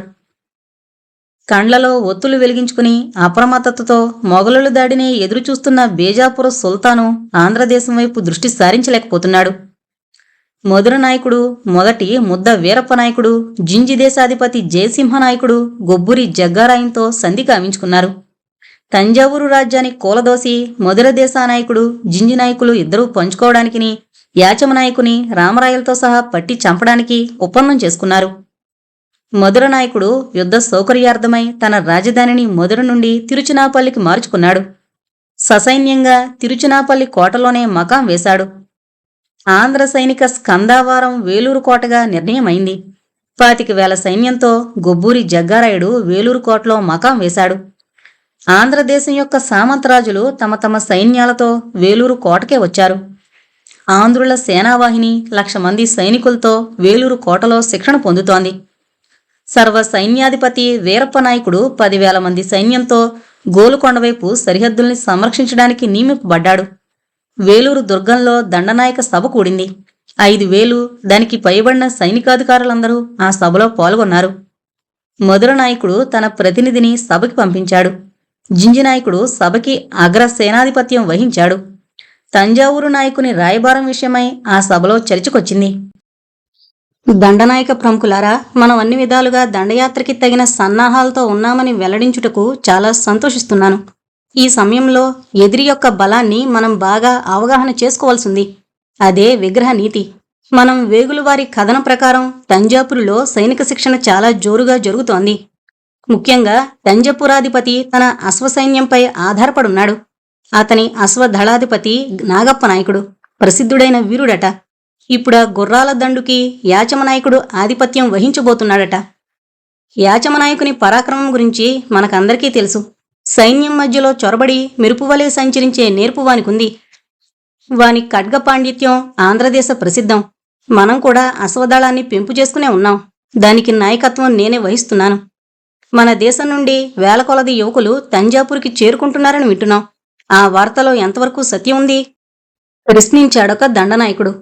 ఆ వార్త నిజమే. ముఖ్యంగా ప్రబల కోటీశ్వరుడైన చందనదాస శ్రేష్ఠి కూడా తంజానగరానికి వెళ్లాడని వార్తాహరులు చెబుతున్నారు. వలసగా వెళ్లిన వారి సంఖ్య తెలీదు. యుద్ధకాలంలో, అది అంతర్విప్లవ కాలంలో ఇలాంటి వలసలు సర్వసాధారణం. అన్నింటినీ ఎదుర్కోవడానికి మనం తయారుగానే ఉన్నాం. గోలుకొండ రాజ్యానికి సరిహద్దుల్లో ఉన్న ప్రశాంతి ఎలాగుంది? గోలుకొండ నవాబు మన ప్రవృత్తి ఎలా ఉంది? ప్రశ్నించాడొక దండనాయకుడు. గోలుకొండ నవాబు మనకు అనుకూలంగానే ఉన్నాడు. ఇదివరలో ఉన్న సరిహద్దుల్ని మరొక మారు ధ్రువపరుచుకోవడం జరిగింది. మొఘలుల దగ్గర నుండి దండయాత్రని ఎదురుచూస్తున్న బేజపుర సుల్తాన్ వద్ద నుండి మనకెటువంటి భయం లేదు. ఎందుకైనా మంచిదని మన సేనాధిపతిని సరిహద్దుల పర్యవేక్షణ నిమిత్తం కొంత సైన్యంతో పంపి ఉన్నాం. కార్యక్రమంలో తంజావూరు నాయకుని రాయబారి చర్చ అని ఉన్నదే, దాని మాటేమిటి అని ప్రశ్నించాడు మరొక దండనాయకుడు. ఆ విషయమే మనం ముఖ్యంగా ఆలోచించవలసింది. తంజావూరు నాయకరాజు ఒక లేఖ రాసి పంపున్నాడు. దానిని మీ సమక్షంలో చదువుతాను, వినండి. ఘనత చెందిన విజయనగర సామ్రాజ్య రాజప్రతినిధికి మంత్రిమండలితో కూడిన తంజపురాధీశుడు మహారాజా రఘునాథ నాయకుడు రాసుకున్న రాయబార పత్రము. తలతలలో పడిన ఒక సామ్రాజ్యాన్ని నలుగురు కలిసి కూలదోయడం సులభం, కానీ దాన్ని పునర్నిర్మించడం కష్టం. మనం సామంత ప్రభువులం. మనం విజయనగర సామ్రాజ్య సృష్టి అన్న సత్యాన్ని విస్మరించరాదు. చిన్న దాయాది కలహాన్ని పెంచుకుని పెనుగులాడ్డం హర్షించదగ్గ విషయం కాదు. మనమందరం కలిసి ప్రస్తుతం ఉద్భవించిన దాయాది కలహాన్ని అరికట్టి ఒక తటస్థ విధానాన్ని అమలుపరిచి సంచరించినప్పుడే సామ్రాజ్యం కూలిపోకుండా గౌరవాన్ని నిలబెట్టుకోగలదు. మనలో మనం కలహించుకోవడంలోంచి మనకు సంభవించే పరిణామాల్ని రాజకీయ మేధానిధులైన మీకు ఎత్తి రాయనవసరం ఉండదు. ఈ సందర్భంలో ఉభయ పక్షాల వారికిని అనుకూలమైన ఒక విధానాన్ని మేము మంత్రిమండలితో దీర్ఘంగా చర్చించి తమకి మనవి చేసుకుంటున్నాం. శాంతి స్థాపనకై మనలో మనం కొంత త్యాగం చూపించవలసి ఉంటుంది. గోరంత నష్టాన్ని కొండంతలు చేసుకుని మనలో కలహించుకోవడం రాజనీతి విరుద్ధం. ఇతర దేశీయుల దృష్టికి హాస్యాస్పదలం కావడం మంచిది కాదు. శాంతి కోసం మా పక్షంలో విస్తారమైన త్యాగాన్ని చూపెడుతున్నాం. మీరు శాంతిని ఉద్దేశించి మా సూచనకి అంగీకరిస్తారని ఆశిస్తున్నాం. ఒక దుర్గాన్ని సంబంధించి ఉన్న కొంత భూభాగాన్ని కేటాయించి దానికి రామరాయల్ని సామంత ప్రభువుగా చేయడానికి మీరు అంగీకరిస్తే మాకు పూర్ణ సమ్మతంగా ఉంటుంది. కలహం అంతరించిపోతుంది. దేశంలో శాంతి పునర్జీవితమవుతుంది. ఈ భూభాగ నిర్ణయానికి మాలో కొందరును మీలో కొందరును కలిసి ఒక విభాగ నిర్ణాయక సభ నిర్మాణం ఆవశ్యకంగా ఉంటుంది. సామ్రాజ్య గౌరవాన్ని ఉద్దేశించి ఇదివరలో ఘోరంగా జరిగిన హత్యల్ని పట్టించుకోక మేము సూచించిన శాంతి విధానాన్ని మీ ముందర ప్రతిపాదిస్తున్నాం. దీన్ని బట్టి మా యొక్క శాంతి ప్రియత్వం సువిధం కాగలదు. ఈ రాయబారాన్ని మీరు అంగీకరించి మాకు మా రాయబారి ద్వారా మీ అంగీకారాన్ని అందజేయాలని కోరుతున్నాం. ఈ రాయబారాన్ని తిరస్కరించే పక్షంలో మా తంజనగర ప్రభుత్వం రామరాయ ప్రభువును సమర్థించి ఘోరమైన యుద్ధానికి సిద్ధంగానే ఉంటుందని మనవి చేసుకుంటున్నాం. ఇంతే సంగతులు. చిత్తగించ ప్రార్థన. మహారాజు రఘునాథ నాయకుడు రాలు. రాయబార పత్రాన్ని చదివి ముగించి జగ్గరాయుడు ఇలా చెప్పాడు. దండనాయకులరా, మీ అందరి సమక్షంలో తంజపుర ప్రభుత్వం పంపిన రాయబార పత్రాన్ని చదివి వినిపించాను. అందరూ నిస్సంకోచంగా వారి వారి అభిప్రాయాల్ని వెల్లడి చేయొచ్చు. సభలో కొన్ని క్షణాల నిశ్శబ్దత వ్యాపించింది. అనేకులు సమాధానపడ్డానికే ఇష్టపడినా తమ అభిప్రాయాన్ని వెల్లడి చేయడానికి జంకుతున్నారు. ఇన్ని హత్యలు కావించిన జగ్గారాయుడు ఇలాంటి సంధికి ఇష్టపడతాడా అన్నదే వారి అనుమానం. కొందరు రాజకీయ పండితులు ఈ రాయబారం ఒత్త బూటకం, ఇదేదో రహస్యం ఉంది అని కూడా సందేహించారు. అప్పుడు మధుర రాజ్య ప్రతినిధి లేచి ఇలా చెప్పాడు. సభాధ్యక్ష, దండనాయ ప్రముఖులారా, ఇది రాయబారమా? కాదు. ఇదొక హేళన ప్రసంగం. జిత్తులు మారి అయిన గోవింద దీక్షితుల ప్రతరణ నీతి. దీనిని మనం విశ్వసించరాదు. ప్రస్తుత విషయంలో మా ప్రభుత్వం స్థిరమైన అభిప్రాయమే కలిగుంది. అదేది, తంజావూరు నాయకుడు తన గర్వాన్ని విసర్జించి వెంటనే యాచమ నాయకుణ్ణి రామరాయుల్ని మన వశం కావించాలి. అప్పుడే యుద్ధం శాంతిస్తుంది. అర్థం పర్థం లేని ఈ రాయబారాన్ని వెంటనే తిరస్కరించాలనే మా అభిప్రాయం. సిద్ధేశ్వర భట్టాచార్యుడు ఇలాగన్నాడు. సభాధ్యక్ష, దండనాయక ప్రముఖులారా, రాయబారాన్ని పూర్తిగా ప్రత్యాఖ్యానం చేయడం నా మతం కాదు. ఇప్పుడు వర్షాకాలం కాబట్టి యుద్ధ ప్రస్థానానికి అనువైన కాలం కాదు. మనం కూడా ఒక సూత్రాన్ని ప్రతిపాదిస్తూ తంజపుర రాయబార వర్గానికి అందజేయడం మంచిది. సభలో గుసగుసలు బయలుదేరాయి. లంచం తిని తనకి సహాయం చేసిన మహామంత్రి సిద్ధేశ్వర భట్టాచార్యుని ప్రసంగం జగ్గారాయునికి వెగటుగా తోచింది. ఈ ముసలి మంత్రికి ఇంకా రాజభక్తి అంతరించలేదు కాబోలు అని తలంచాడు. అధ్యక్షునితో కొన్ని క్షణాలు గుసగుసలాడాడు జగ్గారాయుడు. మధుర ప్రతినిధితో కొంతసేపు మాట్లాడాడు. మహామంత్రి గారు తన కొత్త సూచనని ఉద్ఘాటించొచ్చు. ఆచరించదగిందైతే సభవారు ఆమోదించగలరు అన్నాడు జగ్గారాయుడు బహిరంగంగా. మహామంత్రి తన స్థితిని గుర్తించగలిగాడు. తాను తొందరపడి మాటలు దొర్లించినందుకు విచారించాడు. అయినా తన అభిప్రాయాన్ని వెల్లడించడమే మంచిదన్న తలంపుతో ఇలాగన్నాడు. దండనాయక ప్రముఖులందరికీ నా నమస్కృతులు. దేశంలో సామాన్య ప్రజలకి ఇంకా రాజభక్తి అంతరించలేదు. కాబట్టి మనం యుద్ధంలో గెలుపొందినా దేశంలో అలజడి శాంతించనేరదు. కాబట్టి తంజపురాధీశుని సందేశాన్ని మనం చులకన చేయడం రాజనీతి కాదు. ఈ కలహంలో ప్రధాన పాత్రధారి అయిన యాచమనాయకుని మనకు అప్పగించే పక్షంలో తంజావూరు ప్రభుత్వం యొక్క రాయబారాన్ని మనం ఆమోదించొచ్చు. రక్తాంక నేత్రుడై మధుర నాయకుని ప్రతినిధి లేచి ఇలా అన్నాడు. అధ్యక్ష, దండనాయకులారా, విన్నారా మహామంత్రి సూచన? ఏ లక్ష్యాన్ని ఉద్దేశించి ఇంత బ్రహ్మాండమైన యుద్ధ ప్రయత్నం మనం చేస్తున్నాం? వారసుడు అనుభవించవలసిన రాజ్యాన్ని బేవరాసునికి అప్పజెప్పడమేనా ధర్మం? శాంతి, శాంతి. ఈ ధర్మపన్నం ఎట్టి నిగూఢమైన ద్వేషాన్ని కుక్షిలో దాచి తంజాపురాధీశుని ముఖనిర్గతమైందో బుద్ధిమంతులైన మీరే యోచించండి. ఈ బూటక సంధి నాటకానికి సూత్రధారుడెవరో బాగా ఆలోచించండి. అతడే మహాజిత్తులమారి గోవింద దీక్షితులు. అతడు అపర చాణక్యుడు, కుట్రలు పనడంలో నిధి. మన రాజప్రతినిధి జగ్గారాయుని కత్తి పొదును కంటే అతని బుద్ధి యొక్క పొదును హెచ్చు. ఇట్టి ప్రతారణ సంధి ప్రతిపాదనచే మనలో మనకి చీలికలు కలిగించడమే అతని ఉద్దేశం. ఆ ఉద్దేశం అప్పుడే పనిచేసింది కూడా. మేధానిధి అని పేరు పొందిన సిద్ధేశ్వర భట్టాచార్యుని మతిని కూడా చెడగొట్టివేసింది. యాచమనాయకుడు మనకి దేనికి? మనకి కావలసిన వ్యక్తి ఆ బేవారాసుడు రామరాయలే కదా. కాబట్టి మహామంత్రి సూచన అర్ధరహితమైంది. మీరందరూ మహామంత్రి సూచనని అంగీకరించే పక్షంలో మా మధుర ప్రభుత్వానికి మరి జోక్యం ఎందుకు? కార్యరంగంలోంచి మేం తొలగిపోవలసిన వాళ్ళమే. ఇట్లు చెప్పి గంభీరంగా తన ఆసనంలో కూర్చున్నాడు. సభలో సూదిపడినా వినిపించేటంత నిశ్శబ్దం ఆవరించింది. గొబ్బూరి జగ్గారాయుడు మెల్లగా లేచి నిలబడ్డాడు. అధ్యక్ష, దండనాథులారా, అన్ని బాధ్యతల్ని వహించి మన ప్రయత్నాల్ని తొదముట్ట కార్యసఫలానికి తీసుకుని రావలసిన మా మహామంత్రే ఇలాంటి సూచనను ప్రతిపాదించడం మాకే తలవంపుగా ఉంది. అతని వ్యక్తిగతమైన అభిప్రాయానికి మాకు ఎలాంటి సంబంధమూ లేదు. ఈ నిండు దండనాయక సభలో అతడు వెల్లడించిన అభిప్రాయాలకి అతడు తగిన సమాధానం చెప్పవలసింది. కాబట్టి నా ప్రత్యేక అధికారాన్ని బట్టి అతన్ని బంధించవలసి వచ్చినందుకు చాలా చింతిస్తున్నాను. విషబీజాన్ని వెదజల్లే ఇలాంటి వ్యక్తులే రాజద్రోహులు, క్షమించవలసిన వారు కాదు. ఇక తంజాపుర రాయబారాన్ని ఈ సభ తిరస్కరించినట్లే భావిస్తున్నాను. ఆ రాయబార వర్గానికి మన తిరస్కారాన్ని పంపించ తీర్మానించాను. ఎవరైనా ఆక్షేపణ చెప్పే పక్షంలో నిర్భయంగా లేచి మాట్లాడొచ్చును అని గంభీరంగా ఉద్ఘాటించాడు. దండనాయకులు తమ అంగీకారాన్ని కరతాళ ధ్వనులతో తెలియపరిచారు. సభ ముగింపుకొచ్చింది.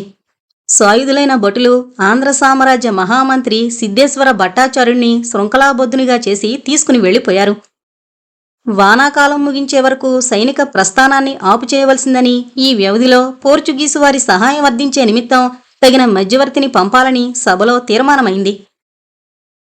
చిమ్మ చీకటి, మేఘాడంబరంచే పృథ్వీ కంపిస్తోంది. చిన్న జల్లుని చెదరగొడుతూ గాలి వీస్తోంది. హోర్మని చప్పుడు, చీరండల నాదం ప్రకృతి పిశాచరూపం దాల్చింది. 300 మంది అశ్వికులు కావేరీ తీరాన్ని అంటి నిదానంగా నడక సాగిస్తున్నారు. వారందరూ పూర్ణలోహ కవచాలంకృతులు. ఆ దళం వరుసకి 4 అశ్వికుల చొప్పున కదిలి వెళుతోంది. దళానికి ముందుగా 2 అశ్వికులు నల్లని గుర్రాలనెక్కి టీవీగా దారి తీస్తున్నారు. వారికి ముందుగా ఒక గుర్రంపై ఒక యోధుడు వీరందరికీ దారి చూపుతున్నట్లుగా తన ఈటెని ఊపుతూ నడుస్తున్నాడు. మల్లప్ప, మన గమ్యస్థానం ఇంకా ఎంత దూరం ఉంటుంది? ప్రశ్నించాడు ముందుగా వెళుతున్న అశ్వికుల్లో ఒకడు. ప్రభో, మనం దగ్గరకొచ్చేశాం. అదిగో నల్లగా కనబడుతోందే, అదే చింతల తోపు. అక్కడికి కొన్ని 100 గజాల దూరంలో మనకి ఎర్రని గోడలు కనిపిస్తాయి. అదే దేవీకోట ద్వీపం అన్నాడు మల్లప్ప. ఆ హోరేమిటి? అడిగాడు కంపరాయుడు. అది సముద్రపు హోరు. ఇక్కడ కావేరీ తల్లి సముద్రంతో కలిసే చోటు అన్నాడు మల్లప్ప. అశ్వికులందరూ చింతతోపులోనికొచ్చారు. సామంత యాచమనాయకుని ఆజ్ఞని పాటించి చింతతోపులో అందరూ గుర్రాల నుండి కిందకు దిగారు. కంపరాయంతో కొంతసేపు మాట్లాడి యాచమనాయకుడు మల్లప్పతో పాదచారిగా కావేరీ నది సాగర సంగమం వైపు నడక సాగించాడు. అప్పుడు వానతుంపర్లు పడుతున్నాయి. మల్లప్ప, అదిగో ద్వీపం కనిపిస్తోంది.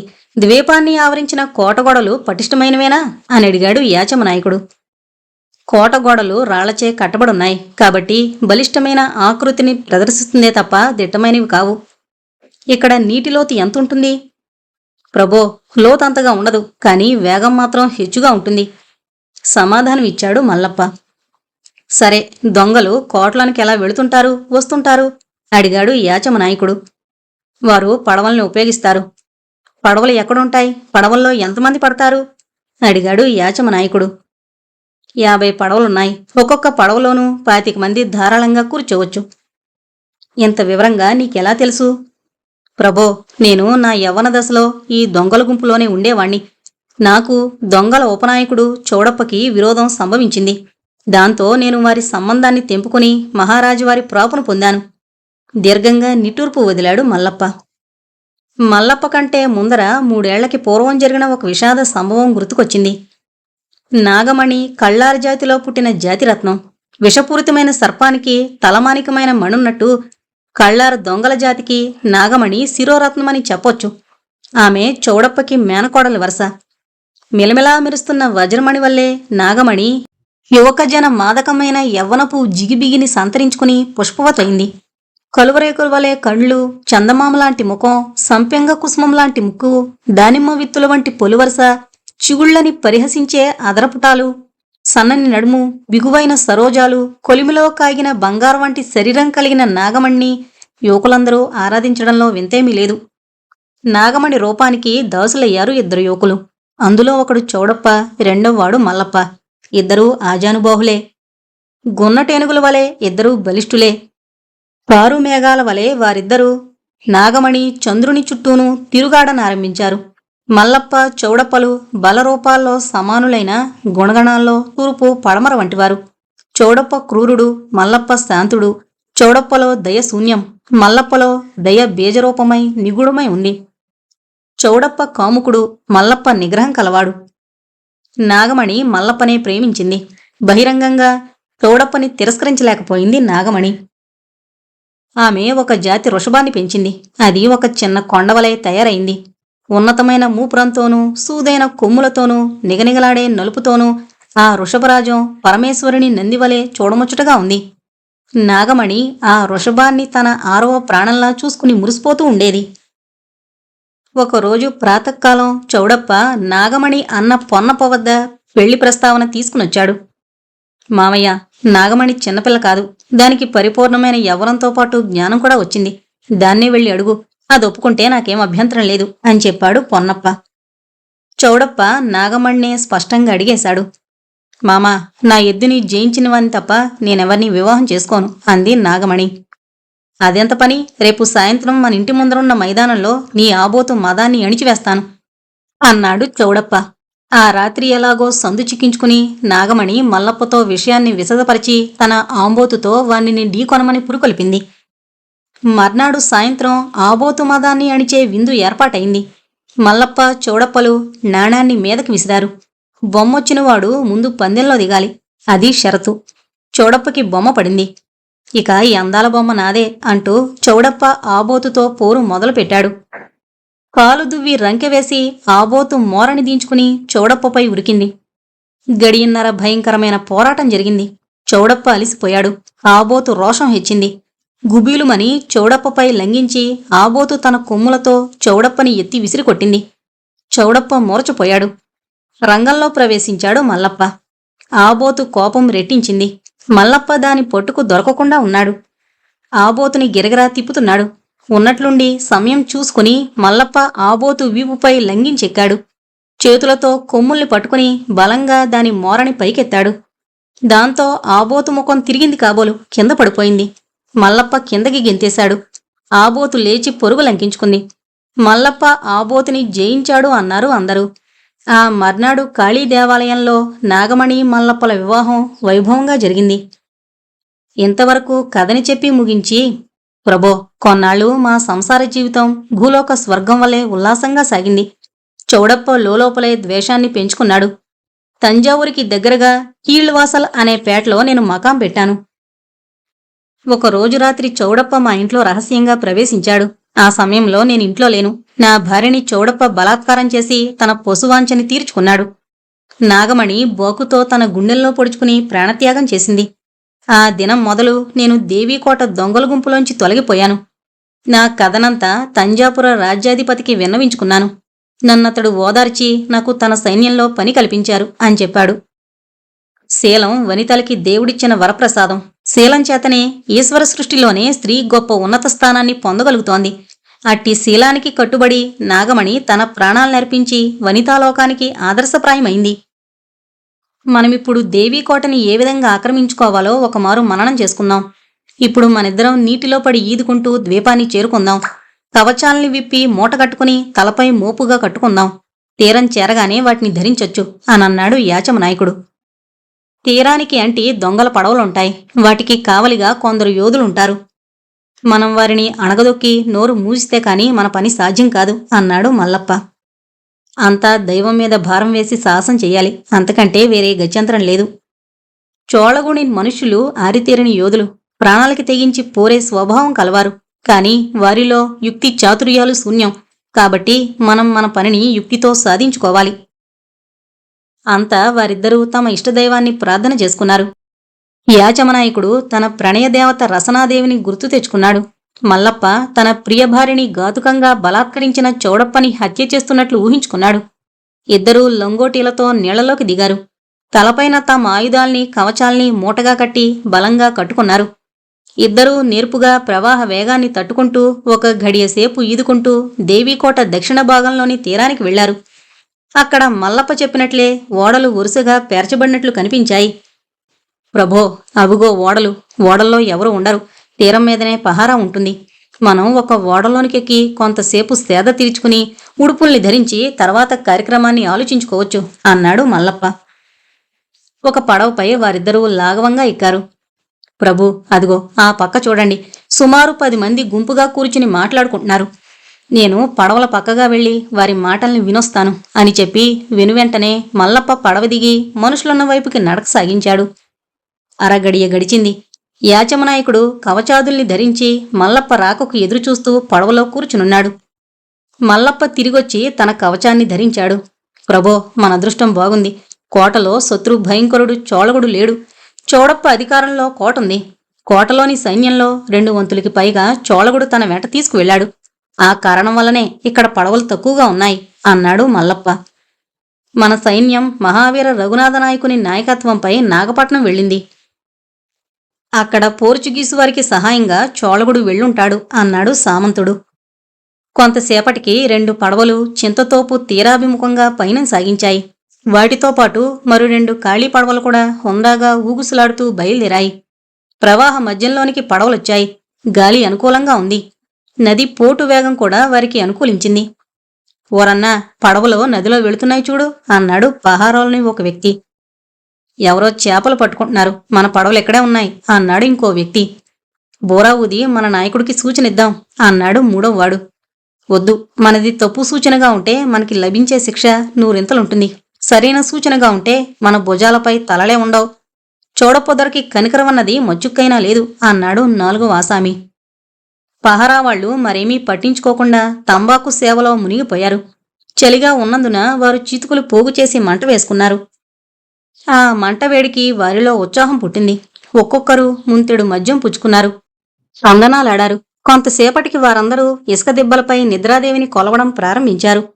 యాచమనాయకుడు 200 మంది సైన్యాన్ని సులభంగా దేవీకోట ద్వీపతీరంలో దించేశాడు.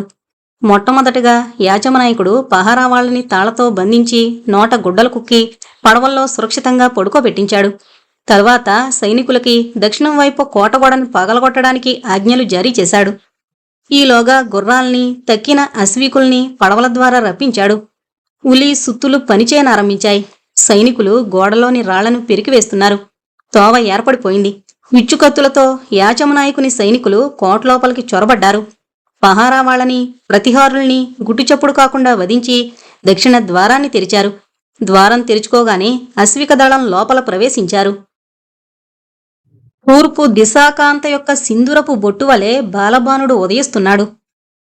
చోళగుని కీర్తిచంద్రుడు వెలవెలపోతున్నాడా అన్నట్లు చంద్రుడు కళావిహీనుడై అస్తమిస్తున్నాడు. నభస్సున మేఘాలు చెల్లాచెదురై నిర్మలంగా ఉంది. దేవీకోట యాచమనాయకుని వశమైపోయింది. హతశేషులైన చోళగుని సైనికులు ఖైదీలైపోయారు. మల్లప్ప భీకర కరవాలానికి ఆహుతైపోయాడు చౌడప్ప. దేవీకోట కారాగారాలు విడగొట్టబడ్డాయి. చోళగుని అపార ధనరాశులన్నీ యాచమనాయకుని వశమైపోయాయి. కంపరాయ, కారాగారాల్లో రాజకుమారతి జాడ కనిపించలేదు. ఒకవేళ ఆమె అంతఃపురంలో బంధించబడి ఉండొచ్చు. రాణివాసపు స్త్రీలను మర్యాదగా ఈ సభాంగణానికి తోడ్చుకొని రావలసిందిగా మన దళపతితో చెప్పు అన్నాడు యాచమనాయకుడు. చోళగుని రాణివాసపు స్త్రీలందరూ సభాంగణానికి తీసుకుని రాబడ్డారు. వారితో పాటు జాఫ్నా రాకుమారి రసనాదేవి కూడా వచ్చింది. రసనాదేవి వాడిపోయిన తామర పద్మంలా ఉంది. ఆమె చోళగుడి చెరలో పడింది వారమే అయినా ఆ స్వల్పకాలం ఆమె శరీరంలో చాలా మార్పు తెచ్చింది. శరీరారోగ్యం హృదయభావాల్ని బట్టి ఉంటుంది కాబోలు. ఆమె శరీర లత శీతాకాల గాలి తాకిడికి శుష్కించిన పుష్పలత వలె కాంతి విహీనమై జాలి పుట్టిస్తోంది. ఆమెను చూడగానే యాచమనాయకుని కండ్లు ఆర్ద్రమయ్యాయి. రాకుమారి, మీ తండ్రిగారు క్షేమంగా ఉన్నారు. మీకు ఇటువంటి విపత్తు సంభవించినందుకు చింతిస్తున్నాను. మీకు కలిగిన కష్టంచే దేశానికి ఒక మేలు సంభవించింది. చోళగుని దుండగాలకి స్వస్తి చెప్పడం జరిగింది అన్నాడు యాచమనాయకుడు. మీచే 2 సార్లు నేను రక్షింపబడ్డాను. నా కృతజ్ఞతని మీకు ఏ విధంగా తెలియజేయాలో తెలియడం లేదు అంది జాఫ్నా యువరాణి రసనాదేవి. సామంత యాచమనాయకుడు చోళగుని రాణివాసాన్ని సముచితమైన ధనాన్నిచ్చి మర్యాదగా పంపివేశాడు. పడవలపై ద్రవ్యరాశుల్ని, రసనాదేవిని ఆవలి తీరానికి తరలించాడు. పట్టుబడిన ఖైదీలను నిరాయుధుల్ని కావించి విడిచిపుచ్చాడు. విజయోత్సాహంతో తంజపురాభిముఖుడయ్యాడు యాచమనాయకుడు. దేవీకోట దుర్గం నేలమట్టం కావించబడింది. ఈ పాటికి యువరాజు విజయరాఘవ నాయకుడు పోర్చుగీసు వారిని చెల్లాచెదురు కావించి జాఫ్నాదీవిని వశం చేసుకునే ఉంటాడు. శ్రీగ్రంలోనే రాకుమారి రసనాదేవి స్వదేశానికి పయనం కావలసుంటుంది అన్నాడు యాచమనాయకుడు. రసనాదేవి యాచమనాయకుని పక్కనే తన గుర్రాన్ని నడుపుతూ ఓరకంటతో అతన్ని చూసి, ప్రభో, నా హృదయమేమో ఇక్కడి నుండి కదిలే స్థితిలో లేదు అని మందహాసాన్ని ప్రదర్శించింది.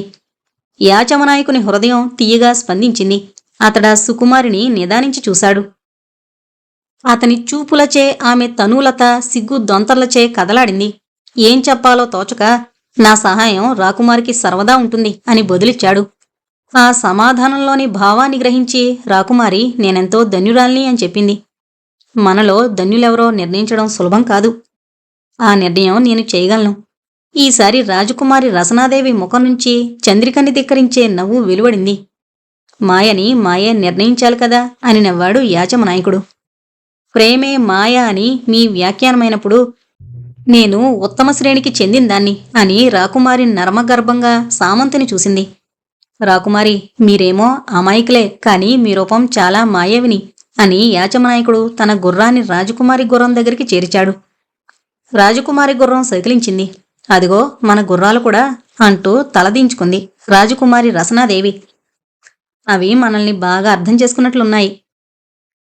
ప్రభో, నేను మీ చరణదాసిని అంది రాకుమారి రసనాదేవి తన పాణితలాన్ని చాచి. కాదు దేవి, నేను మీ చరణ రాజీవ మధుకరుణ్ణి అని యాచమనాయకుడు ఆమె హస్తాన్ని పట్టి మృదువుగా నొక్కాడు. 2 గుర్రాలు సెకిలించాయి. Good morning Prithvi. Good morning అంటూ సుఖీ టీ కప్పుతో వచ్చి నిద్రలేపింది. చాలాసేపు నిద్రపోయినా సుఖీ అని అడిగాడు పృథ్వీ టీ కప్పు అందుకుంటూ. లేదు, ఇంకా 7:30 అయింది. నీ ప్రోగ్రాం ఏమిటి అడిగింది సుఖీ. ముందు నీ ప్రోగ్రాం ఏంటో చెప్పు టీ తాగుతూ అడిగాడు పృథ్వీరాజు సుఖీ వైపు చూస్తూ. ఏముంది, మా ప్రోగ్రాం ఫిక్సెడ్. నేను, దుమాల్, రాజగోపాలవంకుల్ ముగ్గురు సెషన్స్ కోర్టుకు వెళతాం. సుషీ రసనని అక్కడికి తీసుకొస్తుంది. సుషీ నిజంగా రసనని అక్కడికి తీసుకొస్తుందా? ఆశ్చర్యంగా ఉందే అన్నాడు పృథ్వీ. అదంతా నీ ప్రయత్న ఫలితమే. సుషీకి కూడా రసన పట్ల పాజిటివ్ థింకింగ్ ఏర్పడినట్లుంది. మేము అడగగానే ఎలాంటి అభ్యంతరం లేకుండా తీసుకొస్తానని చెప్పింది. రసనని కోర్టులో హాజరుపరిచాక ఏం చేస్తావు? రసన విపరీతమైన మానసిక ఒత్తిడికి గురయ్యి జీవితం మీద విరక్తి పుట్టి అలా స్టేట్మెంట్ ఇచ్చిందని వాదిస్తాం. ఆమె చేత మెజిస్ట్రేట్ సమక్షంలో సంయుక్త హత్య విషయంలో తనకెలాంటి సంబంధం లేదని కొత్తగా స్టేట్మెంట్ ఇప్పించి రికార్డు చేస్తాం. ఆ తర్వాత ఆమెని బెయిల్ మీద విడుదల చేయమని జడ్జి గారికి అప్పీల్ చేస్తాం చెప్పింది సుఖీ. బెయిల్ దొరుకుతుందంటావా? సాయంత్రానికల్లా రసనని నీ ముందు నిలబెడతాను. నమ్మకం లేకుంటే బెట్ కట్టు అంది సుఖీ. నువ్వు నేను బెట్టాడి చాలా కాలమైంది. అవును, చాలా కాలమైంది. సాయంత్రం రసనని తీసుకొస్తే ఏమిస్తావు అంది సుఖీ.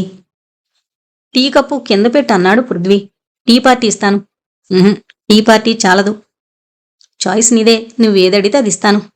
ప్రామిస్, మాట తప్పకూడదు. God promise. చెప్పేం కావాలో. చూడు పృథ్వీ. సుఖీ కంఠస్వరం సీరియస్గా మారిపోయింది. సంయుక్త ఎలాగూ గతించిపోయింది. బాధాకరమైన గతం కోసం వర్తమానాన్ని భవిష్యత్తును పాడు చేసుకోకు అంది సుఖీ. సుఖీ, ఎందుకు ఉపోద్ఘాతమంతా? నీ బాగు కోసం, నా బాగు కోసం, మన పత్రిక, మన పాఠకులు, ముఖ్యంగా నీ అభిమానుల కోసం. ఏం చేయమంటావు అన్నాడు పృథ్వీ. రసనపైన నిరసనని త్యజించమంటాను. ఆమెని ప్రేమించడం మొదలుపెట్టు. నీ ప్రేమ ద్వారానే ఆమెని తిరిగి మనిషిని చేయగలవు. ఇలా గప్చిప్గా హత్యానేరం తన మీద వేసుకుందంటే దానికి నీ నిరసనే కారణం. దానికి నువ్వు చాలా అన్యాయం చేసావు పృథ్వీ. నిజమే సుఖీ. రసన నా వెంట పడినంతకాలం నేను ఆమెను అర్థం చేసుకోలేకపోయాను. కనిపించకుండా పోయిన తర్వాత గాని ఆమె విలువ తెలిసి రాలేదు. నువ్వు అడిగిన బెట్ట ఓకే సుఖీ. ఆమెను నా జీవితంలోకి ఆహ్వానిస్తాను అన్నాడు పృథ్వీరాజు. గుడ్. ఇప్పుడు చెప్పు, నీ ప్రోగ్రాం ఏమిటి? మళ్ళీ ఒకసారి నర్సింగ్ హోమ్కి డాక్టర్ వర్మ రూమ్కి వెళ్ళి పరిశీలిస్తాను. ఏవైనా క్లూలు దొరుకుతాయేమో చూస్తాను అన్నాడు పృథ్వీరాజు. రూపాలి థియేటర్ పక్క సందులోంచి బయటపడి మెయిన్ రోడ్డు మీదెక్కి సైబర్ కేఫ్ వంక నడుస్తున్న పృథ్వీ ఎవరో బిగ్గరగా తననే పిలుస్తున్నట్లు వినిపించి చకితుడై వెనుతిరిగి చూశాడు. పేవ్మెంట్ పక్కగా ఒక white and red colour angel company taxi park చేసుంది. కారు వెనక సీట్లో ఒక అమ్మాయి అద్దాలు పైకెత్తి తన వైపే చూస్తోంది. కారు తలుపు తెరుచుకుని పేమెంట్ మీద నిలబడ్డ డ్రైవర్ ఆమె ఆదేశానుసారం తననే బిగ్గరగా మిస్టర్ పృథ్వీరాజ్ అంటూ పిలుస్తోంది. పృథ్వీరాజ్ ఆ కంపెనీ ట్యాక్సీ సర్వీసు గురించి విన్నాడు. ఏంజల్ కంపెనీ ముంబైలో ప్రత్యేకమైన ట్యాక్సీ సర్వీస్ నిర్వహిస్తోంది. వృద్ధుల కోసం, పిల్లల కోసం, స్త్రీల కోసం మగ, ఆడ డ్రైవర్లతో angel red and white catchy service ఎప్పుడూ తత్పరతతో ఎదురు చూస్తుంది. ట్యాక్సీ బిల్ కాస్త ఎక్కువే అయినా భద్రత, నమ్మకం 100% ఉంటుంది. స్త్రీ ప్యాసింజర్ల కోసం స్త్రీ ట్యాక్సీ చాలనుకునే వాళ్ళు పంపిస్తారు. డ్రైవర్లకు కూడా రెడ్ అండ్ వైట్ యూనిఫామ్ ఉంటుంది. అలాంటి యూనిఫామ్లోనే తలకి టోపీ, కళ్ళజోడు పెట్టుకుని ట్యాక్సీ పక్కనే నిలబడి తనని పిలుస్తోంది. గబగబా రోడ్డు క్రాస్ చేసి కారు దగ్గరికి చేరుకున్నాడు పృథ్వీ. కారు వెనక సీట్లో కూర్చున్న అమ్మాయి వేరెవరో కాదు, రసన. ఆమె వంక తేరిపారా చూశాడు పృథ్వీ. ఆనందం పట్టలేక రసనా అని అరిచాడు. రసన బ్యాక్ డోర్ తెరిచి అతనిని కూర్చోమన్నట్లు సైగ చేసింది. పృథ్వీ లోపలికి వచ్చి కూర్చున్నాడు. డ్రైవర్ రసన ఆదేశానుసారం మెక్డొనాల్డ్ రెస్టారెంట్ వైపు కారు నడపసాగింది. ఇది నువ్వేనా రసన? నమ్మలేకుండా ఉన్నాను. ఎలా వచ్చావు? బెయిల్ మీద విడుదల చేశారా అని ఆతృతగా ప్రశ్నించాడు పృథ్వీ. అవును పృథ్వీ, నాన్నగారు సుఖీ, క్రిమినల్ లాయర్ వీకే ధుమాల్ సెషన్స్ కోర్టుకొచ్చి నన్ను బెయిల్ మీద విడుదల చేశారు. మరో వారం రోజుల తర్వాత ట్రయల్ మొదలవుతుందట. నాన్నగారికి నా మీద కోపం బాగా తగ్గిపోయింది పృథ్వీ. ఈ 6 నెలలుగా నేను కనిపించకపోవడం వల్ల అన్నీ అణగారిపోయినట్లున్నాయి. ఈ 6 నెలల అజ్ఞాతవాసం తర్వాత గతంలోని స్మృతులు నా వెంటపడ్డం ఆశ్చర్యంగా లేదు. మీరు, నాన్నగారు అంతా మళ్లీ కొత్తగా ఎప్పుడూ లేనంత ఆప్యాయతతో పలకరిస్తూ, అనురాగం నిండిన కళ్లతో స్వాంతనిస్తూ మెసలడం చూస్తుంటే నమ్మలేకపోతున్నాను. ఇదంతా నిజమేనంటారా? రసన చేతిని తన చేతిలోకి తీసుకుని మృదువుగా నిమురుతూ ఆమె మాటలు వింటున్న పృథ్వీకి ఆమె అన్న చివరి మాటలు షాక్ తెచ్చిపెట్టాయి. అనుకోకుండానే ఆమె చెయ్యి అతని చేతిలో నుండి జారిపోయింది. రసన, రుద్ధకంఠంతో అన్నాడు పృథ్వీ. నువ్వన్న మాటల్లో నిష్ఠూరం పాలు ఎక్కువగా ఉన్నా నిజం లేకపోలేదు. 6 నెలల కిందట పరిస్థితికి ఇప్పటి పరిస్థితికి తేడా నువ్వు గమనించకపోవడం ఆశ్చర్యంగా ఉంది. అప్పట్లో మీ నాన్నగారు నేను నీ హృదయపు లోతుల్లోని ప్రేమని అర్థం చేసుకోలేక దానిని ఉత్త ఆవేశం కింద జమకట్టాం. తీరా దాన్ని అర్థం చేసుకునే సమయానికి నువ్వు కనిపించకుండా వెళ్ళిపోయావు.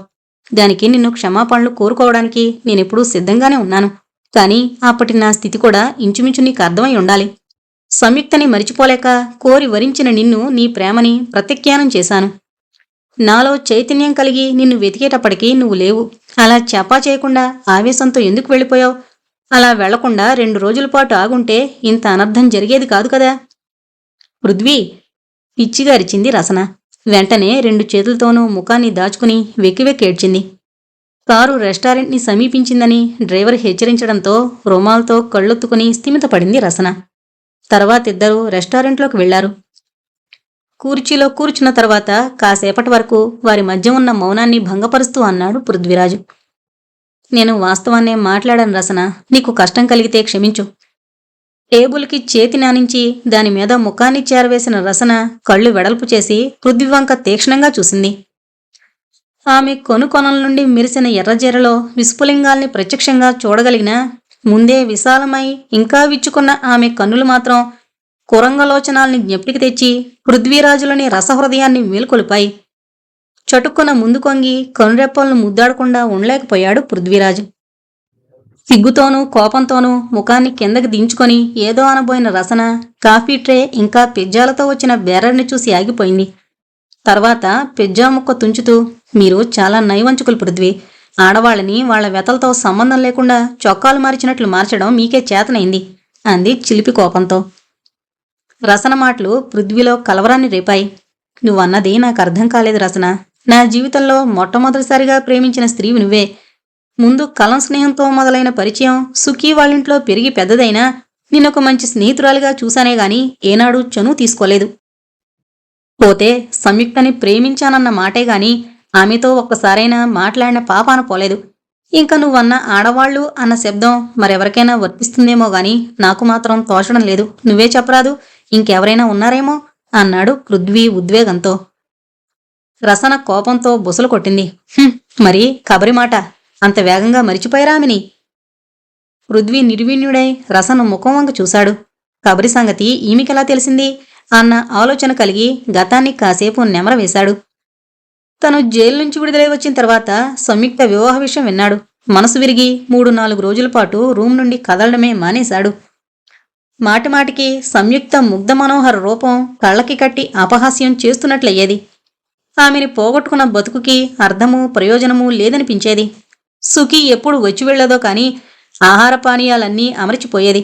అయినా చాలా భాగం అలాగే మిగిలిపోయేవి. ఆ పరిస్థితుల్లోనే రసనొచ్చి ఏవేవో కబుర్లు చెప్పింది. అన్నీ అన్యమనస్కంగానే విన్నాడు. ఆమె మాటల్లో తనకు అర్థమైందల్లా ఆమె తండ్రి జైలుకు వెళ్ళొచ్చిన పెట్టి జర్నలిస్ట్ అయిన తనతో పెళ్లి ఒప్పుకోలేదని, అతనిని ఒప్పించడం ఇక తనకి సాధ్యం కాదని, తను అనుమతిస్తే పెట్టే బేడా సర్దుకుని ఇక్కడే వచ్చి ఉండిపోతానని అన్నవే. వాటికి తనేం బదులిచ్చాడో అసలిచ్చాడో లేదో కూడా తెలీదు. తన మౌనాన్ని ఆమె అంగీకారంగా తీసుకునుంటుంది. ఆ మరుసటి రోజు రాత్రి, అవును, ఆ మరుసటి రోజు రాత్రే తన గదిలోకి కబరొచ్చింది. వస్తూనే తలుపు గడియ పెట్టింది. తను రసనే వచ్చిందనుకున్నాడు. కొంపతీసి రసన కూడా ఆ రోజు రాత్రి తన బస్కొచ్చి గదిలో కబరు ఉన్న వైనం కనిపెట్టి పారిపోలేదు కదా? రసన, ఉద్విగ్న హృదయంతో అన్నాడు పృథ్వీ. నన్ను అర్థం చేసుకోవడానికి ప్రయత్నించు రసన. కబరి ఆ రోజు నా గదిలోకొచ్చిన మాట నిజమే. అంతకుముందు 2-3 సార్లు మాట్లాడుకున్నా ఆ రాత్రే నాకు ఆమెతో పరిచయం జరిగింది. ఆమె కూడా నన్ను నీలాగే కాదు రసన. నీ ప్రేమకి ఆమె ప్రేమకి పోలిక లేదు. ఆమెది అదొక రకమైన పిచ్చి ప్రేమ. దానికి ఇప్పటికీ అర్థం తెలీదు నాకు. గదిలోకొస్తూనే తలుపు గడియ పెట్టింది. లైట్ ఆఫ్ చేసి డిమ్ లైట్ వేసింది. ఎంతో చనువున్నదానిలా నా దగ్గరకొచ్చి కూర్చుంది. ఏవేవో కబుర్లు చెప్పింది. నా కథల్లో తనలాంటి పాత్రల పట్ల నేను చూపిన సానుభూతిని చదివి నా మీద ప్రేమ భావనతో కరిగి నీరైపోయిందట. నేను సంయుక్తని ప్రేమించిన విషయం, నువ్వు నన్ను ఆరాధిస్తున్న విషయం తనకి తెలుసునట. అయినా నన్ను చూస్తే ప్రేమవాహిని పొంగి పొర్లుతుందట. నన్ను గట్టిగా వాటేసుకోవాలని ఉంటుందట. నేను ఆమె పట్ల ప్రేమని ప్రదర్శించకపోయినా, మనసులో తిరస్కరించినా సరే నాతో ఒక్కరోజు అనుభవం కావాలని వచ్చిందట. దాన్నే జీవితాంతం పదిలపరుచుకుంటుందట. సంయుక్త పట్ల విరహంతో గెడ్డాలు పెరిగి పిచ్చివాళ్లా ఉన్న నన్ను హృదయానికి హత్తుకుని లాలించింది. నన్ను మాట్లాడనీయకుండా నా నోరు నోటితో మూసేసింది. ఇంకా ఏవేవో చేసింది. నేను క్రియాశూన్యుణ్ణయ్యాను. అయినా ఎంతసేపు అలా ఉండగలను? నేను దేవుణ్ణి కాదు. దైవత్వం నాలో లేదు. మామూలు రక్తమాంసాదులున్న మనిషిని. కోరికకు లొంగి ఆమెకి అనుగుణంగా ఆడించినట్లాడాను. ఆ తర్వాత ఎన్నడూ లేనంత గాఢంగా నిద్రపట్టింది. తెల్లవారేసరికి ఆమె వచ్చిన చిహ్నాలైనా మిగల్చకుండా వెళ్ళిపోయింది. ఆ స్థితిలో నువ్వేగాని అలా లాలించి ఉన్నట్లయితే నేను నీకు దాసుణ్ణయ్యేవాణ్ణి. కాని నువ్వా చనువు తీసుకోలేకపోయావు. నా అనుమతి కోసం ఆగావు. నేను ఏదీ చెప్పలేని స్థితిలో నిన్ను నిర్లక్ష్యం చేశాను. కాని ఆ రోజే ఆ అనుభవమే నన్ను నీ వైపుకి మరల్చింది. నీ ప్రేమని గుర్తించేలా చేసింది. ప్రేమ, జీవన మాధుర్యం అన్న పదాలు చిన్న అడ్జస్ట్మెంట్లోనే ఉన్నాయన్న నగ్న సత్యం గోచరించేలా చేసింది. నీకోసం అహర్నిశలు వెతికాను. కాని నువ్వు తప్పించుకుపోయావు. తిరిగి కలుసుకునేసరికి కటకటాల వెనకున్నావు. నేను వాటి నుంచి విముక్తున్నయ్యాను. నువ్వు కూడా తప్పక బంధ విముక్తివి కాగలవు. అప్పుడు మీ నాన్నగారికి ఎటువంటి అభ్యంతరాలు ఉండకపోవచ్చు. మనమిద్దరం ఒకటే ప్రేమ సామ్రాజ్యం ఏలుదాం. నువ్వు కబరిని అసహించుకోవద్దు రసన. అర్థం చేసుకో. ఆమె పట్ల, నా పట్ల కూడా జాలిపడు. పృథ్వీ వాక్ప్రవాహానికి అడ్డుకట్ట వేసింది రసన. పృథ్వీ తేరుకొని ఆమె వంక చూశాడు. కన్నీటి మధ్య హాసరేఖతో వెలుగొందింది ఆమె ముఖం. మంచులో తడిసిన కలువ పువ్వులా భాసించింది. రసన తనని క్షమించిందని అర్థం చేసుకున్నాడు పృథ్వీ. మృదువుగా ఆమె చేయి నొక్కి వదిలిపెట్టాడు. ట్రేలో ఉన్న కాఫీ పాట్ తీసి చెరుకు కప్పు కలిపిచ్చింది రసన. ఇద్దరూ తేలికపడ్డ హృదయాలతో కాఫీ తాగి బయటపడ్డారు. కారులో కూర్చున్నాక ఇంటికి వెళ్లమని ఆదేశించింది రసన. కారు గరవైపు కదిలింది. కొన్ని ప్రశ్నలకి నీ నుండి సమాధానాలు కావాలి రసన. పరిశోధనలో ముందుకు వెళ్లాలంటే అవి చాలా అవసరం. మార్గమధ్యలో అడిగాడు పృథ్వీ. అడగండి మిస్టర్ డిటెక్టివ్, నవ్వుతూ అంది రసన. ఆమె నవ్వు ఎంతో తృప్తినిచ్చింది పృథ్వీకి. తను వంత కలుపుతూ అన్నాడు. సంయుక్త మరణం ఎలా సంభవించింది రసన? ఆమెను ఎప్పుడు గుర్తుపట్టగలిగావు? సంయుక్తని నేనెప్పుడు కాలనీలో చూడలేదు పృథ్వీ. ఆవిడ ఇల్లు వదిలి బయటకొచ్చేదే కాదు. సుఖియాకే చెప్పిందాన్ని బట్టి ఆమె రూపాన్ని మనసులోనే రూపకల్పన చేసుకున్నాను. నేను ఆసుపత్రిలో చేరిన 2 నెలల తర్వాత సంయుక్త అక్కడ చేరింది. ఆమె పేరు వినగానే ఇద్దరూ ఒకటే కాబోలు అనుకున్నాను. నేను నా ఉనికిని రహస్యంగా ఉంచాలని చేసే ప్రయత్నం వల్ల నేనెవరో ఆమెకి తెలిసే అవకాశం లేకపోయింది. పత్రికలో మీ నవల మొదలైన దగ్గర నుంచి మేమిద్దరం మరింత సన్నిహితులమయ్యాం. ఆమె కోరిక మీద నేను కొన్ని భాగాలు చదివి వినిపించేదాన్ని. ఆ నవల వింటూ సంయుక్త సంచలనానికి లోనవడంలో ఆశ్చర్యమేమీ లేదు పృథ్వీ. నవల పొడుగునా మీరు ఆమె పట్ల మీ ప్రేమని వ్యక్తం చేశారు. అలాంటి కొన్ని సమయాల్లో నాకు ఆమెపైన ఈర్ష్యాభావం చోటు చేసుకునేది. అలాగని పోలీసులు అనుమానిస్తున్నట్లు నేను హత్య చేయలేదు పృథ్వీ. హత్య ఎలా జరిగిందో నాకు అంతుపట్టడం లేదు. ఆ రోజు విజిటింగ్ అవర్స్లో కూడా బయట నుండి ఎవరూ ఆమెని కలవడానికి రాలేదు. సాయంత్రం 7 గంటల సమయంలో ఆమె డాక్టర్ గారితో నిద్ర పట్టడం లేదు అనడం, ఆయన నాకు చాలా తక్కువ మోతాదులో పెదడిని మాత్ర ఇవ్వమని ఆదేశించడం జరిగింది. నేను పాలల్లో ఒకే ఒక్క మాత్రని నూరి వేశాను. డాక్టర్ సునీల్ వర్మ మాత్రలో సగం మాత్రమే ఇమ్మన్నారట. అలాగని పోలీసులకు చెప్పారు రసన. అవును, అతను మాత్రలో సగం మాత్రమే పాలలో కలిపి ఇమ్మన్నారు. కానీ ఒక నర్సుగా ఆమె అప్పటి మానసిక స్థితి తెలిసిన నేను పూర్తి మాత్ర కలిపిచ్చాను. అయినా ఒకే ఒక్క మాత్ర పాయిజన్గా మారి ప్రాణాలు తీయదు పృథ్వీ. ఆ విషయంలో ఎటువంటి సందేహాలు అక్కర్లేదు.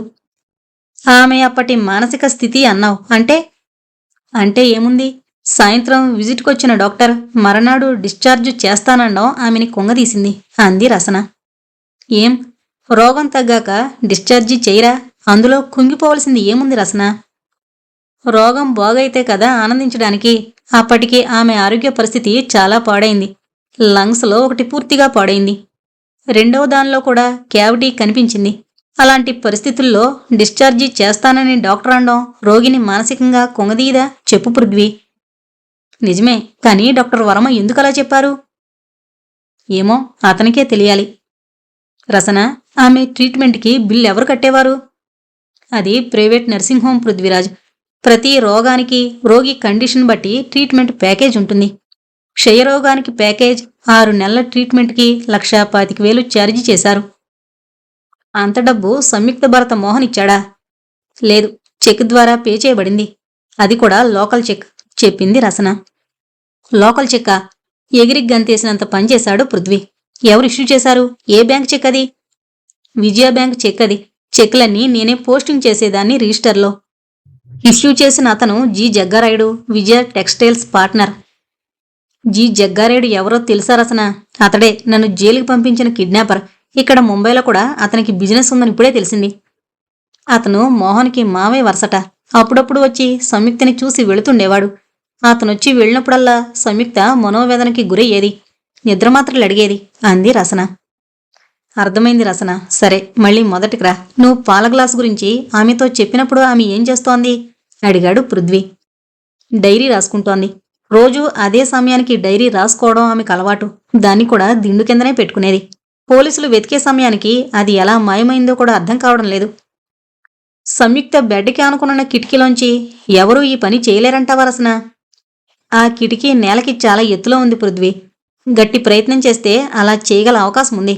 కానీ ఆమె పాలపై మూత తొలగించి ఆ అవకాశాన్ని కలగజేసినప్పుడు కదా. ఆ తర్వాత ఆమెను ఎప్పుడు చూసావు రసన? మరొక అరగంట తర్వాత ఆమె డిస్పెన్సరీ రూమ్కు వెళ్లడాన్ని చూశాను. ల్యాబరేటరీ కూడా అటువైపే ఉండడం వల్ల ఆ విషయం పట్ల ఎక్కువ శ్రద్ధ చూపించలేదు. ఆమె ల్యాబరేటరీకి వెళ్లిన సమయంలో పాల మీద మూత తొలగించి ఎవరైనా అందులో పెదిడిన్ని కలిపే అవకాశం ఉంది కదా. నిజమే పృథ్వీ, అలా జరుగుండొచ్చు. అంతకు ముందు రోజు ఆమెని చూడ్డానికి వచ్చిన జగ్గారాయుడిని నువ్వు చూసావరసనా? నేను మధ్యాహ్నం 2 నుండి 10 గంటల షిఫ్ట్లో ఉన్నాను పృథ్వీ. నేనొచ్చేసరికి అతను వెళ్ళిపోయాడు. ఆమె చనిపోయిన సంగతి ఎప్పుడు ఐడెంటిఫై చేయడం జరిగింది అడిగాడు పృథ్వీ. 9:30 ప్రాంతంలో డాక్టర్ సునీల్ వర్మకు ఆ సమయంలో లాస్ట్ చెకప్ చేసుకుని ఇంటికి వెళ్ళిపోవడం అలవాటు. నేను అతనితో కలిసి వార్డు కేసు వెళ్లాను సంయుక్తని పలకరించడానికి. ఆమె బెడ్ దగ్గరికి వెళ్లి 2 సార్లు పిలిచారు డాక్టర్ వర్మ. ఆమె పలకకపోవడంతో అప్పుడే నిద్ర పట్టేసిందా అంటూ నా వైపు తిరిగి పెతడినిచ్చావా అని అడిగారు. ఇచ్చానన్నాను. బెడ్ అటువైపుకు వెళ్లి ఆమె ముఖంవంక చూశారు. డాక్టర్ వర్మ ఆమె పడుకున్న తీరులో ఏదో అనుమానం తట్టి స్టెతస్కోప్తో గుండెల అలికిడిని చూసి చనిపోయినట్లు తెలుసుకున్నారు. డాక్టర్ వర్మ ఎలాంటి మనిషి రసన అడిగాడు పృథ్వీరాజు. చాలా మంచి మనిషి. పేషెంట్లతోనూ స్టాఫ్తోనూ నిదానంగా గంభీరంగా మాట్లాడతారు. కానీ ఆడపిల్లల విషయంలో కొద్దిగా బలహీనత ఉంది. ఫీమేల్ పేషెంట్ల పట్ల ప్రత్యేకమైన శ్రద్ధ చూపిస్తారు. మా నర్సుల భుజాల మీద అప్పుడప్పుడు చేతులు వేసి మృదువుగా నిమరడం, మెట్ల మలుపుల దగ్గర, ఇంకా కొన్ని డార్క్ కార్నర్స్ దగ్గర వీలైనంత దగ్గరగా ఆనుకుని నడవడం లాంటి పనులు తరచూ జరుగుతుండేవి. ఎప్పుడూ హద్దు మీరకపోవడం వల్ల ఆ విషయాన్నంతగా పట్టించుకోవడం మానేశాం. ఇంతకన్నా మరేవి ఆసక్తికరమైన సంఘటనలు? లేవు పృథ్వీ. ఆ రోజు కూడా చాలా సాధారణంగా మిగతా అన్ని రోజుల్లాగే గడిచిపోయింది. కారు ఖర్ఘర్ చేరుకుంది. ప్రొఫెసర్ రాజగోపాలం గారు విడిది చేసిన ఇంటి ముందు ఆగింది. ఇద్దరూ మాట్లాడుకోవడం ఆపి కిందకి దిగారు. ఇద్దరూ కలిసి ఇంట్లోకి వెళ్తుండగా గుడ్ ఈవినింగ్ మిస్టర్ పృథ్వీ అన్న పలకరింపు వినిపించింది. ఆ మాటలు వెనక నుంచి రావడం వల్ల పృథ్వీ వెనుతిరిగి చూశాడు. కారు తలుపునానుకుని డ్రైవర్ యూనిఫాంలో టోపీ కళ్ళజోడు తీసి నిల్చున్న ఇన్స్పెక్టర్ సుష్మితను గుర్తించి ఆశ్చర్యంతో చూస్తుండిపోయాడు. సుష్మిత నవ్వుతూ రసన వంక చూసి, మిస్ రసన, మిమ్మల్ని నిర్బంధంలో ఉంచి ప్రశ్నించడం కన్నా బెయిలౌట్ చేసి ఫాలో చేస్తే ఎక్కువ విషయాలు తెలుస్తాయనే ఉద్దేశంతో ఈ ట్యాక్సీ సర్వీస్ని నేను నా ప్రయోజనం కోసం వాడుకున్నాను. ట్యాక్సీలోనూ హోటల్లోనూ మీరిచ్చిన ఇన్ఫర్మేషన్కి చాలా థ్యాంక్స్ మిస్ రసన అంటూ ట్యాక్సీ స్టార్ట్ చేసి వెళ్ళిపోయింది ఇన్స్పెక్టర్ సుష్మిత. రసన, పృథ్వీరాజ్ ఇద్దరూ నిరత్తురులై ఒకరి ముఖాలు మరొకరు చూసుకున్నారు. ప్రొఫెసర్ రాజగోపాలం గారి ఖర్ఘర్ విడిదిలో సమావేశమయ్యారు ముగ్గురు. పృథ్వీరాజ్, శుభంకరి, రసన. పృథ్వీరాజ్ శుభంకరితో సుష్మిత తామిద్దరిని ఎలా ట్రాప్ చేసిందో చెప్పాడు. సుష్మిత ఇంత ష్రూడ్గా ప్రవర్తిస్తుందనుకోలేదు. తనకి రసన మీద సాఫ్ట్ కార్నర్ ఏర్పడింది అనుకున్నాను అంది శుభంకరి. అది సుష్మిత తప్పు కాదు సుఖీ. పోలీసు శిక్షణలో భాగం. హంతకుడు దొరికే వరకు వారి పరిశోధన జరుగుతుంది. వాడు అనుమానితుడైనా సరే, ఆపై వాళ్లు చేసేది సాక్ష్యాల సేకరణ మాత్రమే. పృథ్వీరాజ్, నువ్వు మరో ముగ్గురి అనుమానితుల్ని పోలీసులకు పట్టించావు. వాళ్లు ఆ యాంగిల్లో ఆలోచన చేయలేదంటావా? చేసే ఉంటారు సుఖీ. వారిలో మోహన్ సంయుక్తకి భర్త. అతనికి ఆమెని హత్య చేయాల్సిన అవసరం లేదు. ఆమె బతుకుంటేనే అతనికి ధనం లభించేది. తక్కినవారు సుజన, ఆ మన్నయ్య. వాళ్ళిద్దరూ పల్లెటూరు మనుషులు. ఎంతో నేర్పుతో, పెతడిని ప్రయోగంతో వారు సంయుక్తని హత్య చేసే అవకాశం లేదు. అదీకాక వారికి మోహన్ ద్వితీయ వివాహం సంగతి ఆమె మరణం తర్వాతే తెలిసింది. వారికి స్ట్రాంగ్ ఎలిబి ఉండే ఉంటుంది. అయితే సంయుక్త హత్య? వారిద్దరి మాటలు వింటున్న రసన కలగజేసుకుంది. ఇంకెవరు చేసుంటారని నీ ఉద్దేశం? రసన, నిన్ను కలవడానికి ముందు నేను నర్సింగ్ హోమ్ని, డాక్టర్ వర్మ కన్సల్టింగ్ రూమ్ని పరిశీలించాను. అదృష్టం కొద్దీ డాక్టర్ వర్మ రూము ఖాళీగా దర్శనమిచ్చింది. నాకక్కడ అనుమానాస్పదమైన ఆధారాలు ఏవీ లభించలేదు. కానీ డాక్టర్ వర్మ పేరిటొచ్చిన ఈ బ్యాంకు స్టేట్మెంట్ కనిపించింది. బ్యాంకు కాగితాలు ఎందుకులే అనుకుంటూనే తెరిచి చూశాను. చాలా స్టన్నింగ్ ఇన్ఫర్మేషన్ ఉంది ఇందులో అన్నాడు పృథ్వీ. ఏది ఇలాగి అంటూ పృథ్వీ చేతిలోని కవర్ తీసుకుని చూసింది రసన. ఐసిఐసిఐ బ్యాంకు స్టేట్మెంట్ అది. ఆ బ్యాంకు కస్టమర్లకి పాస్బుక్ ఇవ్వదు. 3 నెలలకొకసారి ఖాతాకి సంబంధించిన వివరాలు స్టేట్మెంట్ రూపంలో ఇస్తుంది. డాక్టర్ వర్మ పేరునొచ్చిన ఆ స్టేట్మెంట్ ప్రకారం అతని అకౌంట్లో 10 లక్షలు క్రెడిట్ అయినట్లుంది. రసన దానిని చూసి, ఇందులో అంత ఆశ్చర్యపరిచే విషయం ఏముంది అంది. శుభంకరి కూడా దాన్ని చూసింది. ఆమెకి ఏమీ అర్థం కాలేదు. అర్థం కాలేదు కదూ. మొదట నాకు కూడా ఇందులో ఏముంది అనిపించింది. కానీ ఆ 10 లక్షలు చెక్ రూపంలో ఏప్రిల్ 12వ తారీఖున క్రెడిట్ అయింది. అంటే సంయుక్త హత్య జరగడానికి ఒక రోజు ముందు అన్నాడు పృథ్వీ సాభిప్రాయంగా వాళ్ల వంక చూస్తూ. సుఖీకి వెంటనే స్ఫురించింది. అంటే డాక్టర్ వర్మకి ముట్టిన 10 లక్షలకి సంయుక్త హత్యకి సంబంధం ఉందంటావా అడిగింది. అవును అన్నాడు Prithvi. No no, impossible. Doctor Varma హంతకుడా? నేను నమ్మలేను అరిచింది రసన. కూల్ డౌన్ రసన, అతడు హంతకుడని నేనింకా అనందే అనన్నాడు పృథ్వీరాజు. మరి ఏంటి నీ ఉద్దేశం అడిగింది. నా ఉద్దేశం ప్రకారం సంయుక్త హత్య ప్రొఫెషనల్గా క్యాల్కులేటెడ్గా జరిగింది. ఒకే హాస్పిటల్లో, అదే హాస్పిటల్లోని నిద్రమాత్రలతో జరిగింది. అందుచేత హంతకునికి మెడికల్ కెరీర్ గాని, మెడిసిన్ గురించి గాని, ఆ ప్రైవేటు ఆసుపత్రి పద్ధతి, అక్కడ టైమింగ్స్ గురించి అవగాహన ఉండి తీరాలి. అందుచేత ఒక్క నర్సునే కాదు, డాక్టర్ని కూడా అనుమానించొచ్చు అంటున్నాను. నీ లాజిక్లో ఒక లోపం ఉంది పృథ్వీ. ఈసారి సుఖీ కలగజేసుకుంది. డాక్టరే కనుక హత్య చేసుంటే అది హత్య అనే అనుమానం రాకుండా సహజమైన మరణంలా చేసుండేవాడు కదా. అవును అంది రసన. డాక్టర్ వర్మ అది దుర్మరణం అని అనుమానించి పోలీసులకు రిపోర్ట్ ఇచ్చారు. డాక్టర్ వర్మ సంయుక్త మరణాన్ని హత్య అని ధ్రువపరిచి పోలీసులకు చెప్పడానికి 3 కారణాలున్నాయి అన్నాడు పృథ్వీ నెమ్మదిగా. సుఖి అడిగింది. పృథ్వీ, ఏంటా కారణాలు? మొదటిది, హాస్పిటల్ రిప్యుటేషన్ని కాపాడ్డం. చికిత్స పొందుతున్న రోగి చికిత్స ముగియకుండానే మరణిస్తే ఆసుపత్రి పరువు మర్యాదలకి కళంకమవుతుంది. రెండవది, హత్య అని హంగామా చేసి పోలీసులను పిలిపిస్తే తన వ్యక్తిగత పాపులారిటీ పెరుగుతుంది. మూడవది, తన మీద ఎలాంటి అనుమానం రాకుండా నేరమంతా ఒక నర్సు మీదకి పోతుంది కాబట్టి అలా చేయడంలో థ్రిల్. ఇవే కారణాలు. పృథ్వీ, చాలా అన్యాయంగా మాట్లాడుతున్నావు అంది రసన. లేదు రసన, పృథ్వీ చెప్పిన దాంట్లో కూడా పాయింట్ ఉంది. అది ధ్రువపరిచే ఆ చెక్ ఎవరిచ్చారో తెలియాలి. నాకు తెలుసు, ఆ చెక్కు గొబ్బూరి జగ్గారాయుడిచ్చాడు అన్నాడు పృథ్వీరాజు. గొబ్బూరి జగ్గారాయుడా అడిగింది సుఖి. అవును, జి జగ్గారాయుడు, విజయ టెక్స్టైల్స్ పార్ట్నర్. నేను వాడికి గొబ్బూరి జగ్గారాయుడని పేరు పెట్టాను. అంత ఖచ్చితంగా ఎలా చెప్పగలవు? ఊహించాను. అది కన్ఫర్మ్ కావాలంటే నువ్వొక ఫోన్ కాల్ చెయ్యాలి సుఖీతో అన్నాడు పృథ్వీ. సరే, ఎవరికి చెయ్యాలి? ఏ మేటర్ పైన చెయ్యాలి? అడిగింది సుఖీ ఉత్సాహంగా. నువ్వు విజయ బ్యాంక్ ఆఫీసర్లా డాక్టర్ వర్మకి రింగ్ చేసి మా బ్యాంకు నుంచి ఇష్యూ అయిన చెక్కు క్రెడిట్ అయిందా లేదా అని అడగాలి.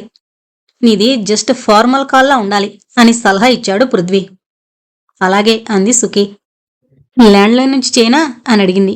అవును అన్నాడు పృథ్వీ. ప్లాన్ ఫెయిల్ అయితే మన ఐడెంటిటీ దొరకకూడదు అన్నాడు పృథ్వీ. రసన మౌనం వహించింది. సుఖి డాక్టర్ వర్మకి ఫోన్ చేసింది. హలో అన్న మాట వినబడగానే స్పీకర్ ఫోన్ ఆన్ చేసింది. Hello, doctor Varma speaking. Good evening sir. Sorry for the disturbance. I am from Vijaya bank. Just a formal call. Yes, what do you want to know అన్నాడు doctor Varma. Just an information sir. మా bank నుంచి 10 లక్షల మొత్తానికి issue చేసిన చెక్కు amount credit అయిందా లేదా అని అడిగింది సుఖి. మీరు తెలుగువారా? వండర్. అయ్యింది, కానీ ఎందుకు అడిగారు? మీ బ్యాంకుకి తెలియకుండా ఎలా అవుతుంది? ప్రశ్నించాడు వర్మ. మీకు చెక్ ఇష్యూ చేసిన పెద్ద మనిషి మాకు చాలా ముఖ్యమైన ఖాతాదారు సార్. ఆయనకి మేం మెసేజ్ పంపే ముందు మీ దగ్గర కన్ఫర్మేషన్ చేసుకుందామని అడిగాను. అది మా బ్యాంకు నియమం సార్. ఎవరికి? జగ్గారాయుడికే కదా. అతనికి నేను చెప్పేశానే అన్నాడు వర్మ. థ్యాంక్ యూ సార్ అని ఫోన్ పెట్టేసింది సుఖి. చూసావా, ఫీమేల్ వాయిస్లో ఎంత గమ్మత్తుందో. అదే నేను రింగ్ చేస్తే ఈ విషయం బయటపడేది కాదు. ఇప్పటికైనా ఒప్పుకుంటావా ఈ హత్య వెనక హస్తం, ధనబలం ఉన్నాయని అన్నాడు పృథ్వీ. బ్రేవో పృథ్వీ, నీ imagination true to the point అని మరోమారు రుజువు చేశావు మెచ్చుకుంది సుఖి. అయితే సంయుక్తని హత్య చేసేందుకు అంత డబ్బు ఖర్చు పెట్టాల్సిన అవసరం జగ్గారాయునికి ఏముంది? సంయుక్త డైరీ గురించి. ఆ డైరీ దొరికితేనే గాని ఈ మిస్టరీ వీడదు. పోతే 10 లక్షలు జగ్గారాయుడికి పెద్ద అమౌంట్ కాదు. అంత అమౌంట్ ఇవ్వకపోతే గాని డాక్టర్ లొంగడు అన్నాడు పృథ్వీరాజు. పృథ్వీ, ఇది డిఫెన్స్కి ఉపయోగపడుతుంది. ఈ స్టేట్మెంట్లో ఉన్న చెక్ నెంబర్ను బట్టి దానిని ఇష్యూ చేసిన బ్యాంకు నుంచి స్టేట్మెంట్ తీసుకుంటే ఎవిడెన్స్గా పనికొస్తుంది. ఆ పని ధుమాల్ చేయగలడు అంది సుఖి. రసన విస్ఫారిత నేత్రాలతో వారిద్దరినీ చూస్తోంది. అటువంటి స్థితిలో ఉన్న రసనని చూసి సుఖీకి నవ్వొచ్చింది. పృథ్వీ, నీ చారిత్రక నవల్లో హీరోయిన్ పేరు కూడా రసనాదేవి కదూ అని అడిగింది. అవును, విలన్ పేరు జి జగ్గారాయుడు అన్నాడు పృథ్వీ. నిజమా పృథ్వీ? అయితే నేను ఆ నవలను చదవాలి అంది రసన. ఆంధ్ర సేనావాహిని యొక్క నేత వీరప్పనాయకుడు బోనులో పులివలే పచారులు చేస్తున్నాడు. అతని మీసాలు త్రుళ్ళిపడుతున్నాయి. అతని నేత్రాలు నిప్పు కణికల్ని వెదజల్లుతున్నాయి. మోసాన్ని మోసం చేతని ఎదుర్కోవాలి అని అతని పెదవులు స్పష్టంగా గొణిగాయి. ఏమేమి, మహామంత్రి సిద్ధేశ్వర భట్టాచార్యుడు బంధింపబడ్డా?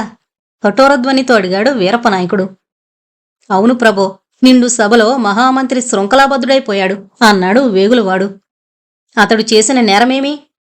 తంజావూరు ప్రభుత్వం యొక్క రాయబారాన్ని పూర్తిగా తోసివేరాదని చెప్పి ఒక చిన్న సవరణ ప్రతిపాదించినందుకు అతడు బంధింపబడ్డాడు. సేనాధిపతి వేగులవాణిని పంపించివేసి ఆ సాయంకాలం తన దండనాయకులందర్నీ సమావేశపరిచాడు. సహోదర సేనాధిపతులారా, రాజకీయ వాతావరణం చాలా బీభత్సంగా మారిపోయింది. మన రాజప్రతినిధి గొబ్బూరి జగ్గారాయుడు నిరంకుశంగా ప్రవర్తిస్తున్నాడు. నేను మహామంత్రి సిద్ధేశ్వర భట్టాచార్యుడు అతనితో సహకరించడానికి కారణం సామంత పదవులు ఆశించి అని నేను ఒప్పుకుంటున్నాను. కానీ అతడు రాజకుటుంబాన్ని హత్య చేస్తాడని మేము తలంచలేదు.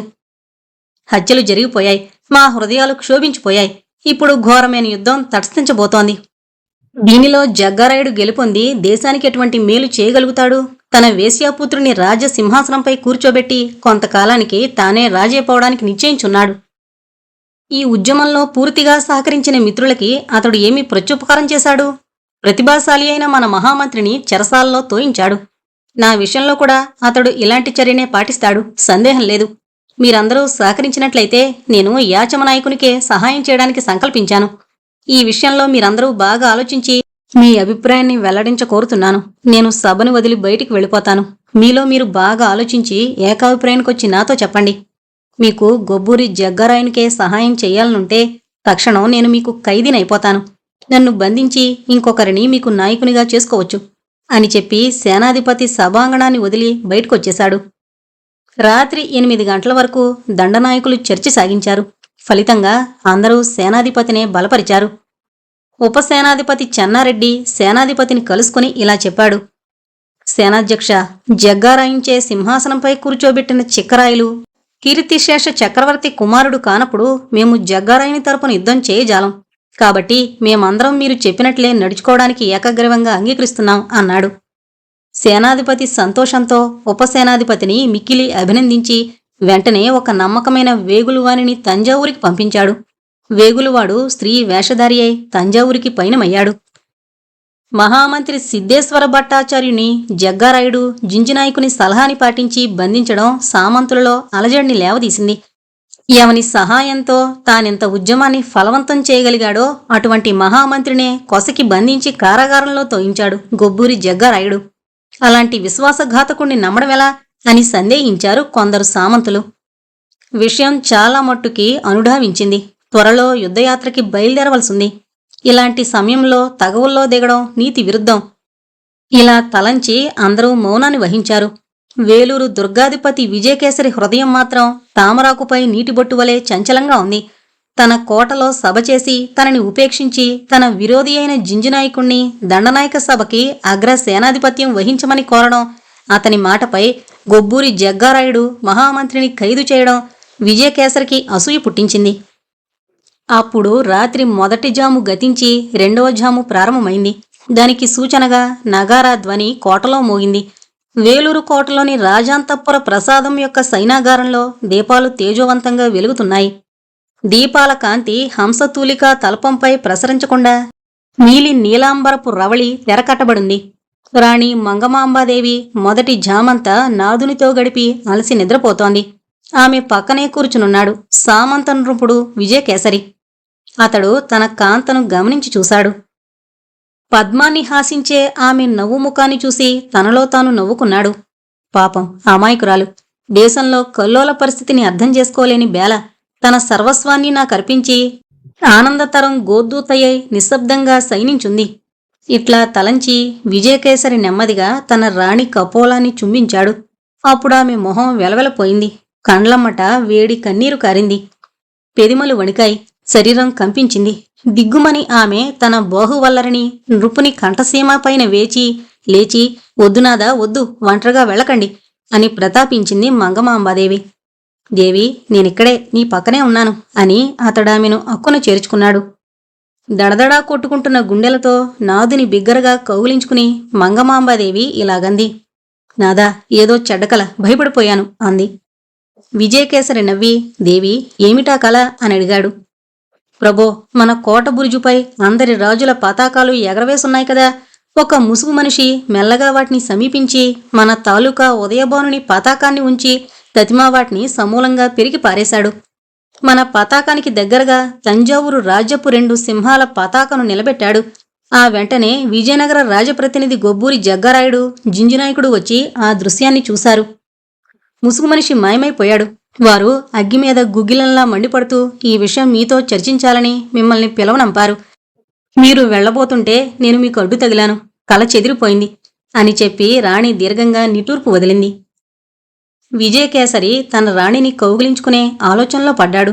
అతని హృదయం పౌర్ణమి నాటి సముద్రం వలె ఆలోచన తరంగాలతో ఉబికిపోతోంది. రాణి దీనంగా తన నాదుని చూసి, స్వామి, ఏమలా ఉన్నారు, ఏమైనా అని ఆతృతతో అడిగింది.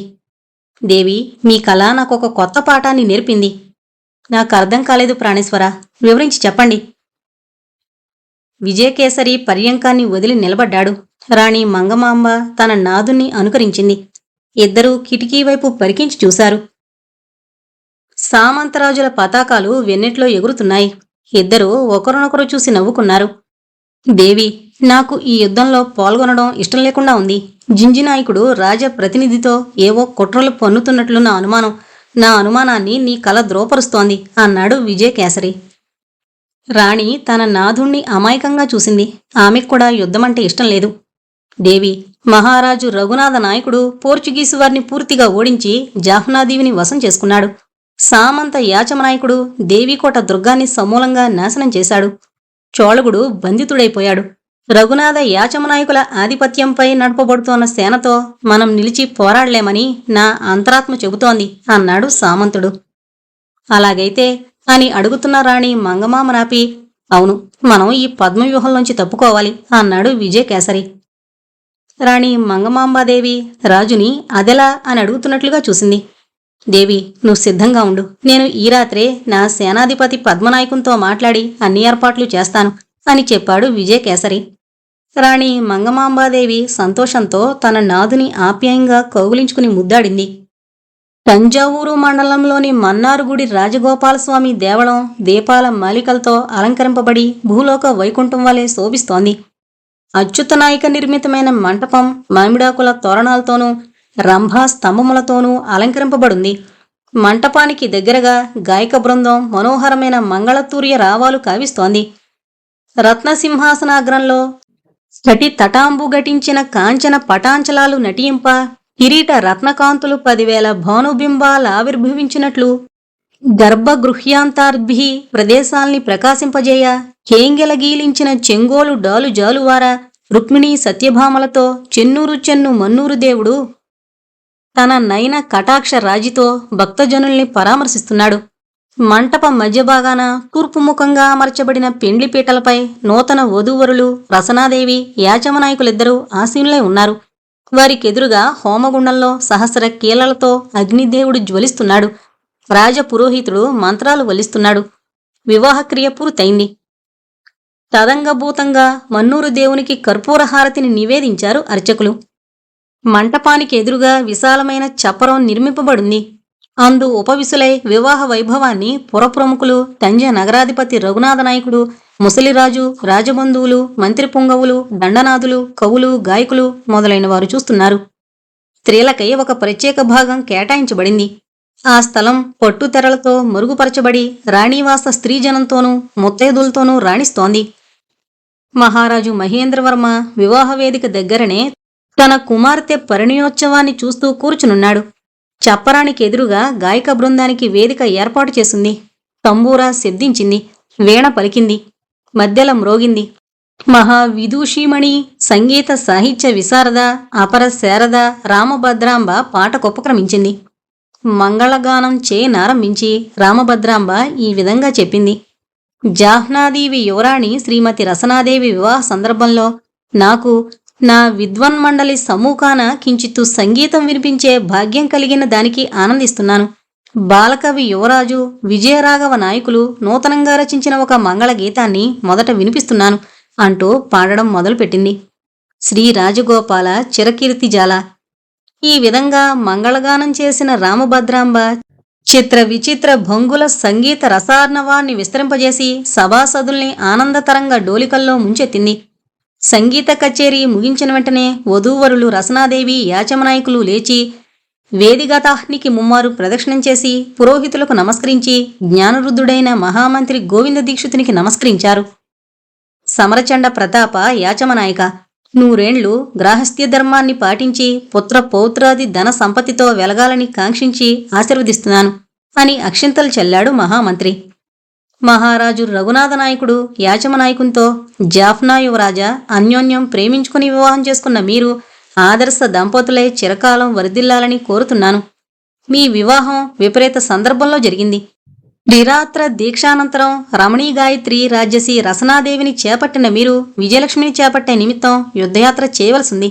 అందులో కూడా మీరు విజయకీర్తిని వరిస్తారనే నమ్మకం మాకుంది అని చెప్పి వధూవరులపై అక్షింతలు చెల్లాడు. పువ్వుల మాలలతో అలంకరింపబడిన 4 గుర్రాలు పూచిన రథాన్ని సమీపిస్తున్నారు నూతన దంపతులు. అప్పుడు వందమాదిగలు జాఫ్నాసీమ యువరాజ, విజయనగరసింహ బిరుదాంకిత, హరిగజ కేసరి, మహామల్ల, నకుల సమాన ఖడ్గ చాలనాచతుర, మహాసామంత యాచమనాయక జయ జయ అని కీర్తింపగా వధూవరులు రథాన్ని అధిరోహించారు. రథం దంపతులకే ప్రత్యేకింపబడిన విడిదికి మందగమనంతో బయలుదేరింది. మన్నారుగుడి రాజగోపాలస్వామి కీర్తన, రసనాదేవి యాచమనాయకుల వివాహ వేడుక చదివిన రసన రసహృదయం మధురోహలలో తేలిపోయింది. పృథ్వీ అంత బాగా రాస్తాడు, ఈ రాతలకి పడిపోయే కదా తను అతనితో కలం స్నేహం చేసింది. తర్వాత తెలిసింది అతను సుకాంబరి క్లాస్మేట్ అని. సుఖీని ఒప్పించి వాళ్ళింట్లో పృథ్వీరాజుని కలిసింది. మొదటి చూపులోనే తన మనసును దోచుకున్నాడతను. 6 అడుగుల పొడవు, విశాలమైన నుదురు, గంభీరమైన కళ్ళు, కోటేరులాంటి ముక్కు, సన్నని మీసకట్టు, నలుచదరంగా ఉండి మధ్యలో గుండ్రంగా ఉబికినట్లుండే చుబుకం, ఆజాను బాహుడు, విశాలమైన వక్షస్థలం గల పృథ్వీ నిజానికి యువతీజన మానసచోరుడనే మాట ఎలా ఉన్నా తన హృదయం మాత్రం దోచుకున్నాడు. సూదంటూ రాయిలా ఆకర్షించే అతని చుట్టూ పిచ్చిదాన్లా పరిభ్రమించింది తను. అతను సంయుక్తని ఇష్టపడుతున్నాడని తెలియనే తెలీదు. పాపం పృథ్వీ దురదృష్టవశాత్తు 3 నెలల పాటు జైలుకెళ్లాడు. ఆ విషయాన్ని నాన్నగారు హర్షించలేదు. క్రియేటివిటీలంటే ఎంత ఉండి ఏం లాభం? ట్రూడ్ జర్నలిజం వల్ల చీప్ పాపులారిటీ పొందాలనే తపనుంది, లాభం లేదు. అతన్ని మరిచిపో రసనా అన్నారు. తను హతాశురాలైంది. పృథ్వీ జైల్లో ఉన్న 3 నెలల కాలం 3 యుగాలుగా గడిపింది. జైలు నుంచి వచ్చిన వెంటనే పృథ్వీ దగ్గరికి పరిగెత్తింది. సంయుక్త పెళ్లిమాట విన్నాడేమో పృథ్వీ నీరు కారిపోయాడు. మాసిన గెడ్డం, నలిగిన బట్టలు, శుష్కించి లొట్లపోయిన బుగ్గలు, దుఃఖంతో మ్లానమైన ముఖం, ముబ్బు మూసిన చందమామ అయిపోయాడు పృథ్వీ. తనకి అతన్ని దగ్గరగా తీసుకుని లాలించాలనుండేది. కాని సిగ్గు, సంకోచం. అతనిని కలవద్దని ఇంట్లో నాన్నగారి పోరు. ఏం చేస్తుంది? నీతో జీవితం పంచుకుంటాను, అమ్మా నాన్నల్ని వదిలొచ్చేస్తాను అంది. అతడు విన్నాడో లేదో ఊ అన్నాడు. అదే భాగ్యం అనుకుని కట్టుబట్టలు, సింపుల్ జ్యువెలరీ, కొంత క్యాష్తో ఇల్లు వదిలొచ్చింది. తానక్కడికి చేరుకునేసరికి రాత్రి 9 గంటలయింది. తలుపు లోపల గడియపెట్టుంది. కిటికీలోంచి చూసింది. గదిలో డిమ్ లైట్ వెలుగుతోంది. ఆ వెలుగులో గుండెలు జారిపోయే దృశ్యం. పృథ్వీ సోఫాలో కూర్చున్నాడు. అతని ఒడిలో కూర్చునుంది కబరి. అతని ముఖాన్ని తన చేతులతో తీసుకుని ముద్దాడుతోంది. అసహ్యమేసింది తనకి. ఏం చెయ్యాలి? ఇంటికి వెళ్లడానికి అభిమానం అడ్డొచ్చింది. అందుకే అజ్ఞాతవాసంలోకి వెళ్ళిపోయింది. ఇప్పటికీ తిరిగి పృథ్వీని కలుసుకుంది. మబ్బులు వీడి వెన్నెల వచ్చినట్లయింది. రసనకి నవ్వుతో పాటు సిగ్గు కూడా కలిగింది. పృథ్వీ మెక్డొనాల్డ్లో తనతో అన్న మాటలు గుర్తుకొచ్చాయి. కోరికకు లొంగి ఆమెకి అనుగుణంగా ఆడించినట్లు ఆడాను. ఆ తర్వాత ఎప్పుడూ లేనంతగా గాఢంగా నిద్రపట్టింది. తెల్లవారేసరికి ఆమె వచ్చిన చిహ్నాలైనా మిగల్చకుండా వెళ్ళిపోయింది. ఆ స్థితిలో నువ్వేగాని అలా లాలించున్నట్లయితే నేను నీకు దాసుణ్ణయ్యేవాణ్ణి. కానీ నువ్వు ఆ చనువు తీసుకోలేకపోయావు. నేను ఏదీ చెప్పలేని స్థితిలో నిన్ను నిర్లక్ష్యం చేశాను. కాని ఆ రోజే, ఆ అనుభవమే నన్ను నీ వైపుకి మరల్చింది. నీ ప్రేమని గుర్తించేలా చేసింది. ప్రేమ, జీవన మాధుర్యం అన్న పదాలు చిన్న అడ్జస్ట్మెంట్లో ఉన్నాయన్న నగ్న సత్యం గోచరించేలా చేసింది. నీకోసం అహర్నిశలు వెతికాను అని. నిజమే, తను సిగ్గు, సంకోచాల వల్ల చొరవ తీసుకోలేకపోయింది. ఆ పని కబరి చేసి అతనిని తిరిగి మనిషిని చేసింది. ప్రేమకంత బలం ఉందన్నమాట. ప్రేమ భావనతో రసనలో పులకింతలు రేగాయి. వెంటనే లేచి వెళ్లి తనని తాను నిలువుటద్దంలో చూసుకుంది. ఇలా బాగాలేదు. ఇంత సింపుల్గా గర్ల్ సెట్ నెక్స్ట్ డోర్లా ఉంటే చాలదు, బ్యూటీ ట్రీట్మెంట్ ఇవ్వాల్సిందే అనుకుంటూ గది బయటకొచ్చింది. పృథ్వీ, సుఖీ ఇద్దరూ డ్రాయింగ్ రూంలో కూర్చునున్నారు. రసనని చూసి రసన రా పిలిచింది సుఖీ. రసనొచ్చి కూర్చుంది. పృథ్వీ, రసన వినండి. ఇవాళ నేను విజయ్తో కలిసి గోవాకు వెళ్తున్నాను అంది సుఖీ. విజయ్తోనా? విజయ్ ఎవరు? అడిగాడు పృథ్వీ. అప్పుడే మరిచిపోయావా? విజయ్ కశ్యప్ ధూమాల్. అతనా? అతన్నెప్పుడు ఫస్ట్ నేమ్తో పిలవడం మొదలుపెట్టావు? కొంటిగా అడిగాడు పృథ్వీరాజు. ఏదైనా హృదయస్పందన సుఖీ అని. అటువంటిదేమీ లేదు అని అందేగాని శుభ సిగ్గు దాచుకోలేకపోయింది. సరే వెళ్ళిరా, బెస్ట్ ఆఫ్ లక్ చెప్పాడు పృథ్వీరాజు. నువ్వు రసనకి తోడుగా ఉండు. తోడుగా ఉండాలంటే ఇంట్లోనే ఉండాలని అర్థం. ఊరు మీద తిరిగి అడ్వెంచర్స్ చేయకు, అర్థమైందా? బాగుంది సుఖీ. నన్నేమో తిరగవద్దు అంటున్నావు, నువ్వేమో తిరిగి వస్తానని అంటున్నావు. ఏంటి కదా? ఏ కథ అయితేనేం, నీ కథ కన్నానా ఇంట్లో కూర్చుని కథ రాసుకో అంది శుభంకరి. ఆమె వెళ్లగానే అంది రసన. పృథ్వీరాజ్, నేను షాపింగ్కి వెళ్ళొస్తాను అని. సరే, నువ్వు షాపింగ్ చేసొచ్చాక మనం ఏదైనా మంచి రెస్టారెంట్కి లంచ్కి వెళదాం అన్నాడు పృథ్వీ. లంచ్కి ఎక్కడికి వెళ్లొద్దు, నేను వంట చేస్తాను. హాయిగా ఇంట్లోనే కూర్చుని భోజనం చేద్దాం. ఖరగర్లోని ఇన్ ఆర్బిట్ మాల్లో షాపింగ్ చేసింది రసన. అక్కడ ఫుడ్ బజార్లో వంటకి కావలసిన సరుకులు కొంది. ఫ్యాషన్ బజార్లో డిజైనర్ డ్రెస్సులు తీసుకుంది. స్పాకి వెళ్లి ఒళ్లంతా మర్దనా చేయించుకుని స్టీమ్ బాత్ చేసింది. ఆ తర్వాత పార్లర్కి వెళ్లి ఫేషియల్, హెయిర్ డ్రెస్సింగ్ చేయించుకుంది. ఆపాదమస్తకం అజంతా శిల్పంలా తయారై ఇంటికి చేరుకుంది. పృథ్వీ సీరియస్గా కథ రాసుకుంటున్నాడు.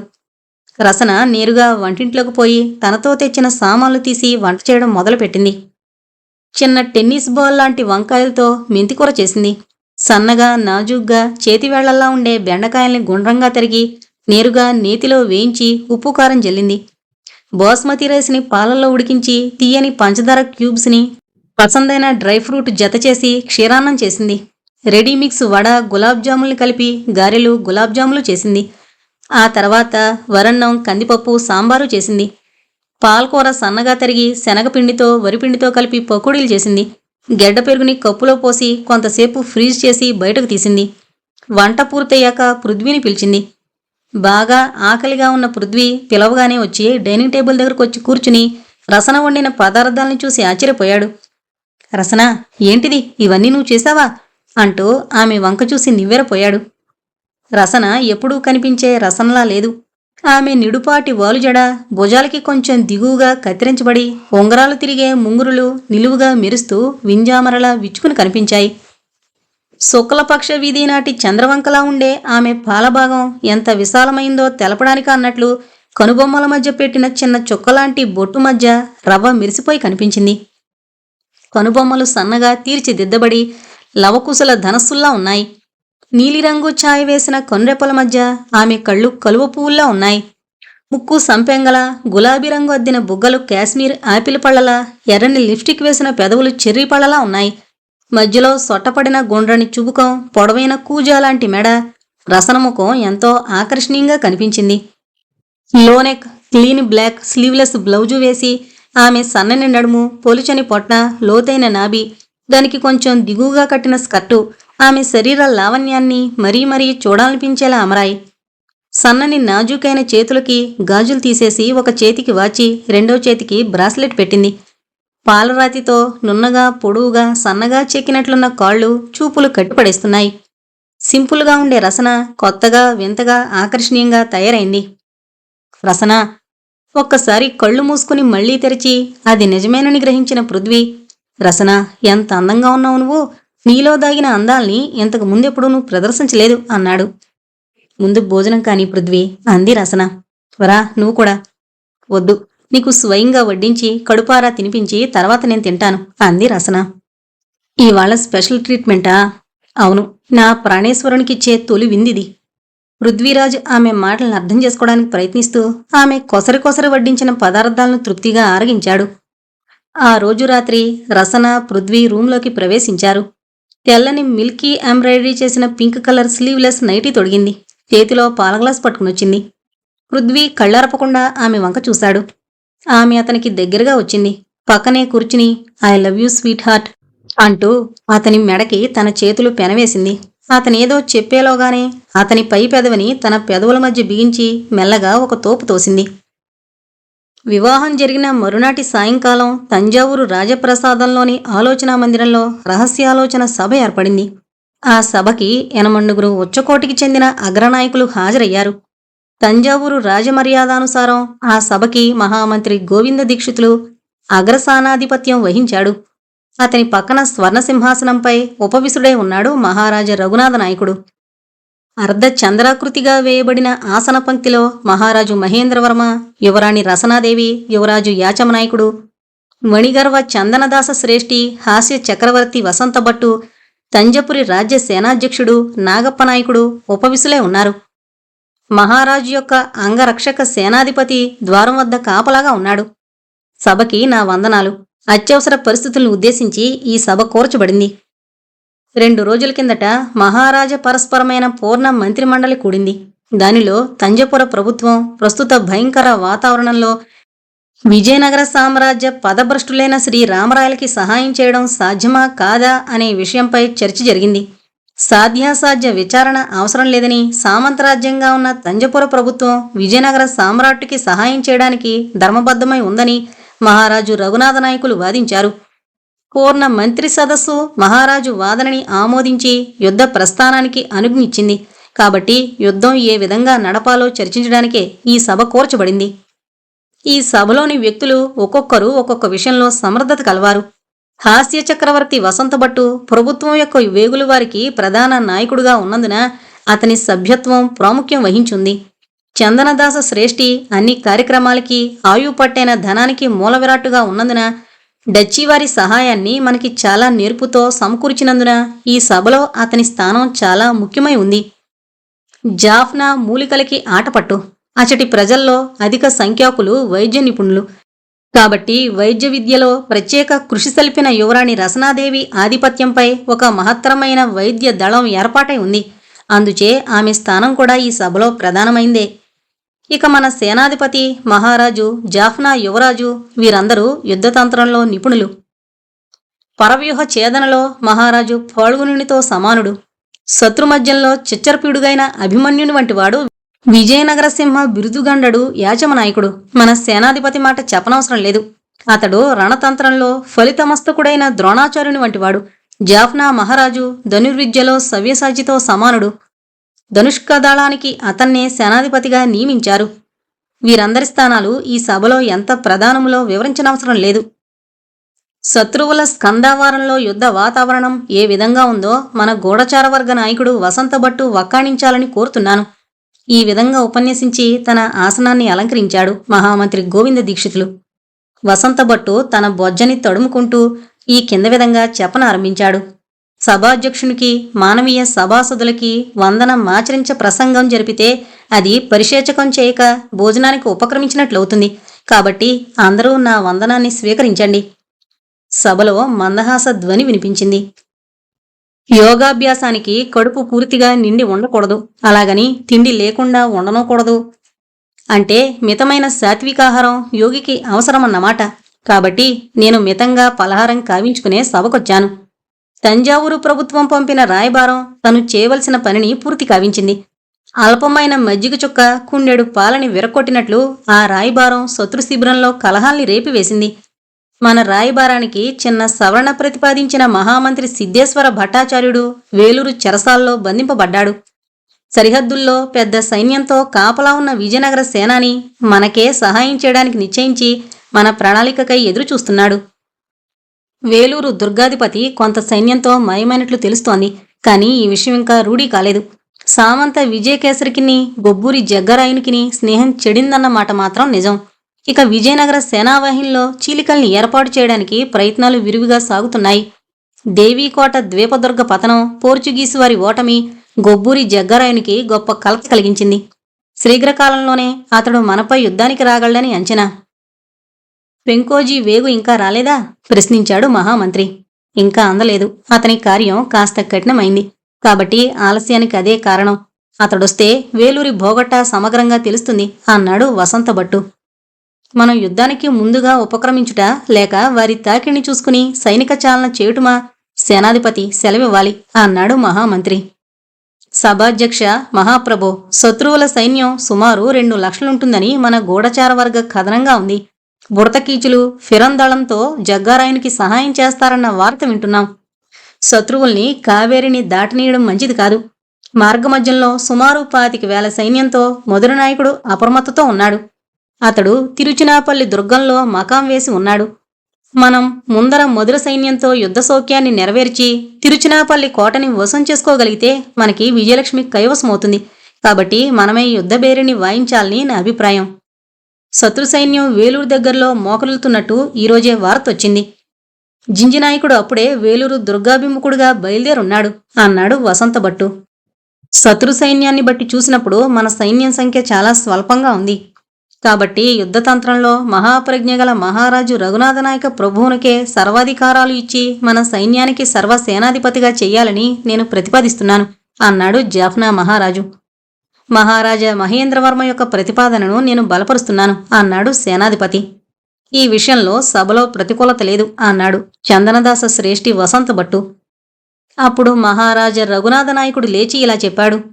ఈ విశిష్ట సభకి నాపై ఉన్న పూర్ణ విశ్వాసానికి నా కృతజ్ఞత వెల్లడించుకుంటున్నాను. మీరందరూ నాపై మోపిన గురుతర బాధ్యతను నిర్వహించడానికి తగ్గ శక్తిని ఆ జగన్నాయకుడు నాకు కలగజేయాలని ప్రార్థిస్తున్నాను. ఊహ, ఉపాయం వీటికి సాహసం తోడైనప్పుడు ఎంతటి ఘనకార్యాన్నైనా సాధించవచ్చునన్న సత్యం దేవీకోట దుర్గపతనం వల్ల స్పష్టమైన విషయం. అధిక సంఖ్యతో కూడిన శత్రు సైన్యాన్ని మనం ఊహా ఉపాయాల వల్ల జయించగలం. ఇరుచినాపల్లి తాకుదలే మన మొదటి ధాటిగా ఉండాలి. ఆ తాకుదల తీవ్రంగా జరగాలి. దానిపైనే మన విజయం ఆధారపడుంటుందని మన సేనాధిపతి చెప్పినది చాలా వాస్తవం. రేపటి దినం మంచి ముహూర్తం కాబట్టి మన సేనాధిపతి 5,000 అశ్విక దళంతోనూ, 5,000 పదాతి దళంతోనూ, 500 ఫిరంగి దళంతోనూ రాజధానిని వదిలి బయలుదేరవలసింది. ఈ సైన్యానికి నాయకత్వం నేను వహిస్తాను. మన విజయనగర సింహం ఒంటరిగా అశ్వమాత్ర సహాయుడై జాగరూకతతో విజయనగర సేనావాహిని యొక్క సేనాధిపతి వీరప్పనాయకుని కలుసుకుని వెనక నుండి స్థిర వేగంతో మనల్ని తోపూరు వద్ద కలుసుకోవాలి. అతడు ఈరోజు రాత్రి రాజధానిని వదిలి వెళ్ళాలి. సమయం చూసుకుని మన యువరాజు విజయరాఘవ నాయకుని ఆధిపత్యంపై మిగతా సేన సావకాశంగా బయలుదేరాలి. ఈ విషయం మన మహామంత్రి గారు స్వయంగా నిర్ణయిస్తారు. ఆ సైన్యానికి ప్రధాన నేతగా అతడే ఉండాలని నా అభ్యర్థన. ఆహార సామాగ్రి, తగిన ధనం, సేవక సేవికా దళం, వైద్య దళం వీటిని పర్యవేక్షణ చేస్తూ జాఫ్నా యువరాణి రసనాదేవి సమయోచితంగా నడిపించగలదని నా విశ్వాసం. ఆ దళానికి ప్రధాన నేతృత్వం మహారాజేంద్రవర్మ చేయగలరని నా నమ్మకం. ఆహార సేకరణ చందనదాస శ్రేష్ఠిగారి పర్యవేక్షణ కింద జరుగుతుంది. మహారాజు యొక్క పథకాన్ని అందరూ ఆమోదించారు. సభ ముగిసింది. వేలూరు దుర్గ సేనాధిపతి పద్మనాయకుడు రాజానుజ్ఞతుడై సామంతరాజ విజయకేసరిని సైనాగారమందే కలుసుకున్నాడు. రాణి మంగమాంబాదేవి ఆ సమయంలో తన అభ్యంతర మందిరానికి వెళ్లిపోయింది. సేనాధిపతి, ప్రస్తుత రాజకీయ పరిస్థితిని మీరెలా అర్థం చేసుకున్నారు? ప్రశ్నించాడు విజయకేసరి. తన సేనాధిపతికి జగ్గారాయుని చర్యలు ఎంతమాత్రం నచ్చలేదన్న విషయం సామంతునికి బాగా తెలుసు. ఈ రొంపిలో మీరు దిగడం మంచిది కాదని నా అభిప్రాయం అని అనేక మార్లతడు తన ప్రభువుతో చెప్పున్నాడు. ప్రభో, నేనే స్వయంగా మీ సన్నిధానానికి రావాలని తలంచూండగా తమరి ఆహ్వానం నాకొచ్చింది. నిన్నటి దినం మొదలుకొని రాజప్రతినిధి మందుర జింజి నాయకులతో మంతనాలు సలుపుతూ ఉండడం నేను గమనించాను. మన రుద్ద కంచుకుని వారిపై వేగు జరపాలని ఆదేశించాను. అతడు 2 ఘడియలకి ముందే నన్ను సంధించి కొన్ని విషయాలు చెప్పాడు. వాటిని విన్నాక మనం గొప్ప చిక్కుల్లో పడిపోయినట్లు నేను ఊహించాను అన్నాడు సేనాధిపతి. ఈ కరటక దమనకులు ఏదో గూడు పుటాణి చేస్తున్నట్లు నాకు కూడా అనుమానం వచ్చింది. వారేదైనా పథకం వేశారా? అడిగాడు విజయకేసరి. అవును, విజయనగర సేనాధ్యక్షుడు తిరగబడ్డాడన్న వార్త వచ్చిందట.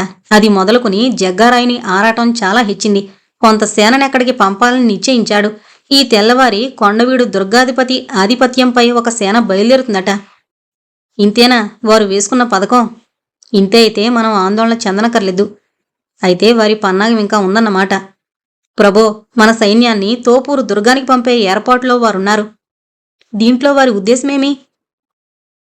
ప్రభువారి ఆధిపత్యంపైన మన సైన్యం తోపూరు దుర్గానికి వెళ్లడంలో ఇబ్బంది ఏమన్నా లేదు. కాని సైన్యాధిపతి ఆగిపోయి ఆ పైన చెప్పలేక కాబోలు ఊరుకున్నాడు. కాని ఆ మీద అని సామంతరాజు తన సేనాధిపతిని ఆతృతతో చూశాడు. కాని మీరు సకుటుంబంగా ఈ కోటలోనే బంధింపబడతారన్నమాట. అంటే కులాసా ఖైదు చేస్తారన్నమాట. అలా చేయడంలో వారికి ఏం లాభం? అదే రుద్దకంచుకి బోధపడలేదు. ఒకటి రూఢీగా తెలుస్తోంది. గొబ్బూరి జగ్గారాయునికి మీపై విశ్వాసమున్నా మధుర జింజి నాయకులకు మీపై విశ్వాసం లేదన్నమాట. ఆ ఉద్దేశంలో ఆ 2 ప్రభువులు మిమ్మల్ని పదవిచ్యుతుల్ని చేసి ఆర్కాటు రాజ్యాన్ని కబళించాలన్న ప్రయత్నంలో ఉన్నారు. నన్ను బంధించినప్పుడు నా సైన్యం తోపూరులో కులాసాగా నిద్రపోతుందా? అడిగాడు పరుషంగా సామంతుడు. ప్రభో, అదే కూటనీతి. మన సైన్యంలో లొంగిన వారికి ఆశ చూపించి లొంగని వారిని బంధించి అటు ఇటూ ఉన్నవారిని భయపెట్టి తమ పనిని సాధించుకో చూస్తున్నారు. మిమ్మల్ని నుంచి సైన్యాన్ని వేరు చేస్తేనే గాని వారు వేసుకున్న పథకం సరిగ్గా అమలు జరగదు అన్నాడు సేనాధిపతి. ఇప్పుడు మనమేం చెయ్యాలి? సేనాధిపతి తన ప్రభువును సమీపించి చుట్టూ కలియజూసి రహస్యంగా కొన్ని వేగడియలు మాట్లాడాడు. సేనాధిపతి చెప్పిందానిని విని సామంతుడు ఇట్లా అన్నాడు. సేనాధిపతి, మీరు చెప్పిన విధానం చాలా బాగుంది. అలాగే చేద్దాం. తొందరపడ్డంలో ఏమీ లాభం లేదు. నిదానంగా వ్యవహరిస్తేనే కార్యం సఫలమవుతుంది. ప్రాతకాలం కాకముందే మన చెన్నారెడ్డిని తంజావూరికి పంపివేయండి అని సేనాధిపతి తన ప్రభు విజయకేసరికి అభివాదన చేసి వెళ్లిపోయాడు. ఆంధ్రదేశం యొక్క కల్లోల పరిస్థితిని, సామంతరాజుల స్వార్థ చింతాపూర్వక చేష్టల్ని పరిశీలించి కాబోలు బాలభద్రుడు చిటపట్లాడుతూ క్రోధారుణ నేత్రుడై ఉదయించాడు. రాత్రంతా వర్షం కురిసినందున జలశీకరాలతో నిండిన మందానిలుడు హుందాగా వీస్తూ చరిస్తున్నాడు. వర్షబిందువులచే చెమర్చి, అరుణ కిరణాల్చే ఎర్రబడి, చల్లని గాలిచే పులకరించి, ప్రియుని వియోగభారంచే వివిధ భావలగ్నమైన నవోడవలే వెల్లూరు కోట సొంపుగా కనబడుతోంది. వెల్లూరు కోట యొక్క అగడతలోని తామర మొగ్గలు బాలారార్కుణ రాగరంజితాలే వికసించి కులుకుతున్నాయి. సామంత విజయకేసరి బాలభానునికి చేతులు జోడించి నమస్కరించాడు. ప్రభో, జగత్సాక్షి, నీ చరా చక్షువుల నుంచి ఎవరూ తప్పించుకోలేరు. నీతో సమాన తేజులైన శ్రీ కృష్ణదేవరాయాది రాజాన్యులచే పరిపాలింపబడి దిగాంతాల తన విజయ శోభాకీర్తులు నింపిన ఆంధ్రదేశ మాత స్వార్థపూరితులైన సామంతుల కఠోర చర్యలచే అలసుంది. అందుకు కోపగించుకున్నావా? నన్ను క్షమించు దేవా. అజ్ఞానం వశంచే నేను గొబ్బూరి జగ్గారాయుని వర్గంతో చేతులు కలిపి మహాపరాధం చేశాను. ఇప్పుడు నా అపరాధాన్ని గుర్తించుకున్నాను. నా కార్యంలో నాకు విజయాన్ని ప్రసాదించు అని ప్రార్థించి తన పక్కనే కోటబురుజుపై నిలబడున్న తన సేనాధిపతిని చూసి ఇలాగన్నాడు. చెన్నారెడ్డి బయలుదేరి వెళ్ళాడా సేనాధిపతి? ఈ పాటికి చాలా దూరం వెళ్ళుంటాడు ప్రభో, బదులిచ్చాడు సేనాధిపతి. ఏదో పొగలా కనిపిస్తుందే, అదేమి? అది పొగ కాదు ప్రభో, కొండవీడు దుర్గాధిపతి తన సేనలతో వెళుతున్నాడు. తురగా పదగట్టనలచే చెలరేగిన ధూళి పొగలా కనిపిస్తోంది. సామంతుడు దీర్ఘంగా నిట్టూర్పు వదిలాడు. ప్రయత్నాలు జరుగుతున్నాయా విఘ్నం లేకుండా? ప్రభో, అన్నీ అనుకూలిస్తే, దేవుడు మేలు చేస్తే ఈ రాత్రి రాణివాసంతో పాటు ధనరాశులు కూడా కదిలి వెళ్లగలవు అన్నాడు సేనాధిపతి. సేనాధిపతి, కోటలోని పరాశక్తికి కుంకుమ పూజ చేయించు ఆదేశించాడు విజయకేసరి. చిత్తం ప్రభో అన్నాడు సేనాధిపతి. సామంత సేనాపతులిద్దరూ ఆ స్థలాన్ని వదిలి కిందకెళ్ళిపోయారు. తమ దర్శనానికై జింజి మధుర నాయకులు, విజయనగర సామ్రాజ్య ప్రతినిధి గొబ్బూరి జగ్గారాయులు వారు దర్బారు హాలులో వేచున్నారు అని సవినయంగా ఉద్ఘాటించాడు రుద్దకంచుకి. అప్పుడు సూర్యుడు నభస్సున 4 చారలు పైనం కావించాడు. అప్పుడే సైనికులు కవాతు ముగించుకుని తమ తమ విడుదలకు గుంపులు గుంపులుగా వెళుతున్నారు. సముచితాలంకరణ కావించుకుని సామంతరాజు విజయకేసరి కంచుకి ముందుగా నడువ దర్బారు హాలుకి బయలుదేరాడు. ఎందుకైనా మంచిదని విజయకేసరి తన వక్షోభాగాన్ని లోహకవచంతో భద్రపరుచుకున్నాడు. అనుమానం పాసంకికి కాదా మరి? విజయకేసరి సభాంగణాన్ని ప్రవేశించి అందరికీ అభివాదం చేసి రాజప్రతినిధితో కరచాలనం కావించి తనకే వేసున్న ఆసనంలో ఉపవిసుడయ్యాడు. అందరూ ఒకరి ముఖాలొకరు చూసుకుంటూ కొన్ని లిప్తకాలం గడిపారు. దుర్భరమైన ఆ మౌనంలో వారి వారి హృదయాల్లోని ద్వేషాసూయ భావాలు శయనించి సమయాన్ని ఎదురుచూస్తున్నాయి. మౌనాన్ని ఛేదిస్తూ గొబ్బూరి జగ్గారాయుడు ఇలా చెప్పాడు. సామంత ప్రభు, తమ ఏకాంతాన్ని భంగపరిచినందుకు విచారిస్తున్నాను. సరిహద్దుల్లో ఉన్న సేనాధిపతి వీరప్పనాయకుడు ఎదురు తిరిగినట్లు తెలిసింది. అతని తెలివి తక్కువ చర్యని అరికట్టడానికి కొండవీడు దుర్గాధిపతి మల్లారెడ్డి ప్రభువు తన సేనతో ఈ బ్రహ్మీ ముహూర్తంలో బయలుదేరాడు. తంజావూరు మహామంత్రి గోవింద దీక్షితుని యొక్క జాగ్రత్త వల్ల అచ్చటి నుండి వేగు మనకి అందకుండా ఉంది. పంజనగర ప్రభుత్వం తప్పక దండయాత్ర ప్రారంభించగలదని మొదల సామంతరాజు గారి అభిప్రాయం. ఇటువంటి క్లిష్టమైన పరిస్థితుల్లో మనం కొంత ముందు జాగ్రత్త వహించడం అవసరం. కాబట్టి దానికి అనువైన కార్యప్రణాళికను చర్చించుకోవడానికే తమరిని ఆహ్వానించడానికి కారణం. కొండవీడు సామంత నృపతిని ససైన్యంగా పంపించడం విషయంలో మంత్రం జరిగిందా అని ప్రశ్నించాడు వేలూరు సంస్థానాధిపతి విజయకేసరి. ప్రభువులు ఒకరి ముఖాలు మరొకరు చూసుకున్నారు. తమ హృదయాల్లో పెల్లుబికిన క్రోధ తరంగాల్ని ఎంతో ప్రయత్నంపై అరికట్టుకున్నారు. నా ప్రత్యేకాధికారాన్ని ప్రశ్నించడానికి ఎవరికీ హక్కు ఉండదు. యుద్ధతంత్రం తెలిసిన మీరు నా సమయోచిత నిర్ణయాన్ని సమర్థించగలరనే నా విశ్వాసం అన్నాడు గంభీరంగా జగ్గారాయుడు. కఠోర ప్రసంగం చేయడానికి సమయం అది కాదని విజయకేసరి తనని తాను సమాధానపరుచుకుని ఇలా అన్నాడు. రాజప్రతినిధుల వారు ఆగ్రహించరాదని నా ప్రార్థన. మామూలు ధోరణిలో ఏదో అన్నాను కానీ మరిటువంటి అభిప్రాయం లేదని నా మనవి. ఇక పై విషయాన్ని ఆలోచించొచ్చును. మీ రాజ్యంలో తోపూరు దుర్గం మంచి అనువైన స్థలంలో కట్టబడింది. అది చాలా దిట్టమైన దుర్గమని విన్నాను. తంజావూరు సైన్యాన్ని అరికట్టడానికి ఆ తోపూరు దుర్గం సరిపోతుందని నా సహోదర దండనాయకుల అభిప్రాయమై ఉంది. కాబట్టి కొంత సైన్యాన్ని తోపూరికి పంపించాలని నేను అభిప్రాయపడుతున్నాను అన్నాడు గొబ్బూరు జగ్గారాయుడు. మన యుద్ధతంత్ర ప్రణాళిక ఈ విధంగా ఉంటే బాగుంటుందని నా అభిప్రాయం. అంటే వేలూరు కోట ప్రధాన యుద్ధ కేంద్రంగా ఉండాలి. తిరుచినాపల్లి, తోపూరు దుర్గాల సర్వపటిష్టం కావించుకోవాలి అన్నాడు జింజినాయకుడు. ఇది మంచి విధానమని నా తలంపు. పూర్తిగా ఈ సంవిధానాన్ని ఆమోదిస్తున్నాను అన్నాడు విజయకేసరి. తోపూరు దుర్గం యొక్క మర్మాలన్నీ మీ సేనాధిపతికి బాగా తెలుసుంటుంది. కాబట్టి మీ సైన్యమే తోపూరు దుర్గానికి వెళ్లడం మంచిదని నా అభిప్రాయం అన్నాడు మధుర నాయకుడు విజయకేసరిని ఉద్దేశించి. నాకిది సమ్మతమే అన్నాడు విజయకేసరి. సంవత్సరానికి సరిపడు ఆహార సామాగ్రితో మీ సైన్యం పీఠికాపుర సంస్థానాధీశుని ఆధిపత్యంపై, మీ సేనాధిపతి పద్మనాయకుని ఉపనాయకత్వంపై ఈరోజు సాయంకాలమే బయలుదేరాలని నేను ప్రతిపాదిస్తున్నాను అన్నాడు గొబ్బూరి జగ్గారాయుడు. కంచుకు చెప్పింది సత్యమైందని తలాడించాడు విజయకేసరి. సొంటల్లారా, మీ కాళ్ళ కింద మీరే గొయ్యిని తవ్వుకుంటున్నారు, కానియండి అని మనసులో తలంచి ఇలా ప్రశాంతంగా అన్నాడు విజయకేసరి. నా సైన్యానికి పీఠికాపురం నృపుడు నాయకత్వం వహించడంలో ఆంతరమేమో నేను ఊహించలేకున్నాను. అయినా నాకిందులో ఎట్టి అసూయ లేదు. మనలో మనం అన్యోన్య సహకారం చేసుకుంటేనే గాని రాబోయే మహాసమరంలో విజయాన్ని సాధించడం సులభం కాదు కదా అని మందహాసం చేశాడు విజయకేసరి. వేలూరి కోటలో మీ ఉనికి చాలా ముఖ్యమని రాజప్రతినిధి ఉద్దేశం సమర్థించాడు జింజినాయకుడు. నాకు పరమసమ్మతం అని బాహాటంగా అన్నాడు విజయకేసరి. మనసులో మాత్రం, మూర్ఖుడా, ఈ కోటలో బంధింపబడేది నేను కాదు, నా ఆంతరంగిక సేనాని, నేను ఈ రాత్రికే నా రాణితో వెళ్ళిపోగలను అనుకున్నాడు. మీరు మీ సేనాధిపతికి హెచ్చరిక చేయండి అని చెప్పాడు రాజప్రతినిధి. చిత్తం అని ఆసనం నుండి లేచాడు వేలూరు దుర్గాధిపతి. కొంత ధనం కావలసింది అని గొణిగినట్లు అన్నాడు రాజప్రతినిధి. కోటలోనే ధనం ఉంది, కావలసినంత ధనం ఉంది, కావలసినంత తీసుకోండి అని నిర్లక్ష్యంగా చెప్పాడు విజయకేసరి. మనసులో మాత్రం, జుత్తులు మారినాక నా ధనంతో నా సైనికుల్ని కొనాలని చూస్తున్నావా? అలాగే కాని ధనం చేరేది నా వారికే కదా అనుకున్నాడు. ఉదారమైన మీ ప్రవృత్తికి నా ధన్యవాదాలు అని ఉద్ఘాటించాడు రాజప్రతినిధి. అంతటితో ప్రభువుల సమావేశం ముగిసింది. స్వార్థపరులు ఐకమత్యంతో ఏ పనిని సాధించలేరు. స్వార్థపరత్వం ప్రతి వ్యక్తికిని తక్కువ పరిధిలో శోభిస్తుంది.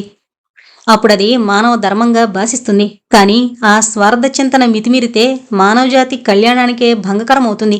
అప్పుడది అధర్మంగా భాసిస్తుంది. జగ్గారాయుని స్వార్థం పరాకాష్ఠని అందుకుంది. ఒక్కొక్కరు తమ ప్రత్యేక స్వార్థాన్ని ఉద్దేశించి మిత్రత్వాన్ని పాటించి బలవత్తర పునాదులతో నిర్మితమైన విజయనగర సామ్రాజ్యాన్ని కూలదోయడానికి నడుం కట్టారు. హత్యలతో ప్రారంభమైన జగ్గారాయుని దురాశ భయంకర యుద్ధానికి దారితీసి సుఖ సంతోషాలతో నిండిన ఆంధ్రదేశాన్ని ప్రళయ జలదిలోకి దింపిందంటే అతిశయోక్తి కానేరదు. దురాశాపరులైన గొబ్బూరి జగ్గారాయ వర్గంలోని వారిచే సృష్టించబడిన యుద్ధమేఘాలు ద్వేషాసూయాది జల ప్రపూరితాలై మహాంతమైన ప్రళయవృష్టిని వర్షించడానికి పూనుకున్నాయి. వేలూరు కోటలోని విశాలమైన మైదానం బారులు బారులుగా నిలబడిన సైనికులతో నిండిపోయింది. హాయహేషాలు గజాంబృహీతాలతో దిక్కులు మార్మరోగుతున్నాయి. ఆహార సామాగ్రులతో నిండిన వృషభ శకటాలు ముందుగా బయలుదేరాయి. వాటిని కాపలా కాస్తూ ఒక సైన్య దళం కూడా బయలుదేరింది. సైన్యమంతా 3 భాగాలుగా విభజించబడింది. ఒక భాగం తిరుచినాపల్లి వైపు, మరొక భాగం తోపూరు వైపు వెళ్లడానికి ఏర్పాటైంది. 3వ భాగం వేలూరు కోటలో మూలబలంగా ఉండడానికి తీర్మానమైంది. ఇటీ హఠాత్ సైనిక సంచలనానికి కారణం తంజావూరు మహారాజు రఘునాథ నాయకుడు తిరుచినాపల్లిని బ్రహ్మాండమైన సైన్యంతో సమీపిస్తున్నట్లు వార్త పిడుగువలే వేలూరు కోటకొచ్చింది. తోపూరు దుర్గంలో అంతర్విప్లవం జరిగినట్లు, దాంట్లో పీఠికాపుర సంస్థానాధీశుడు బందీ కావింపబడినట్లు, వేలూరు సంస్థాన సేనాధిపతి పద్మనాయకుడు దుర్గాధీశుడై తంజాపుర ప్రభుత్వంతో చేయి కలిపినట్లు వార్త ఒకటి ఆసానిపాతం వలె వేలూరు దుర్గానికొచ్చి చేరింది. వేలూరు సంస్థానాధిపతి విజయకేసరి భార్యాపుత్ర సహితంగా కోటలోని ధనరాశుల్ని తరలించుకుని పారిపోవడం 3 రోజుల కిందటనే జరిగిన సంభవం. అతని స్థానంలో మహారాజు వేషంలో అంగరక్షక సేనాని నటించినట్లు తెలియడమే కాక అతడు తన సేనాధిపతి పద్మనాయకంతో కలిసినట్లు వార్తలొచ్చి చేరాయి. గొబ్బూరి జగ్గారాయుడు ఊహించి ఉండని మరొక వార్తని వేగులు వాళ్లు మోసుకొచ్చి పడేశారు. సరిహద్దు ప్రాంతంలోని విజయనగర సైన్యానికి సర్వసేనాధిపతిగా యాచమనాయకుడు నియమితుడైనట్లు ఆ సైన్యం బయలుదేరి వేలూరి దుర్గం వైపో తోపూరు దుర్గం వైపో వస్తున్నట్లు తెలిసింది. దండనాయకుల అత్యవసర సమావేశంలో ఈ క్రింది విషయాలు చర్చించబడి తీర్మానింపబడ్డాయి. యాచమనాయకుడు తప్పకుండా తోపూరు దుర్గం వైపే వస్తాడు కాబట్టి జగ్గారాయుడే స్వయంగా తోపూరికి తరలి వెళ్లే సైన్యానికి నాయకత్వం వహించాలి. జింజినాయకుడు తిరుచినాపల్లికి సైన్యాన్ని నడుపుకుంటూ వెళ్లాలి. వేలూరు కోటలోని మూలబలానికి దేవగిరి దుర్గాధిపతి భువనవర్మ నాయకత్వం వహించాలి. పై తీర్మానాన్ని అనుసరించి ఆ సాయంకాలమై సైనిక ప్రస్థానం జరిగింది. మహానది 2 చీలికలై వరదలతో ప్రవహించినట్లు ఆంధ్ర సేనావాహిని 2గా చీలి ఒక పాయ తిరుచినాపల్లి వైపు, మరొక పాయ తోపూరు దుర్గం వైపు ప్రవహించింది. జలప్రపూరితాలైన ప్రచండ మేఘాలు ఉరుము మెరుపులతో దొర్లుకొనిపోతున్నట్లు విజయనగర సామ్రాజ్య సైన్యం పదాతిదళ పదఘట్టనలతోనూ, అశ్వదళ కరఘట్టనలతోనూ, హస్తీదళ ఘీంకారావములతోనూ, ఫిరంగిదళ దడదడ శబ్దంతోనూ కదిలి వెళ్ళింది. ఆంధ్రదేశమాత తన బిడ్డల అన్యోన్య కలహాయాత్తులై చేస్తున్న భయంకరమైన సైన్య ప్రస్థాన తాకిడికి గజగజ కంపించింది. సైన్యంలోని దండనాయకులకి గాని, యోధులకి గాని హృదయాంతరాళాల్లో తృప్తి లేదు, సంతోషం లేదు. ముఖాల్లో దైన్యమే గాని భీకరత్వం లేదు. కారణం, తమలో తాము పోరు సలపబోతున్నామనే ఒకే ఒక విచారం వారిలో కలిగింది. ఆ విచారాన్ని లోలోపల కప్పిపుచ్చుకుని తెచ్చిపెట్టుకున్న గాంభీర్యంతో వారు జయ జయ నినాదాలతో వెళుతున్నారు. రణబేరి మోగించడానికి ముందుగా ఆంధ్ర సామ్రాజ్య ప్రతినిధి గొబ్బూరి జగ్గారాయుడు సైనికులు ఈ విధంగా ఉద్బోధించాడు. దండనాదులారా, దళపతులారా, సైనికులారా, యతో ధర్మ స్తతో జయహ అని పెద్దల నానుడి. కుమారుడుండగా తన తమ్ముని కుమారుని గద్దెపెక్కించి కీర్తిశేష చక్రవర్తి గొప్ప అధర్మం కావించాడు. శాంతిచే అధర్మాన్ని ప్రతిఘటించడానికి మేము చేసిన ప్రయత్నాలు బూడిదలో పోసిన పన్నీరు మాదిరిగా నిష్ప్రయోజనములయ్యాయి. బలప్రయోగం చేత ఎదుర్కోవలసిన స్థితి ఏర్పడింది. దానికి చాలా విచారిస్తున్నాం. ధర్మానికై పోరు సలిపే మీకు భగవంతుడు అపారమైన శక్తిని ప్రసాదించగలడు. యాచమనాయకుడు అధర్మ మార్గాన్ని అనుసరిస్తున్నాడు కాబట్టి క్షంతవ్యుడు కాదు, వాడే వాస్తవమైన రాజద్రోహి. వాణ్ణి ప్రాణాలతో పట్టించిన వానికి 1,00,000 నిష్కాలు ఇనాముగా ఇవ్వబడుతుంది. శవాన్ని అప్పగించిన వానికి 50,000 నిష్కాలు ఇవ్వబడుతుంది. ఈ ప్రకటన వీరులందరికీ ముదావాహంగా ఉంటుందని నా విశ్వాసం. ఈ ధర్మయుద్ధంలో మీరందరూ ముఖ్యంగా ఒక విషయాన్ని గమనించాలి. మీ చక్రవర్తి శ్రీ చిక్కరాయులు గాని శ్రీ రామరాయులు కాదు. పుట్టినవాడు ఒకనాడు చావవలసినవాడే. మీరందరూ వీరులు. మీలో వీరరక్తం పొంగి పొరలుతోంది. యుద్ధంలో మీ అధికారుల ఆజ్ఞలు శిరసావహించి వెన్నివ్వక పోరు సలపండి. అదే వీరుల ధర్మం. అటువంటి వీరధర్మంలోనే మహత్తర త్యాగశక్తి ఉంది. త్యాగశక్తిలో కీర్తి, స్వర్గం రెండూ ఇమిడున్నాయి. వీరశయ్యని అలంకరించిన వారు స్వర్గం, జయించి నిలవగలిగిన వారు కీర్తి, ఇవి సంక్రమిస్తాయి. జయ చక్రవర్తి చిక్కారాయ జయ. సైనికులందరూ తమ నాయకుని అనుసరించి జయ జయ గానం చేశారు. గోవా రాజధాని పనాజీకి 15 కిలోమీటర్ల దూరంలో ఉన్న సుందరమైన కాలాంగుట్ బీచ్ అది. అక్కడ గడిపిన సాయంత్రాలు అద్భుతమైన సాయంత్రాలుగా మిగిలిపోతాయంటారు చూసి వచ్చిన వాళ్ళు. అలాంటి అద్భుతమైన సాయంత్రాన్ని సొంతం చేసుకోవాలనొచ్చింది శుభంకరి. అసలే ఆమెది మెత్తని స్త్రీ హృదయం. అందులోనూ ఆమె నవలలు రాసే నవలామణి. మనసు విప్పి చెప్పుకునేందుకు మనసిచ్చిన చెలికాడు విజయ్తో పాటు వచ్చింది. విజయ్ శుభంకరి ఒళ్ళో పడుకునున్నాడు. ఆమె అతని ఉంగరాల ముంగురులు సరిచేస్తోంది.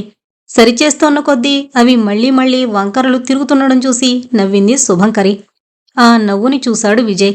అతనిలో శృంగార భావన తలెత్తింది. సుఖీ, నీకు సంస్కృత కవులెవరైనా తెలుసా? తెలుసు. ఎవరెవరు తెలుసు?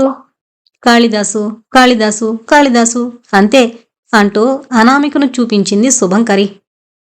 కాళిదాసు కన్నా మిన్నగా ఉమా మందహాసాన్ని వర్ణించిన ఒక ఆధునిక సాంస్కృతిక కవి ఏమన్నాడో తెలుసా? అన్నాడు విజయ్.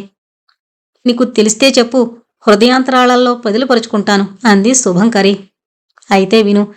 మన్మధుడు పూల విలుకాడు కదా. రసాలము, నీలోత్పలము, అశోకము, కమలము, మళ్ళీ కుసుమము అనే 5 పూల బాణాలుండేవి అతని దగ్గర. ఆ బాణాలని ఒకదాని వెనకొకటి శివునిపైన ప్రయోగించాడట మన్మధుడు.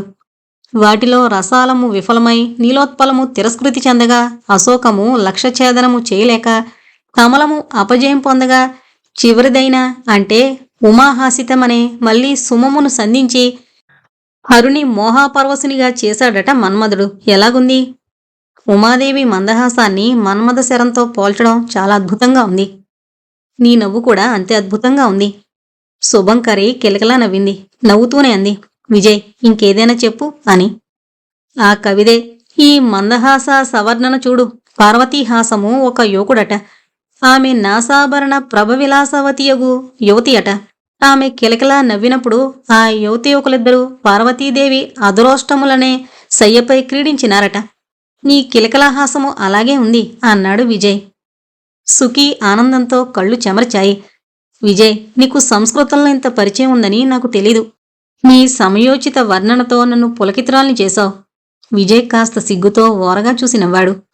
ఇప్పుడు నా వంతు అంది శుభంకరి. చెప్పు, వింటాను. మల్లెపువ్వుల తేనీయలను భరించునవి, మల్లెమొగ్గల పరాగమును ధరించినవి అయిన పిల్లగాలులు హరుని మనస్సుని హరిస్తుండగా అతడు నిజప్రాణిచేత పార్వతీదేవి ఆసందసము పట్టుకుని తన వైపు తిప్పుకొని ఆమె ఏకహయ నకురంగ లోచనాలను తిలకిస్తూ ఇలా అన్నాడట. ఓ పార్వతీ, గున్నమామిడి కొమ్మ మీద కోకిల కలకలమంటూ కూజీతాలు చేస్తోంది. నీవొకసారి మాట్లాడితే చాలు దాని గర్వం అణిగిపోతుంది అని. విజయ్ దిగ్గున ఆమె భుజం మీద చేయి వేస్తూ లేచి శుభంకరి కళ్ళలోకి చూస్తూ ఇలా అన్నాడు. ఎంత కొంటిదానివి సుఖీ, తెలీదు అంటూనే అదే మహాకవి వర్ణనని వినిపించావు అన్నాడు.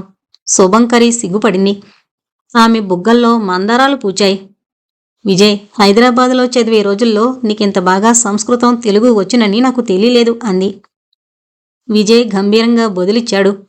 సుఖీ, ఎప్పటికైనా నీ చేతిని చేపట్టాలని ఆ భాషలు రెండూ నేర్చుకున్నాను. నువ్వీరోజు ముంబై వచ్చావు గాని నా మనసులో సదా నివాసమున్నావు అంటూ. అయితే ఈ మాట చెప్పడానికేనా నన్ను గోవా తీసుకొచ్చావు అంది శుభంకరి. ఇంకొక కారణం కూడా ఉంది. ఏంటది అడిగింది సుఖీ. పనాజీలో అజింక్య అచరేకర్ అని నా మిత్రుడొకడున్నాడు. అతను చార్టెడ్ అకౌంటెంట్. ఎన్నో బ్యాంకులు, ఫైనాన్స్ కంపెనీల ఆర్థిక వివరాలు అతని ల్యాప్టాప్లో ఉంటాయి. పృథ్వీరాజ్ తెచ్చిన బ్యాంకు స్టేట్మెంట్ అతనికి చూపించి విజయ్ బట్టల మిల్లు తాలూకా వివరాలు తెలుసుకోవచ్చు. అయితే ఇప్పుడు పనాజీ వెళదామా? అవును అంటూ లేచాడు విజయ్. ఆమె అతనిని అనుసరించింది. పనాజీలోని అజాంక్య అచరేకర్ ఇల్లు. అచరేకర్ తన ల్యాప్టాప్ తీసన్నాడు. విజయ్ బట్టల మిల్లు ఆడిట్స్ నేనే చూస్తూ ఉంటాను. అదొక చిన్న రహస్యమైన మిల్లు అన్నాడు. రహస్యమైంది అంటే? అంటే మరేం లేదు. ఆ మిల్లులో 2 పవర్ లూమ్లు, 6 సెమీ పవర్ లూమ్లు ఉన్నాయి. మొత్తం స్టాఫ్ 300 మంది మాత్రమే. అందరికీ మిల్లు పరిసరాల్లో క్వార్టర్స్ ఉన్నాయి. డిపార్ట్మెంట్ స్టోరు, మిడిల్ స్కూలు, ఆసుపత్రి, club, swimming pool, vegetable market అన్నీ అక్కడే ఉన్నాయి. స్టాఫ్కి జీతాలు తక్కువే అయినా క్వార్టర్స్ అద్దె చాలా తక్కువ కావడం వల్ల, మరొక మిల్లుకు వెళితే తలదాచుకునే చోటు కరువు అవుతుందన్న భయం వల్ల అక్కడే పనిచేస్తూ ఉంటారు. ఎవరూ బయటికి వెళ్లవలసిన అవసరం లేకుండా అన్నీ అక్కడే చౌకగా దొరుకుతాయి. అంటే ఎవరినీ బయటికి వెళ్ళనివరా? ప్రయాణాలు, టూర్లు చేసేటప్పుడు వెళ్ళొచ్చు. సెక్యూరిటీ చాలా స్ట్రిక్ట్గా ఉంటుంది. సెక్యూరిటీ ఏజెన్సీ ఏడాదికొకసారి మారుతుంటుంది. అంటే టెండర్ని బట్టి. అలాంటి సెక్యూరిటీ సంస్థలు ముంబైలో చాలా ఉన్నాయి అన్నాడు. అర్థమైంది. ఇంతకీ ప్రొడక్ట్ ఏంటి? కంచిపట్టు చీరలు. కంచిపట్టు చీరలా? ఆశ్చర్యంగా అంది సుఖీ. అవును, కంచి, బెనారస్ పట్టుచీరలు, బాలుచరి, చందేరి, కోసా వస్త్రాలు, ఇంకా ఇలాంటివే సుప్రసిద్ధమైన చీరలు ఆ మిల్లులో తయారవుతాయి. ఇవన్నీ ముంబై విజయ్ మిల్లులో తయారవుతాయా? నేను నమ్మలేను అంది శుభంకరి. అసలుకు సిసలైన నకలు తయారు చేయడం అక్కడ కార్మికులకి కష్టమైన పని కాదు. ముంబైలో అన్ని కమ్యూనిటీస్కి సంఘాలున్నాయి. ఆయా సంఘాలలో అంటే తమిళ సంఘంలో కంచి చీరలు, బెంగాలీ సంఘంలో బౌలుచరీ చీరలు ఇలా ఎగ్జిబిషన్ కమ్ సేల్ స్కీముల కింద హెవీ డిస్కౌంట్లతో అమ్ముడుపోతాయి. కాపీరైట్ నేరానికి పట్టుబడరా? పట్టుబడరు. ఎందుకంటే అమ్మేది ఎగ్జిబిషన్లో, కొనేవాళ్ళు ఎక్కువగా టూరిస్టులు, అందులోనూ డిస్కౌంట్లో అమ్మే సామాన్లకి కంప్లైంట్లు చెల్లవు. ఇవే కాదు, ముంబైలో ఉల్వాంసనగర్ అనే స్థలంలో అన్ని రకాల ఎలక్ట్రానిక్స్, ఎలక్ట్రికల్ టాయ్స్, పెర్ఫ్యూమ్స్ వగేరా బ్రాండెడ్ సామాన్లకి డూప్లికేట్లు తయారవుతాయి. సేల్స్ ఎలాగుంటాయి? బాగానే ఉంటాయి. ఎందుకంటే ఏడాది పొడుగునా ఏదో ఒక ఎగ్జిబిషన్ ఉంటూనే ఉంటుంది. అమ్మేవారికి కమిషన్లు, కంపెనీకి లాభాలు ఎక్కువగా ఉంటాయి. రెగ్యులర్ దుకాణాలకు అమ్మరా? రెగ్యులర్ అంటే రిప్యూటెడ్ దుకాణాలు. వాటిని కొనేవి చౌకబారు దుకాణాలు ప్రతి చోట ఉంటాయి. వాళ్ళు అసలు నకిలీలు పక్కన పెట్టి కస్టమర్ల మెంటాలిటీ చూసి డిస్కౌంట్లు అమ్మేస్తారు. సరే, జగ్గారేడు సంగతి తెలిసిందే. డాక్టర్ వర్మ విషయం ఏమిటి? అడిగాడు విజయ్. డాక్టర్ సునీల్ వర్మ కూడా విజయ్ బట్టల మిల్లు షేర్ హోల్డర్. జగ్గారాయుడు ఇలాంటి 10 లక్షల చెక్కులు అతనికి సంవత్సరానికి ఒకసారి, అప్పుడప్పుడు 2 సార్లు ఇస్తూనే ఉంటాడు అన్నాడు అచరేకర్. అలాగా? అయితే ఇది రొటీన్ బిజినెస్ డీలింగ్ అన్నమాట. విజయ్ మాటలో నిరాశ ధ్వనించింది. అవును, రొటీన్ బిజినెస్ డీలింగే. కానీ బిజినెస్ వ్యవహారం అంతా రహస్యమే. అన్నీ దొంగలెక్కలే. నిజం జగ్గారాయుడికే తెలుసు.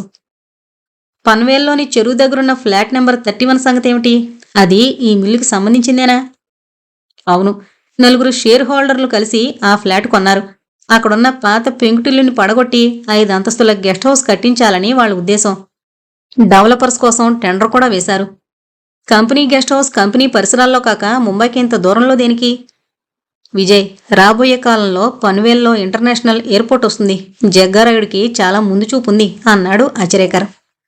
నిజమే, ఎయిర్పోర్ట్ దగ్గర గెస్ట్ హౌస్ ఉంటే పౌరాల సరఫరా కనువుగా ఉంటుంది అంది శుభంకరి. విజయ్, అచరేకర్లిద్దరూ ఆమె వంక ఆశ్చర్యంగా చూశారు. అవును విజయ్, ఈ మిల్లు బిజినెస్ డూప్లికేట్ బిజినెస్. జగ్గరాయిని అసలు వ్యవహారం పౌరాల సరఫరా. దానికి అతను ఎన్ని నాటకాలైనా వేయగలడు అంది సుఖి. సరే, మాకు సెలవిప్పించు, రేపు మధ్యాహ్నానికల్లా ముంబై చేరుకోవాలి అని అచరేకర్ దగ్గర వీడుకోలు తీసుకున్నాడు విజయ్. భార్గర్ విడిదింట్లో నలుగురు సమావేశమయ్యారు. శుభంకరి పృథ్వీతో గోవా విశేషాలు చెప్పింది. తర్వాత అచరేకర్ దగ్గర సేకరించిన సమాచారమంతా చెప్పింది. మిస్టర్ పృథ్వీ, డాక్టర్ సునీల్ వర్మ డబ్బు తీసుకుని హత్య చేశాడని మనం వాదించొచ్చు, రసనపై నుంచి కేసుని డైవర్ట్ చేయడానికి. కానీ మన వాదన నిలబడదు. ఎందుకంటే అది రొటీన్ బిజినెస్ డీలింగ్ కాబట్టి. అంతేనా? అంతే మిస్టర్ పృథ్వీ. కానీ ఒక విషయం రూఢీగా తెలిసింది. ఏంటది పృథ్వీ? సుఖి అడిగింది. డాక్టర్ వర్మ జగ్గారాయిని ఏజెంట్ అని. అంటే అంటే ఏముంది సుఖి, నీకిది రొటీన్ బిజినెస్ ట్రాన్సాక్షన్గా కనిపించొచ్చు, కానీ నా కంటికి కమిషన్ వ్యాపారంలా కనిపిస్తోంది అన్నాడు పృథ్వీ. కమిషన్ వ్యాపారమా? అవును. డాక్టర్ వర్మ సంవత్సరానికి ఒకసారి గాని అప్పుడప్పుడు 2 సార్లు గాని ఫారెన్ వెళ్ళొస్తుంటాడు. అవునా రసనా? అడిగాడు పృథ్వీ. అతను ఫారెన్ నుంచి తిరిగొచ్చినప్పుడల్లా అతనికి 10 లక్షల చెక్కు దొరుకుతూ ఉంటుంది. దానిని బట్టి ఇది కమిషన్ వ్యాపారమని తెలియడం లేదు. అర్థమైంది పృథ్వీ. డాక్టర్ వర్మ పౌరాల్ని తీసుకెళ్లి ఫారెన్లో వదిలేసి వస్తున్నాడంటావు. జగ్గారాయుడి కింద ఏజెంట్ పనిచేస్తున్నాడని అంటాను. అతని ఫారెన్ ట్రిప్లన్నీ చెక్ చేయగలిగితే అతను వెళ్లేటప్పుడు జంటగాను వచ్చేటప్పుడు సింగిల్గాను వస్తున్నాడని తెలుస్తుంది. ముగ్గురి ముఖాల్లోనూ నిశ్శబ్దం అలుముకుంది. Rasana, doctor Varma last time foreign ఎప్పుడు వెళ్ళొచ్చాడో తెలుసా? తెలుసు. ఏప్రిల్ 6వ తేదీన వెళ్లి తిరిగి 9వ తేదీన వచ్చారు అంది రసన. విన్నావా సుఖి? జగ్గారాయుడు చెక్కుని ఏప్రిల్ 10న ఇష్యూ చేశాడు. 12వ తేదీన అతని అకౌంట్లో క్రెడిట్ అయింది. అతనికి 10 లక్షలు దొరికినప్పుడల్లా ఇలాంటిదే ఏదో ఒక ఫారెన్ ట్రిప్ చేసి వచ్చి ఉంటాడని తెలుస్తోంది అన్నాడు పృథ్వీ. అతని యాత్రా విశేషాలు తెలుసుకోవడం చాలా కష్టం మిస్టర్ పృథ్వీ. 1-2 ట్రిప్పుల గురించి కనుక్కుని లాభం లేదు. గత 5 ఏళ్లుగా అతని యాత్రా వివరాలు, బ్యాంక్ అకౌంట్ వివరాలు బయటకు తీయాలి. ఇటువంటివి పోలీసులే చేయగలరు అన్నాడు విజయ్. పోలీసులే కాదు, మనం కూడా చేయొచ్చు. కానీ మన కేసుకి సంబంధించినంతవరకు ఇదెంత ఉపయోగపడుతుందో చెప్పలేను. నిజమే, మనకి అది ఉపయోగపడదు. దానివల్ల డాక్టర్ సునీల్ వర్మది అన్యాయార్జిత అని రుజువు చేయొచ్చు గాని హత్యతో సంబంధం ఉందని గాని హంతకుడని గాని రుజువు చేయలేం. రసన, నీకు doctor Sunil Varma car driver తెలుసా? రసన వైపు చూసి అడిగాడు పృథ్వీ. అతనికి రెగ్యులర్ కారు డ్రైవర్ లేడు పృథ్వీ. డిస్పెన్సరీకి అతను స్వయంగా డ్రైవ్ చేసుకుని వస్తాడు. ఎప్పుడైనా అవసరమైనప్పుడు అంబులెన్స్ డ్రైవర్లని పిలుస్తాడు. వాళ్ళకి సర్వీసు ఛార్జ్ ఇచ్చేస్తాడు. కాబట్టి వాళ్ళు సంతోషంగా అతని పని చేసేస్తారు. అతని రీసెంట్ ఫారెన్ ట్రిప్కి ఏ డ్రైవర్ వెళ్ళాడో తెలుసా? అడిగాడు పృథ్వీ. జాన్ వెళ్ళాడు. అతని నెంబర్ నాకు తెలుసు. ఫోన్ చేసి ఏమడగాలి? డాక్టర్తో పాటు ఎవరెవరు వెళ్లారో అడుగు. రసన జాన్కి రింగ్ చేసి అట్నుంచి హలో అని వినబడగానే స్పీకర్ ఫోన్ ఆన్ చేసింది. హలో జాన్ బాయ్, నేను సిస్టర్ రసనని మాట్లాడుతున్నాను. చెప్పండి సిస్టర్, మీరెలా ఉన్నారు? నేను బాగానే ఉన్నాను జాన్ బాయ్. మీ దగ్గర నుండి చిన్న ఇన్ఫర్మేషన్ కావాలి. అడగండి సిస్టర్, ఏం కావాలి? అడిగాడు జాన్. ఏప్రిల్ 6వ తేదీన డాక్టర్ సునీల్ వర్మను ఎయిర్పోర్ట్కి మీరే తీసుకెళ్లారు కదూ? అవును సిస్టర్. అతనితో పాటు ఇంకొక మేడం గారిని ఎయిర్పోర్ట్లో దిగబెట్టాను. తిరిగి 9వ తేదీన ఎయిర్పోర్ట్కి అతన్ని రిసీవ్ చేసుకోవడానికి వెళ్లారా? అడిగింది రసన. వెళ్ళాను సిస్టర్, ఆయన ఒక్కరే తిరిగొచ్చారు. థ్యాంక్స్ జాన్బాయ్ అంటూ ఫోన్ పెట్టేసింది. మీ ఊహ నిజమైంది మిస్టర్ పృథ్వీ అన్నాడు విజయ్ మెచ్చుకోలుగా. పృథ్వీ ఊహలెప్పుడు నిజమవుతాయి అంది సుఖి. కాని సుఖి, ఇది మనకెలా ఉపయోగపడుతుంది అన్న విజయ్ మాటల్లోని సుఖి అన్న సంబోధన గమనించారు పృథ్వీ, రసన. ఒకరినొకరు చూసుకుని నవ్వుకున్నారు. అది చూసిన సుఖికి చిర్రెత్తుకొచ్చింది. ఏ రసన, ఎందుకే నవ్వుతావు? అంది. నువ్వు విజయ్ కశ్యప్ ధుమాల్ గారిని విజయ్ అని ఫస్ట్ నేమ్తో ఇప్పటివరకు పిలిచావు. విజ్ అని ఎప్పుడు పిలుస్తావోనని అంది రసన. లేదే, అలాంటిదేదీ లేదు అంది సుఖి. అవునే, ప్రస్తుతం అలా పిలవడం లేదని నాకు తెలుసు. తొందరలోనే పిలుస్తావేమోనని అనిపించిందే. ఏమంటావు పృథ్వీ? అంది రసన కొంటిగా. అదంతా గమనించిన విజయ్ కలగజేసుకున్నాడు. Miss Rasana, mister Prithvi, nothing secret. నేను శుభంకరి పెళ్లి చేసుకోబోతున్నాం. ఎప్పుడు? ఇద్దరూ ఒకేసారి అడిగారు. ఈ కేసు పూరితే రసనగారు బయటపడ్డాక అన్నాడు ధుమాల్. శుభంకరికి, విజయ్కి శుభాకాంక్షలు తెలిపారు పృథ్వీ, రసనలు. పృథ్వీ, ఈ కేసు గెలిచి నేను బయటపడగలనా అని అడిగింది రసన. తప్పకుండా రసన, నువ్వు నేరం చేయలేదు కాబట్టి బయటపడతావు అన్నాడు పృథ్వీ. రసన, మీరు నాతో ఒకసారి నా ఆఫీస్కి రావాలి, కొన్ని పేపర్స్ మీద సంతకాలు చేయాలి అన్నాడు విజయ్ లేచి నిలబడి.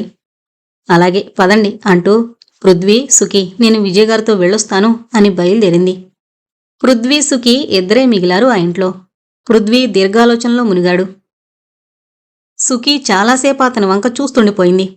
పృథ్వీ, ఏంటంత దీర్ఘంగా ఆలోచిస్తున్నావు అని అడిగింది. సమస్యకి పరిష్కారం వెతుకుతున్నాను. ఏంటా సమస్య? ఇప్పుడున్నది ఒకే ఒక్క సమస్య సుఖి, రసన విడుదల సమస్య అన్నాడు పృథ్వీరాజు. సుఖి మౌనం వహించింది. పృథ్వీ ఎంతో కష్టపడి సేకరించిన అనుమానితుల జాబితా అంతా గాలికి ధూళెగిరినట్లు ఎగిరిపోయింది. మోహన్, సుజన, బావమరిది, జగ్గారాయుడు, డాక్టర్ వర్మ ఎవరూ తర్కానికి నిలబడ్డం లేదు. పాపం పృథ్వీ, రసన జీవితంలో వచ్చిన ఈ పెను తుఫాన్ నుంచి ఆమెనెలా తప్పించగలడు? ఉన్నట్లుండే అన్నాడు Prithvi. Sukhi, subconscious mind reprogramming గురించి నీకేమైనా తెలుసా అడిగాడు పృథ్వీ. తెలుసు పృథ్వీ, మెదడు యొక్క మేధాశక్తికి పొదును పెట్టి దాన్ని వృద్ధి చేయడానికి ఉపయోగపడే సమ్మోహన క్రియది అంది సుఖి. అవును, ఇప్పుడు నేనదే చేయబోతున్నాను. నువ్వు నాకు సహాయం చెయ్యాలి. నీ మెదడుతో నేను ఆలోచించి నా మెదడుకి పొదును పెట్టుకుంటాను. సుఖీకి అర్థం కాలేదు, అయినా సహాయం చేయడానికే నిశ్చయించుకుంది. అలాగే పృథ్వీ, ఏం చెయ్యాలో చెప్పు. దీపాలన్నీ ఆరిపోయి ఈ గదిలో చిన్న ప్రమిద వెలిగించు. ప్రమిదకి ఎదురుగా కుర్చీ వేసుకుని రిలాక్స్డ్గా కూర్చో చెప్పాడు పృథ్వీ. సుఖీ అలాగే చేసింది. వచ్చి కూర్చుంది. సుఖీ, దీపం వైపు ఏకాగ్రతతో చూడు. నేను ఎక్కడ ఉన్నాననేది నీకు అనవసరం. కేవలం నా మాటలు విను. నేను అడగబోయే చిన్న చిన్న సమస్యలకి ఎన్ని రకాల సమాధానాలు ఇవ్వగలవో ఆలోచించియ్యి. అంటే ఒక ప్రాబ్లంకి మల్టిపుల్ ఆప్షన్స్ సజెస్ట్ చెయ్యి. నేను అడుగుతూ ఉంటాను, నీకు అర్థమైపోతుంది. సరే అంటూ సుఖి దీపంపైన దృష్టి కేంద్రీకరించింది.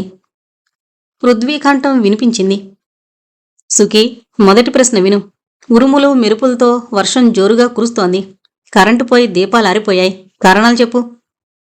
ఈదురుగాలుల వల్ల కరెంటు స్తంభం పడిపోయి ఉంటుంది అంది సుఖి. ఇంకా పిడుగుపడి ట్రాన్స్ఫార్మర్ కాలిపోయి ఉంటుంది.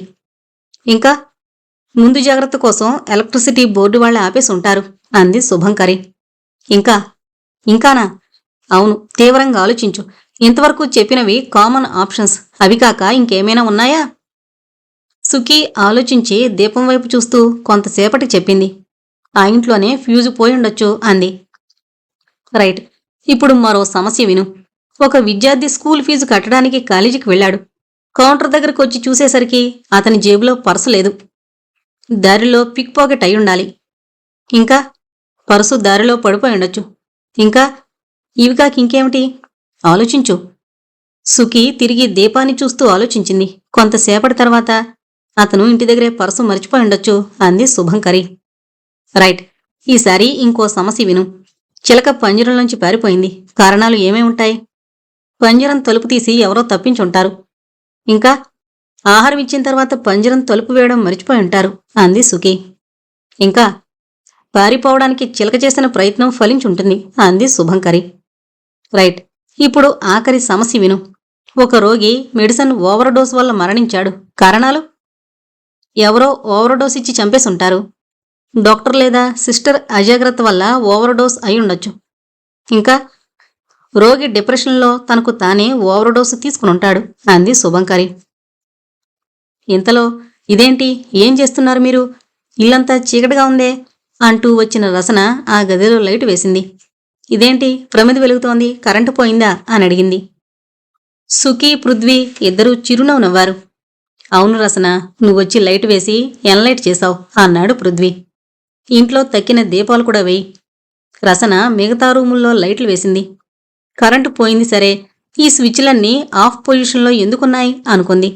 ఏంటో వీళ్ళకి రాను రాను మతిపోతోంది అని సమాధానపడింది.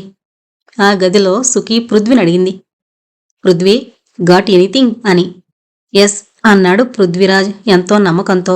నువ్వే చూస్తావుగా త్వరలో అని. తోపూరు ప్రశాంతమైన ఒక గ్రామం. గ్రామానికి క్రోసెడు దూరంలో ప్రకృతి నిర్మితమైన దుర్గం ఉంది. దానిని తీర్చిదిద్ది మానవుడు పటిష్టమైన దుర్గరాజంగా మార్చివేశాడు. దుర్గం చుట్టూ అగడతలు తవ్వున్నాయి. అగడతల్ని జలవంతం చేస్తున్నాయి కొండవాగులు. మధుర, జింజి, తంజావూరు సంస్థానాలకి సరిహద్దుగా ఒక కోణభాగమంది దుర్గం నిర్మాణమైంది. ఈ దుర్గం వేలూరు సంస్థానం యొక్క చివరి కోసన ఉంది అనొచ్చు.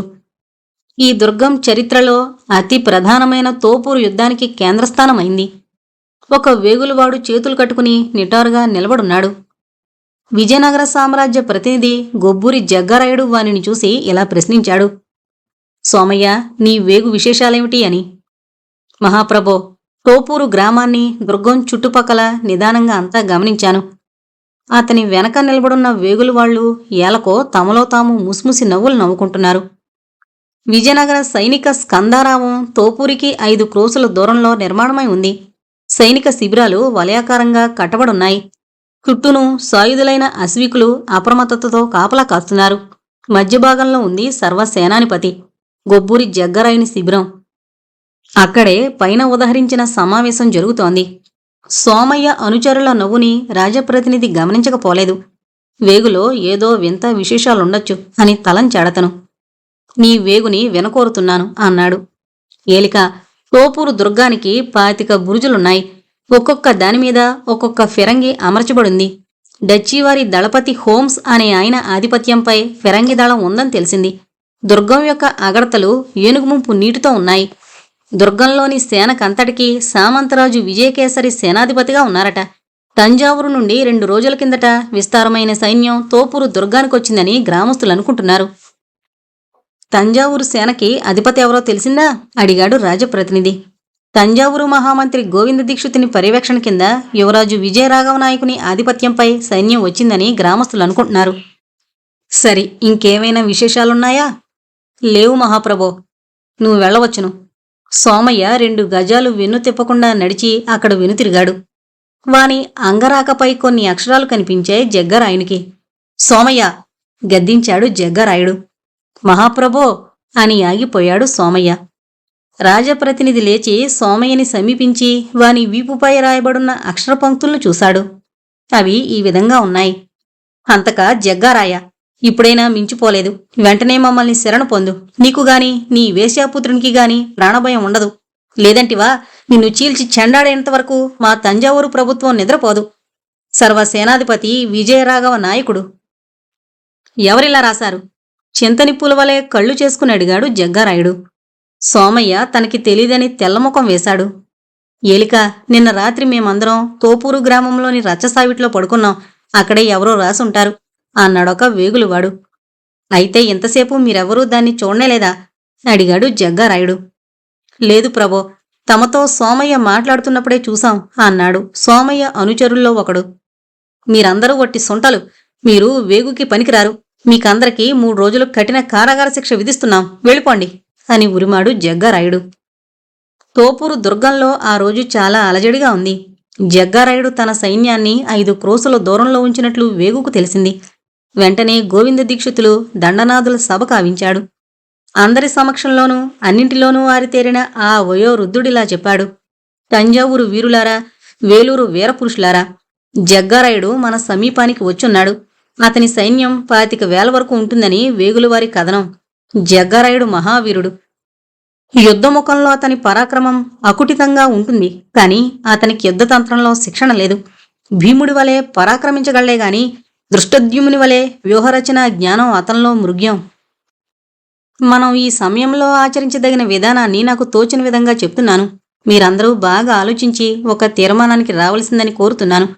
ఇలాంటి సమయాల్లో ఉభయపక్షాల్లోని సాధక బాధకాల్ని బాగా చర్చించుకోవడం అవసరం.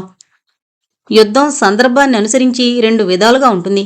ఒకటి ఆత్మ సంరక్షణ పూర్వకమైన యుద్ధం, రెండవది పరబల విచ్ఛేదన పూర్వకమైన యుద్ధం. ఈ రెండింటిలో మనం ఆచరించదగింది ఏది? ఈ విషయాన్ని మనం చర్చించుకోవాలి. మన సైన్యం 15,000 ఉంది. శత్రువుల సైన్య బలంలో మనల్ని మించున్నారు.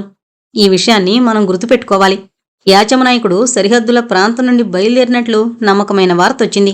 ఈ పాటికి మన మహారాజు తిరుచినాపల్లి దుర్గాన్ని ముట్టడించే ఉంటారు. యుద్ధంలో అపజయమన్నదెరుగని మన మహారాజు శీఘ్రకాలంలోనే మధుర జింజినాయకుల మదాన్ని అణిచివేయగలడని నాకు దృఢ నమ్మకముంది. మనం యాచమ నాయకుని కోసం ఎదురుచూస్తూ కోటని సంరక్షించుకోవడమా లేక శత్రువుపై దండయాత్రని సాగించడమా అన్న విషయాన్ని సమగ్రంగా ఆలోచించండి. దండయాత్ర సాగించే పక్షంలో దానికి తగ్గ ఉపాయాన్ని కూడా చెప్తున్నాను వినండి. మన అశ్వదళంతో పాటు కొంత సైన్యాన్ని ఈ రాత్రే మన దుర్గంలోంచి తరలించి పక్కనున్న మహారణ్యంలో నిలిపుంచాలి. తర్వాత రణబేరిని మ్రోగించి ఫిరంగుల్ని పేల్చాలి. శత్రువులు మన కోటని విధ్వంసం చేయడానికి పూనుకున్న అదను చూసుకుని వెనక నుండి అరణ్యంలో ఉన్న సైన్యం రావాలి. శత్రువు యొక్క దృష్టిని రెండు వైపులా తిప్పడమే దండనీతి యొక్క ముఖ్య సూత్రం. ఈ విషయంలో అందరూ ఎవరికి తోచిన ఉపాయాన్ని వారు సూచించొచ్చు. సామంత, యాచమనాయకుడు మనల్ని కలుసుకునే వరకు మనం దుర్గంలోనే ఉండి శత్రుదాటిని ఎదుర్కొనడమే ఉచితమని నా అభిప్రాయం అన్నాడు వేలూరు సంస్థాన సేనాధిపతి పద్మనాయకుడు. విలంబం కావించి శత్రువులు నిలదొక్కుకోవడానికి తావివ్వరాదు.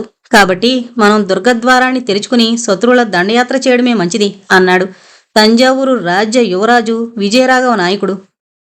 మహామంత్రి గారి రెండో సూచన చాలా ఉత్తమమైంది. అలా చేయడమే మనకి శ్రేయదాయకం అని చెప్పాడు కంపరాయుడు.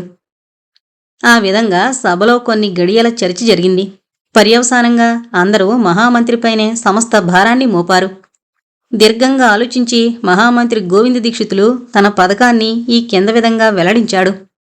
2000 అశ్విక దళంతోనూ 6000 పదాతి దళంతోనూ యువరాజు విజయరాఘవ నాయకుని ఆధిపత్యం పైన ఈ సాయంత్రం మన సేన అరణ్య ప్రదేశానికి వెళ్ళుండాలి. యువరాజుకి సహాయంగా సమర్థుడైన కంపరాయుణ్ణి ఉపసేనాధిపతిగా నియమిస్తున్నాను. మిగతా సైన్యం దుర్గంలోనే ఉంటుంది.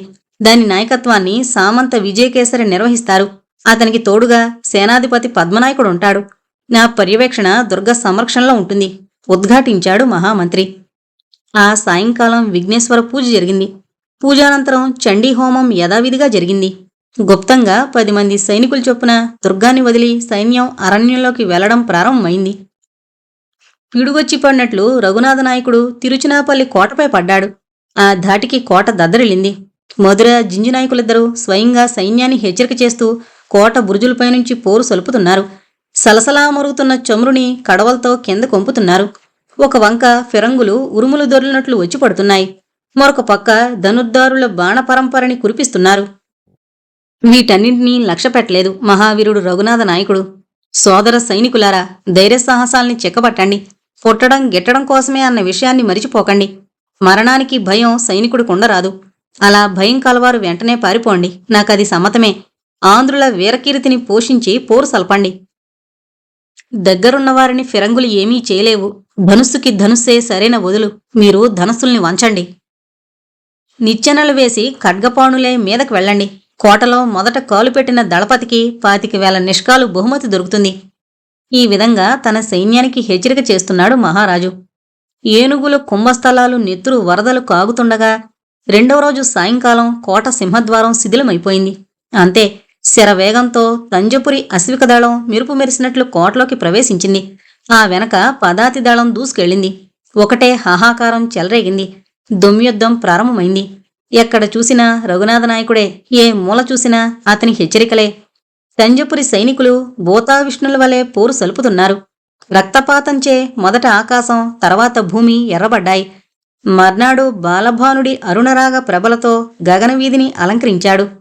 2 సింహాల తంజపుర ప్రభుత్వ పతాకం తిరుచినాపల్లి కోట బురుజుపై రెపరెపలాడింది. మధుర జింజినాయకులిద్దరూ బందీలైపోయారు. సామంతరాజు భువనవర్మకి ముఖ్యమైన వార్త తెలిసింది. భువనవర్మ గొప్ప రణనీతిజ్ఞుడు. తనకి అందిన వార్తని అనుసరించి అతడు తన దండనాదుల్ని దళపతుల్ని సమకూర్చి 1000 సైన్యాన్ని వేలూరు కోట సంరక్షణ కిందుంచి మిగతా 50,000 మూలబలాన్ని తోపూరు వైపు కదల్చాడు. అంత ముఖ్యమైన వార్త ఏంటంటే సామంతరాజు యాచమనాయకుడు విస్తారమైన సైన్యంతో తోపూరు దుర్గముఖంగా కదిలి శరవేగంతో వెళుతున్నాడు అనేది. భువనవర్మ యొక్క ఈ సమయోచిత చర్య వల్లనే జగ్గరాయనికి ఊపిరి సలపడానికి సమయం చిక్కింది. సమాన లాఘవంగల 2 వ్యాయామ నిపుణులు పరుగు పందెంలో పోటీ పడినట్లు భువనవర్మ యాచమనాయకులు తమ సైన్యాన్ని సమాంతర రేఖలో నడుపుకుంటూ మహావేగంతో వెళుతున్నారు. భువనవర్మ మూలబలాన్ని కదిలించడానికి మరొక ముఖ్య కారణం కూడా ఉంది. తిరుచినాపల్లిలో ఓటమి తప్పదన్న వార్త అతనికి రూఢీగా చేరింది. ఇక మూలం యొక్క ఉపయోగం ఏకోన్ముఖమైపోయింది అని తలంచాడు భువనవర్మ. ఇటు యాచమనాయకుడు, అటు విజయాన్ని వరించిన రఘునాథ నాయకుడు తోపూరుకే వస్తారు. అట్లుండా వేలూరు కోటలో తాను పడి ఉండడంలో ఔచిత్యమేమిటి అని తలంచాడు భువనవర్మ. ఆ రాజన్యుని సమయోచిత యుద్ధచాలనం వల్ల కొన్ని రోజులు తంజాపుర సేనావాహినికి మిక్కిలి భయదాయకమైపోయిందని చెప్పొచ్చు. మహాప్రభో, తిరుచినాపల్లి కోట పడిపోయింది. మధుర జింజి దేశాధిపతులు మహారాజు రఘునాథ నాయకునితో తాత్కాలికంగా సంధి కావించుకున్నారట. శీఘ్రకాలంలో తంజపురాధిపతి తన సైన్యాన్ని తోపూరు వైపు మళ్లించ తీర్మానించినట్లు తెలుస్తోంది అన్నాడొక వార్తాహరుడు రాజప్రతినిధి మ్రోల. ఈ వార్త ఆసానిపాతం వలె అయింది. రాజప్రతినిధి చిత్తరువులోని ప్రతిమ వలె ఆసనంలో కొన్ని క్షణాలు అలాగే ఉండిపోయాడు. మహాప్రభు, భువనవర్మ తన సైన్యంతో మనల్ని సమీపిస్తున్నట్లు రూఢి వార్తొచ్చింది అన్నాడు. అప్పుడే అక్కడికొచ్చిన వార్తాహరుడు. ఆరిపోతున్న దీపానికి చమురు పోసినట్లయింది గొబ్బూరి జగ్గారాయునికి. మహాప్రభో, సామంత యాచమనాయకుడు మనకి 10 క్రోసుల దూరంలో ఉన్నాడు అన్నాడు ఇంకొక వేగులవాడు. వెలిగిన దీపం మహామారుతానికి కంపించినట్లు గొబ్బూరి జగ్గారాయుని హృదయం టప్టపా కొట్టుకుంది. మహాప్రభో, యుద్ధాహ్వానం వచ్చింది. తోపూరు దుర్గంలోంచి ఫిరంగులు పేలుతున్నాయి. రణబేరిని వాయిస్తున్నారు శత్రువులు అన్నాడొక దళపతి సత్వరంగా లోపలికి ప్రవేశించి. వీరరసం యొక్క కెరటం వలె ఉవ్వెత్తున లేచిన సముద్ర అలలవోలే లేచి నిలబడ్డాడు జగ్గారాయుడు. దండనాదులతోనూ దళపతులతోనూ సంప్రదించి రాజా భువనవర్మ వచ్చే వరకు యుద్ధ ప్రారంభం చేయరాదన్న తీర్మానానికొచ్చాడు జగ్గారాయుడు. గొబ్బూరు జగ్గారాయుడు తన కుటీరంలోని అభ్యంతర మందిరానికి వెళ్ళాడు. అతని మనసు పరిపరి విధాల పోతోంది. ఓరుమొనలో భయం వెరుగని ఆ మహావీరుణ్ణి ఇప్పుడు భీతి వరించింది. మన సేనలో చీలికలేర్పడ్డాయి. తాను అధికంగా నమ్మిన మధుర జింజి నాయకులు పరాజితులై మహారాజు రఘునాథ నాయకునితో సంధి కావించుకున్నారు. వారం రోజుల కిందటనే కాశీలో తపస్సు చేసుకున్న అయ్యప్ప దీక్షితులు గారు ఒక సన్యాసి ద్వారా ఒక లేఖను పంపారు. ఆ లేఖను రామేశ్వరానికి వెళుతున్న ఆ సన్యాసి జగ్గారాయునికి అందించి వెళ్ళిపోయాడు. రాజకుటుంబ హత్యల్ని నిరసిస్తూ ఇకనైనా శాంతిని, దేశంలో భద్రతని కాంక్షించి యుద్ధంలో దిగవద్దు. యుద్ధంలో జయం పొందినా ఆ జయం సామ్రాజ్య విచిత్తికే దారితీస్తుంది అని మహాత్ముడైన అయ్యప్ప దీక్షితులు గారు రాశారు. ఈ పై సంఘటనలు అన్నీ జగ్గారాయుని హృదయంలో గొప్ప అలజడిని పుట్టించాయి. హత్యలు జరిగిపోయాయి. యుద్ధానికి చేసిన సన్నాహాలన్నీ ఏవో 1-2 అడ్డంకులు మినహాయించి ఫలోన్ముఖులయ్యాయి. ఇప్పుడు నేనుగాని యుద్ధాన్ని విరమిస్తే నా గౌరవంతో పాటు ప్రాణనష్టం కూడా రాక తప్పదు. కాబట్టి ఏమైనా సరే నాకు యుద్ధం చేయడమే శరణ్యం. ఈ విషయంలో ఏ విధమైన మార్పు లేదు అని ఒక నిర్ణయానికొచ్చాడు. 3 అహోరాత్రులు గమించాయి. తోపూరు యుద్ధభూమిపై ఈ 3 రోజులు శాంతి ఆవరించింది. ఉభయ పక్షాల వారు పైనుండి సహాయాన్ని ఆపేక్షిస్తూ మౌనం వహించుండడమే దీనికి కారణమనొచ్చు. ఒక మహానదిలో ఇంకొక మహానది కలియునట్లు, ఉత్తుంగ తరంగ గోద్భూతమైన మహాసముద్రంలో గంభీర తరంగవాహిని అయిన మహానది కలియునట్లు రాజా భువనవర్మ యొక్క సేనావాహిని గొబ్బూరి జగ్గారాయుని సేనావాహినిలో కలిసింది. ఈ కలయిక ఉభయ పక్షాల్లో భయ సంతోషాన్ని పుట్టించింది. గోవింద దీక్షితుల పక్షంలో భయం, జగ్గారాయుని పక్షంలో సంతోషం. సామ్రాజ్య ప్రతినిధి, నేను సైన్యంతో పాటు విషాద వార్తను కూడా తీసుకుని వచ్చున్నాను అన్నాడు భువనవర్మ జగ్గారాయునితో కరచాలనం చేస్తూ. రాజేంద్ర, ముళ్లసాయిపై పడుకోబోతూ కష్టసుఖాల చర్చ చేసుకోవడం వ్యర్థం కాదా అని అన్నాడు నవ్వుతూ గొబ్బూరి జగ్గారాయుడు. ప్రభు, శీఘ్రంగా సైన్యాన్ని మోహరించాలి. వెనక యాచమనాయకుడు శరవేగంతో వస్తున్నాడు. అతని తాకుదలలోని తీవ్రత తమకు తెలియంది కాదు అన్నాడు భువనవర్మ. దండనాదులందరూ మైదానంలో వారి వారి సైన్య దళాలతో సమావేశమయ్యారు. సైన్యంలో ఒక భాగం భువనవర్మ ఆధిపత్యంపై కోటవైపు పయనించింది. మరొక భాగానికి గొబ్బూరి జగ్గారాయుడు నాయకత్వం వహించి యాచమనాయకుని ఆగమనానికి ఎదురుచూస్తున్నాడు. ఈ సన్నాహం పూర్తయ్యేసరికి పొద్దు వాలిపోయింది. పడమటి దిశ ఎర్రవారింది. తూర్పు దిశ తెల్లగా భాసించింది. ఉభయకాంతుల మేళవింపుచే ప్రకృతి శోభాయమానంగా ఉంది. తోపూరు దుర్గం యొక్క ముట్టడి ప్రారంభమైంది. నభస్సున మేఘావరణ ముట్టడిదారులకు అనుకూలంగా ఉంది. చిన్న జల్లు, ఊదరగాలి కోటలోని వారికి ప్రతిబంధకంగా ఉండింది. హోంసు దొర ఫిరంగుల్ని కిందకి వాల్చి నేర్పుగా శత్రుదాటిని అరికడుతున్నాడు. మైకేల్ దొర సూటిగా కోటగోడల్ని ఉద్దేశించి ఫిరంగుల్ని పేలుస్తున్నాడు. భువనవర్మ ఏనుగుల సహాయంతో దుర్గాన్ని సమీపించడానికి అగడతలో సైన్యాన్ని దింపనారంభించాడు. తంజపురి ధనుర్దారులు విషలిప్త శీలిముఖాల్ని వానజల్లు వలె నేర్పుగా వదులుతున్నారు. ఉభయ పక్షాల్లో ముట్టడి తీవ్రరూపాన్ని దాల్చింది. మహామంత్రి గోవింద దీక్షితులు బురుజులపై ఎక్కి శత్రు సైన్య చాలనాన్ని పరిశీలిస్తున్నాడు. పద్మనాయక, అదిగో గమనించి చూడు. శత్రులు తమ బలాన్ని రెండుగా విభజించి ఒక భాగాన్ని దుర్గాన్ని ముట్టడించడానికి పంపి ఒక భాగాన్ని స్కందవారంలోనే ఉంచుకునున్నారు. దీని తాత్పర్యమేమి అన్నాడు మహామంత్రి. శత్రువులు ఏదో ఒక తాకుదలని ఎదురుచూస్తున్నారని నా అభిప్రాయం. బహుశా సామంత యాచమనాయకుడు సైన్యంతో వస్తున్నాడేమో. నీ ఊహ సత్యమే. ఇప్పుడు మనం కోటలోనే పడి ఉండడం సరికాదని అనిపిస్తోంది. వెంటనే హోంసు దొరగారిని దండనాథుల్ని సమావేశపరచు అని గోవింద దీక్షితులు బురుజు నుండి కిందకి దిగిపోయారు. కోటలో దళపతుల అత్యవసర సమావేశం జరిగింది. కోట బురుజుపై ఉన్న నిడుపైన వెదురుగడపైకి పెద్ద కాగితపు బుట్ట దీపంతో పాటు లేచింది. ఎర్రని దీపాన్ని చూశాడు భువనవర్మ. అదే దీపాన్ని చూశాడు యువరాజు విజయరాఘవ నాయకుడు. భువనవర్మ మెదడు ఆలోచన తరంగితమైంది. విజయరాఘవుని హృదయం సంతోష తరంగితమైపోయింది. అరణ్యంలోని తంజపురి అశ్వికదళం యువరాజు ముందు నడువ శరవేగంతో పయనించింది. శత్రుకూటంలో హాహారావాలు పెళ్ళుబుకాయి. శతజ్ఞులు ధనాల్మని ప్రేలుతున్నాయి. కోటలో నుండి 4 వైపులా కర్రవంతెనలు కిందకి దిగాయి. దీపపు పురుగుల వలె కోటలోని సైనికులు నగ్న కృపాణాలతో వంతెనల గుండా బయటకొస్తున్నారు.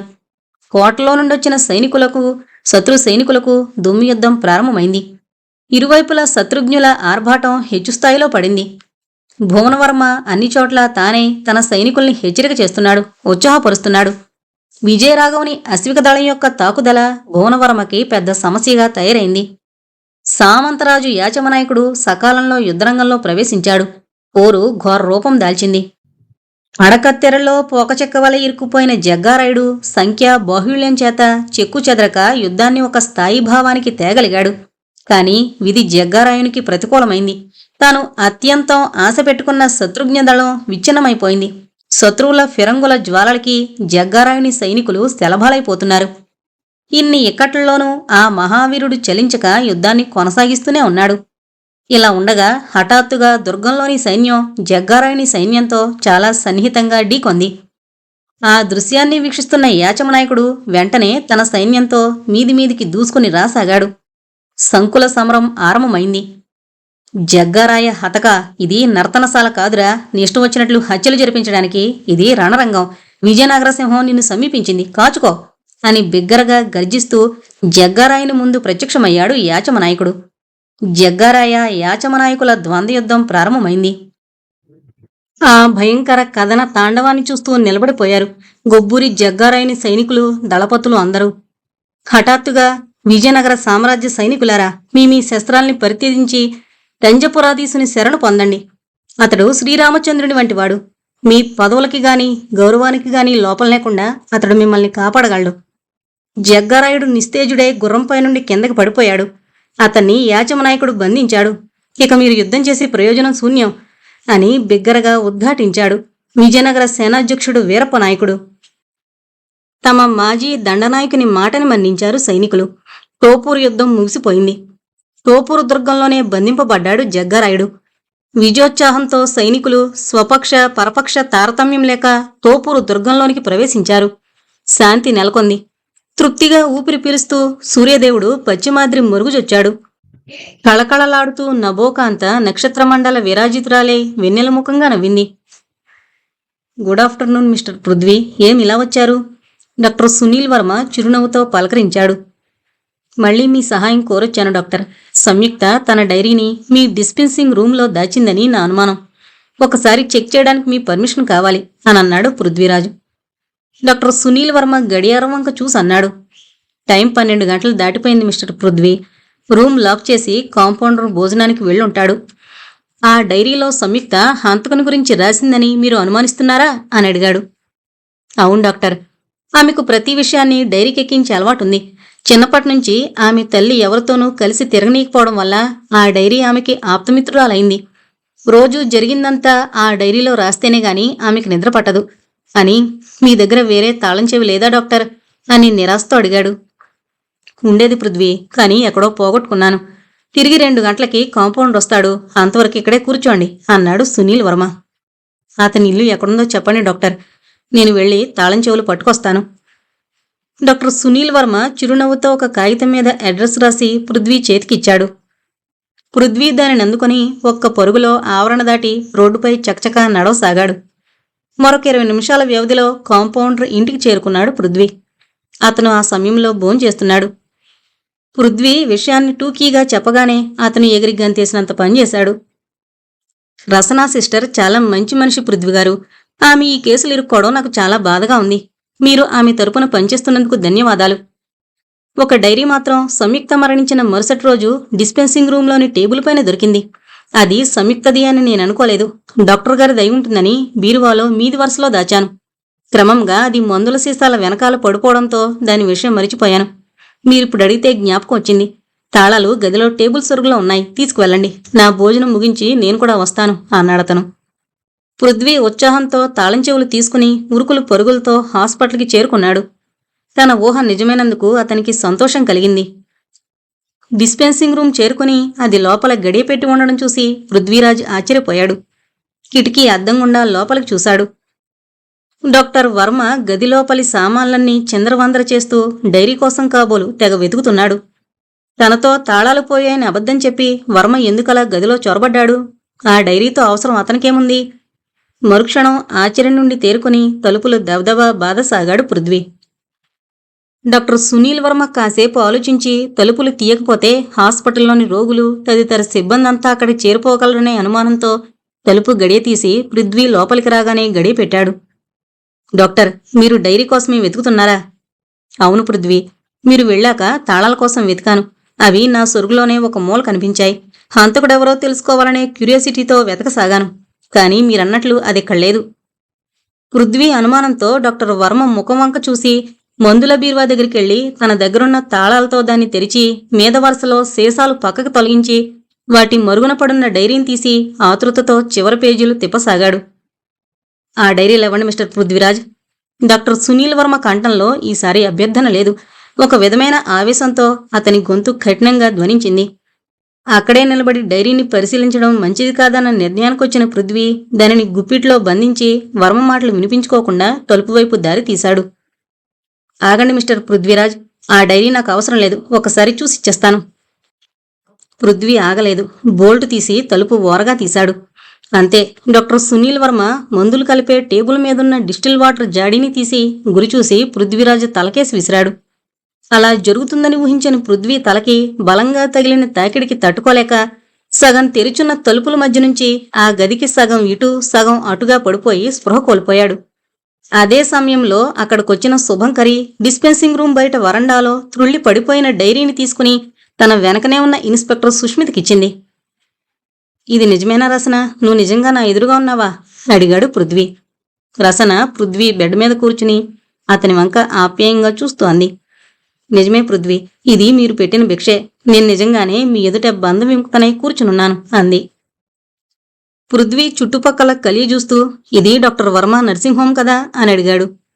అవును, మీరు అదే బెడ్ మీద, అంటే సంయుక్త ఆత్మహత్య చేసుకున్న బెడ్ మీదనే ఉన్నారు. గాజు జాడి పగిలి మీ తలలో ఒక పెంకు గుచ్చుకోవడం వల్ల చిన్న ఆపరేషన్ చేయాల్సి వచ్చింది. అందుకని మిమ్మల్ని పూర్తిగా ఒక రోజంతా మత్తులో ఉంచారు. సంయుక్త ఆత్మహత్య చేసుకుందా రసన? నేను నమ్మలేకుండా ఉన్నాను. అవును పృథ్వీ, ఆమె తన డైరీలో ఆ విషయం స్పష్టంగా రాసి అండర్లైన్ చేసింది. తనని ఆత్మహత్యకి పురుకొల్పిన పరిస్థితుల గురించి వివరంగా రాసి ఎలా చేసుకుందో కూడా రాసింది. ఆమె ఆత్మహత్య ఎలా చేసుకుంది రసన? డాక్టర్ని నిద్రమాత్రలు అడిగి నేను వాటి కోసం వెళ్ళినప్పుడు నాకు తెలియకుండా నన్ను అనుసరించి డిస్పెన్సింగ్ రూంలోని మాత్రల సీసాన్ని గుర్తుపెట్టుకుందట. ఆ తర్వాత, అంటే నేను పాలిచ్చాక ఎవరూ లేని సమయంలో రూంలోకెళ్ళి చేతికందినన్ని మాత్రలు తీసుకుని పాలలో కలిపేసి అవి బాగా కరిగే వరకు నిరీక్షించి వాటిని తాగేసిందని, చేతిలో డైరీతో రూమ్కి వెళ్లి తొందరలో ఆ డైరీని అక్కడే మరిచిపోయి ఉంటుందని విజయ్ గారు తన వాదనలో స్పష్టం చేశారు. వాదనేంటి రసన? నీ కేసు ట్రయల్కెళ్ళిందా? అడిగాడు పృథ్వీరాజు. అవును పృథ్వీ, నిన్ననే నా కేసు ట్రయల్ డేటు. సమయానికి సంయుక్త డైరీ నీ ప్రయాస వల్ల దొరికింది. కేసు హీరింగ్ అరగంట కూడా పట్టలేదు. ఆ డైరీలోని సంయుక్త సూసైడ్ నోట్ బలమైన సాక్ష్యంగా భావించి పోలీస్ కేసు ఉపసంహరింపబడింది. రసన, ఆ డైరీ పోలీసులకు ఎలా దొరికింది? అడిగాడు పృథ్వీ. పృథ్వీ, నువ్వు కాంపౌండర్ ఇంటి నుంచి బయటికి రాగానే ఇచ్చిన SMS ద్వారా సుఖీ అలర్ట్ అయింది. విజయ్ సలహా మీద సుఖీ ఇన్స్పెక్టర్ సుష్మితను వెంటబెట్టుకుని ఆసుపత్రికి వచ్చింది. అప్పటికే డాక్టర్ వర్మ నీ తల మీద గాయపరిచాడు. నువ్వు స్పృహ కోల్పోయి రూమ్ బయట పడిపోయావు. నీ చేతిలోంచి పడిపోయిన డైరీని తీసి సుఖి సుష్మిత చేతికే నేరుగా ఇచ్చింది. డాక్టర్ వర్మ ఆ డైరీ కోసం ఎందుకలా విఫల ప్రయత్నం చేశాడు? మీకు ముందుగానే చెప్పాను కదా పృథ్వీ, డాక్టర్ వర్మకి స్త్రీల విషయంలో కొన్ని బలహీనతలున్నాయని. సంయుక్త అందచందాలు చూసి నిగ్రహించుకోలేక చాలాసార్లు ఆమె నిద్రలో ఉందనే భ్రమతో ముద్దు పెట్టుకునేవాడట. ఆ విషయాలు ఆమె డైరీలో రాసిందేమో అన్న అనుమానంతో బయటపడితే నవ్వుల పాలు కావలసి వస్తుందన్న భయంతో డైరీ కోసం వెతికాడట. వీలైతే ఆ వివరాలున్న పేజీలు చించేయాలి అనుకున్నాడట. ఇదంతా డాక్టర్ సునీల్ వర్మ ఎవరితో చెప్పాడు? అడిగాడు పృథ్వీ. పోలీసులతో. పోలీసులతోనా? అవును. నీ మీద హత్యా ప్రయత్నం చేసినందుకు, హత్యానేరంపై కోర్టులో విచారణలో ఉన్న కేసు సాక్ష్యాలు పాడు చేయాలని చూసినందుకు, ట్రీట్మెంట్లో ఉన్న స్త్రీ రోగులతో అసభ్యకరమైన అవమానకరమైన ప్రవర్తనావళి వల్ల పోలీసులు డాక్టర్ వర్మపై కేసు పెట్టారు. ఎఫ్ఐఆర్ని సుఖి రిజిస్టర్ చేయించింది. ఇంత తేలికైన ఆరోపణల మీద డాక్టర్ సునీల్ వర్మ తప్పించుకోవడానికి వీల్లేదు. వాడు మన దేశంలోని అమ్మాయిల్ని విదేశాల్లో వేసీలుగాను, అబ్బాయిలను బానిసలుగాను సప్లై చేస్తున్నాడు జగ్గారాయుడితో కలిసి. జగ్గారాయుడి హైదరాబాద్ బట్టల దుకాణం, ముంబైలోని బట్టల మిల్లు ఇవన్నీ బోగస్ బిజినెస్లు. వాళ్ల అసలు నేరాలు బయటపడి మొత్తం గ్యాంగ్తో సహా పట్టుబడాలి. నిజమే పృథ్వీ, సంయుక్త డైరీలో ఆ అభియోగానికి కూడా తావుంది. కానీ ఆ నేరాలపైన ఎఫ్ఐఆర్ వేసేందుకు బలమైన సాక్ష్యాధారాలు కావాలి. అందుచేత ప్రస్తుతం పై నేరాల మీద విచారణ జరిపించి ఈలోగా పరిశోధన చేయమని జడ్జిగారే పోలీసులను ఆదేశించారు. ఇప్పుడు డాక్టర్ వర్మ ఎక్కడున్నాడు రసన? అడిగాడు పృథ్వీ. పోలీసు రిమాండ్లో ఉన్నాడు. బెయిల్ కోసం ప్రయత్నాలు చేస్తున్నాడు. తీగలాగితే డొంక కదిలినట్లు డాక్టర్ సునీల్ వర్మ పైన పరిశోధనతో నిజాలు బయటపడి జగ్గారాయుడు కూడా కేసులు ఇరుక్కుంటాడు. అవును పృథ్వీ, సంయుక్త ఆత్మహత్య చేసుకుందని ఊహించడమే కాక డైరీని ఎక్కడ పెట్టుంటుందో కనుక్కోగలిగినందుకు అందరూ మీ మేధాశక్తిని ఎంతగానో ప్రశంసించారు అంటూ గర్వంగా అతని వైపు చూసింది రసన. రసన, ఊహించింది నేను కాదు, సుఖి. ఆమెని నేను ట్రాన్స్లోకి తీసుకువెళ్లాను. సమస్యలిచ్చి సమాధానాలు చెప్పమన్నాను. ఆమె చెప్పిన సమాధానమేంటో తెలుసా? రోగి తనంతట తానే ఓవర్డోస్ మెడిసిన్ తీసుకుని ఉండొచ్చునని సూచించింది అని అన్నాడు పృథ్వీ. ఆ సూచనే నన్ను ఆత్మహత్య ఎందుకు కాకూడదు అని ఆలోచించేలా చేసింది. నిజమే పృథ్వీ, నువ్వు శుభంకరి ఇద్దరూ కలిసే ఈ కేసుని సాధించారు. నేను మీకు రుణపడున్నాను. అంత పెద్ద మాటలు అనకు రసన. నువ్వు నాకు లభించిన పెన్నిదివి. నీ విలువ అంచనా కట్టలేక మొదట్లో నిన్ను జారవిడుచుకున్నాను. మరి ఆ విలువలు ఎప్పుడు తెలుసుకున్నావు పృథ్వీ? అడిగింది రసన. నిధి విలువ తాళాలు తీసి ప్రత్యక్షంగా చూపించి అనుభవించమంటేనే కదా తెలుస్తుంది. పృథ్వీ కొంటిగా చెప్పిన సమాధానంలోని అర్థం స్ఫురించి రసన సిగ్గుపడిపోయింది. తను బెయిలౌట్ అయ్యి వచ్చిన రాత్రి అతనితో గడిపిన అనుభవం గుర్తుకొచ్చి ప్రేమతో అతని చెంపలు నిమిరింది. పృథ్వీ మాట మార్చాడు. రసన, సంయుక్త ఆత్మహత్యకి పాల్పడిన పరిస్థితుల గురించి ఏం రాసింది? నువ్వు ఊహించిందే పృథ్వీ. మోహన్తో ఆమె వివాహం ఉత్త బూటకం. ఆమెను వశం చేసుకోవడానికి జగ్గారాయుడు ఆడించిన నాటకం. కాని పెళ్లి జరుగుతూ ఉండగానే ఆమె నోటి వెంట రక్తం పడి ఆమె రోగం బయటపడింది. ఆమె రోగాన్ని ముందు కుదిర్చి తర్వాత ఆమెను దాటవేయాలని అనుకున్న జగ్గారాయుడు డాక్టర్ వర్మ దగ్గర ట్రీట్మెంట్ ఇప్పించాడు. ఆ రోగం తగ్గుముఖం పట్టకపోవడానికి కారణం ఆమెకి ఆ రహస్యం తెలిసిపోవడమే. రెండవది, మీ నవల ద్వారా ఆమె పైన మీకున్న ప్రేమభావన బయటపడ్డం. ఆమె మరణానికి ముందు రోజు జగ్గారాయుడొచ్చి ఈ దేశంలో ఆమె రోగం తగ్గదని విదేశాల్లో చికిత్స చేయిస్తానని అన్నాడట. ఆ తర్వాత సాయంత్రానికే డాక్టర్ వర్మ ఆమెని మర్నాడే డిశ్చార్జి చేస్తానని అన్నాడట. వాళ్ళిద్దరూ తోడు దొంగలని ఆమె గ్రహించింది. ఆ విషయమే డైరీలో రాసింది. జబ్బింకా ముదిరిపోకముందే తనను క్యాష్ చేసుకోవాలన్నదే వాళ్ల పథకమని గ్రహించింది. అందుకే ఆత్మహత్యకి పాల్పడింది. పాపం సంయుక్త. దైవోపహాతురాలు అంటే సరిపోతుందేమో. ఏ జన్మలోనూ ఆమెకు సుఖం లభించలేదు. ఆమె అందమే ఆమెకు శత్రువైంది. జన్మలా? కిందటి జన్మలో ఆమె బయ్యాంబ. అది నీకు తెలీదులే అన్నాడు పృథ్వీ. నాకు తెలుసు పృథ్వీ. నువ్వు రాసిన చరిత్రని, సుఖీ రాసిన చరిత్రకారుని చరిత్రని రెండింటినీ చదివాను. నువ్వన్నమాట నిజమే. బయ్యాంబగా కూడా ఆమె సుఖాన్ని అనుభవించలేదు. పృథ్వీ, నీ చారిత్రక కథకి ఉపసంహారం రాయడం మరిచిపోయావు. ఉపసంహారమా? అదెందుకు? అదేంటి, రామరాయునికి పట్టాభిషేకం చేయవా? ఇంతకీ అతను ఆంధ్ర సామ్రాజ్యాన్ని ఎన్నాళ్లు పరిపాలించాడు అని అడిగింది రసన. 1614 నుండి 1660 వరకు తోపూరు యుద్ధఛాయ ఆంధ్ర సామ్రాజ్యాన్ని కలిచివేసింది. రామరాయలు 1616 నుండి 1630 వరకు పరిపాలించాడు. అతను కూడా సమర్థుడైన పాలకుడు కాలేకపోయాడు. తండ్రి పోలికొచ్చి విలాస జీవితానికి అలవాటు పడ్డాడు. విజయనగర సింహం యాచమనాయకుడు జాఫ్నాకి వెళ్ళిపోవడం వల్ల, గొబ్బూరు జగ్గారాయుళ్లాంటి వీరుడు చెరసాల్లో పడ్డం వల్ల అతడు తన సామ్రాజ్య సరిహద్దులు కూడా కాపాడుకోలేకపోయాడు. నిజం చెప్పాలంటే తల్లికోట యుద్ధం కన్నా తోపూరు యుద్ధమే విజయనగర సామ్రాజ్య విచ్ఛిన్నతికి పూర్తిగా కారణమైంది చెప్పాడు పృథ్వీ. అర్థమైంది పృథ్వీ. అతని వారసత్వం కూడా అన్యాయమే కదా. అన్యాయపు పునాదుల మీద నిర్మింపబడిన ఏ సామ్రాజ్య సౌధము సమాధి కాక తప్పదంటావు. రసన మెచ్చుకోలుగా చూశాడు పృథ్వీ. నువ్వు కలం స్నేహమే కాదు, సృజనాత్మక సలహాలు కూడా ఇవ్వగలవు అంటూ. ఇంకా చాలా ఇవ్వగలను. నా సబ్కాన్షియస్ మైండ్ని కూడా ప్రోగ్రామింగ్ చెయ్యి అంది. హైదరాబాద్లో పృథ్వీరాజింట్లో కూర్చునున్నారు జంట రచయితలిద్దరూ. నీ ప్రయోగం నాకు అంతగా నచ్చలేదు సుఖీ. చారిత్రక రచనలో చరిత్రకారుని కథ చొప్పించావు. ఇదేదో అయోమయం బరంపురంలా ఉంది అన్నాడు పృథ్వీరాజు. ఏమన్నావు? అయోమయం బరంపురమా? ఇంత అచ్చతెలుగులో ఈ పేరు బాగలేదు పృథ్వీ. దానినే కాస్త సంస్కృతంలో చెప్పు అంది శుభంకరి. సంస్కృతంలోనా? ఆలోచనలో పడ్డాడు పృథ్వీ. విజయనగర సామ్రాజ్య ఆస్థాన వికటకవి మనకిచ్చిన చిత్రమైన పేరు తిలకాష్ట మహిష బంధనం. బాగుంది. తిలకాష్టాన్ని తీసిపారే. ఇంకా మిగిలిన మహిషబంధనాన్ని మహిషీబంధనం చేయి. టైటిల్ సరిపోతుంది అంది శుభంకరి. మహిషీబంధనమా అంటే ఏంటి నీ ఉద్దేశం? రాణివాసపు స్త్రీలు మొలకు కట్టుకుని 16 పేట్ల గల బంధనాన్ని ఏమంటారు? పృథ్వీ పకాలను నవ్వాడు. అమ్మదొంగ, నా భార్య పేరు పెట్టమంటావా? అవును, ఏం? 2 కథల్లోనూ కథానాయిక పేరు రసన కాదంటావా? అవుననక ఏం చేస్తాను? అయినా సుఖీ, ఈ రసనాభరణానికి 16 పేట్లే ఎందుకుంటాయి? 16 అంకెలో తీయదనం ఉంది కనుక. ఇంతటితో రసన అనే నవల అయిపోయిందండి. ఈ నవల ఎక్కువగా గ్రాంధిక భాషలోనే ఉంది. నేను తప్పులు లేకుండా చదవడానికే ప్రయత్నించాను. అక్కడ ఏదుందో అదే యథావిధిగా చదవడం జరిగింది. నాకు వీటిలో చాలా వాటికి అర్థాలు కూడా తెలీదండి. ఎక్కడైనా తప్పుగా చదువుంటే దయచేసి మన శ్రోతలు క్షమించగలరు. మళ్ళీ ఇంకొక మంచి నవలతో మీ ముందుకొస్తుంది మీ సుజన. అంతవరకు సెలవు. నమస్కారం. Thank you.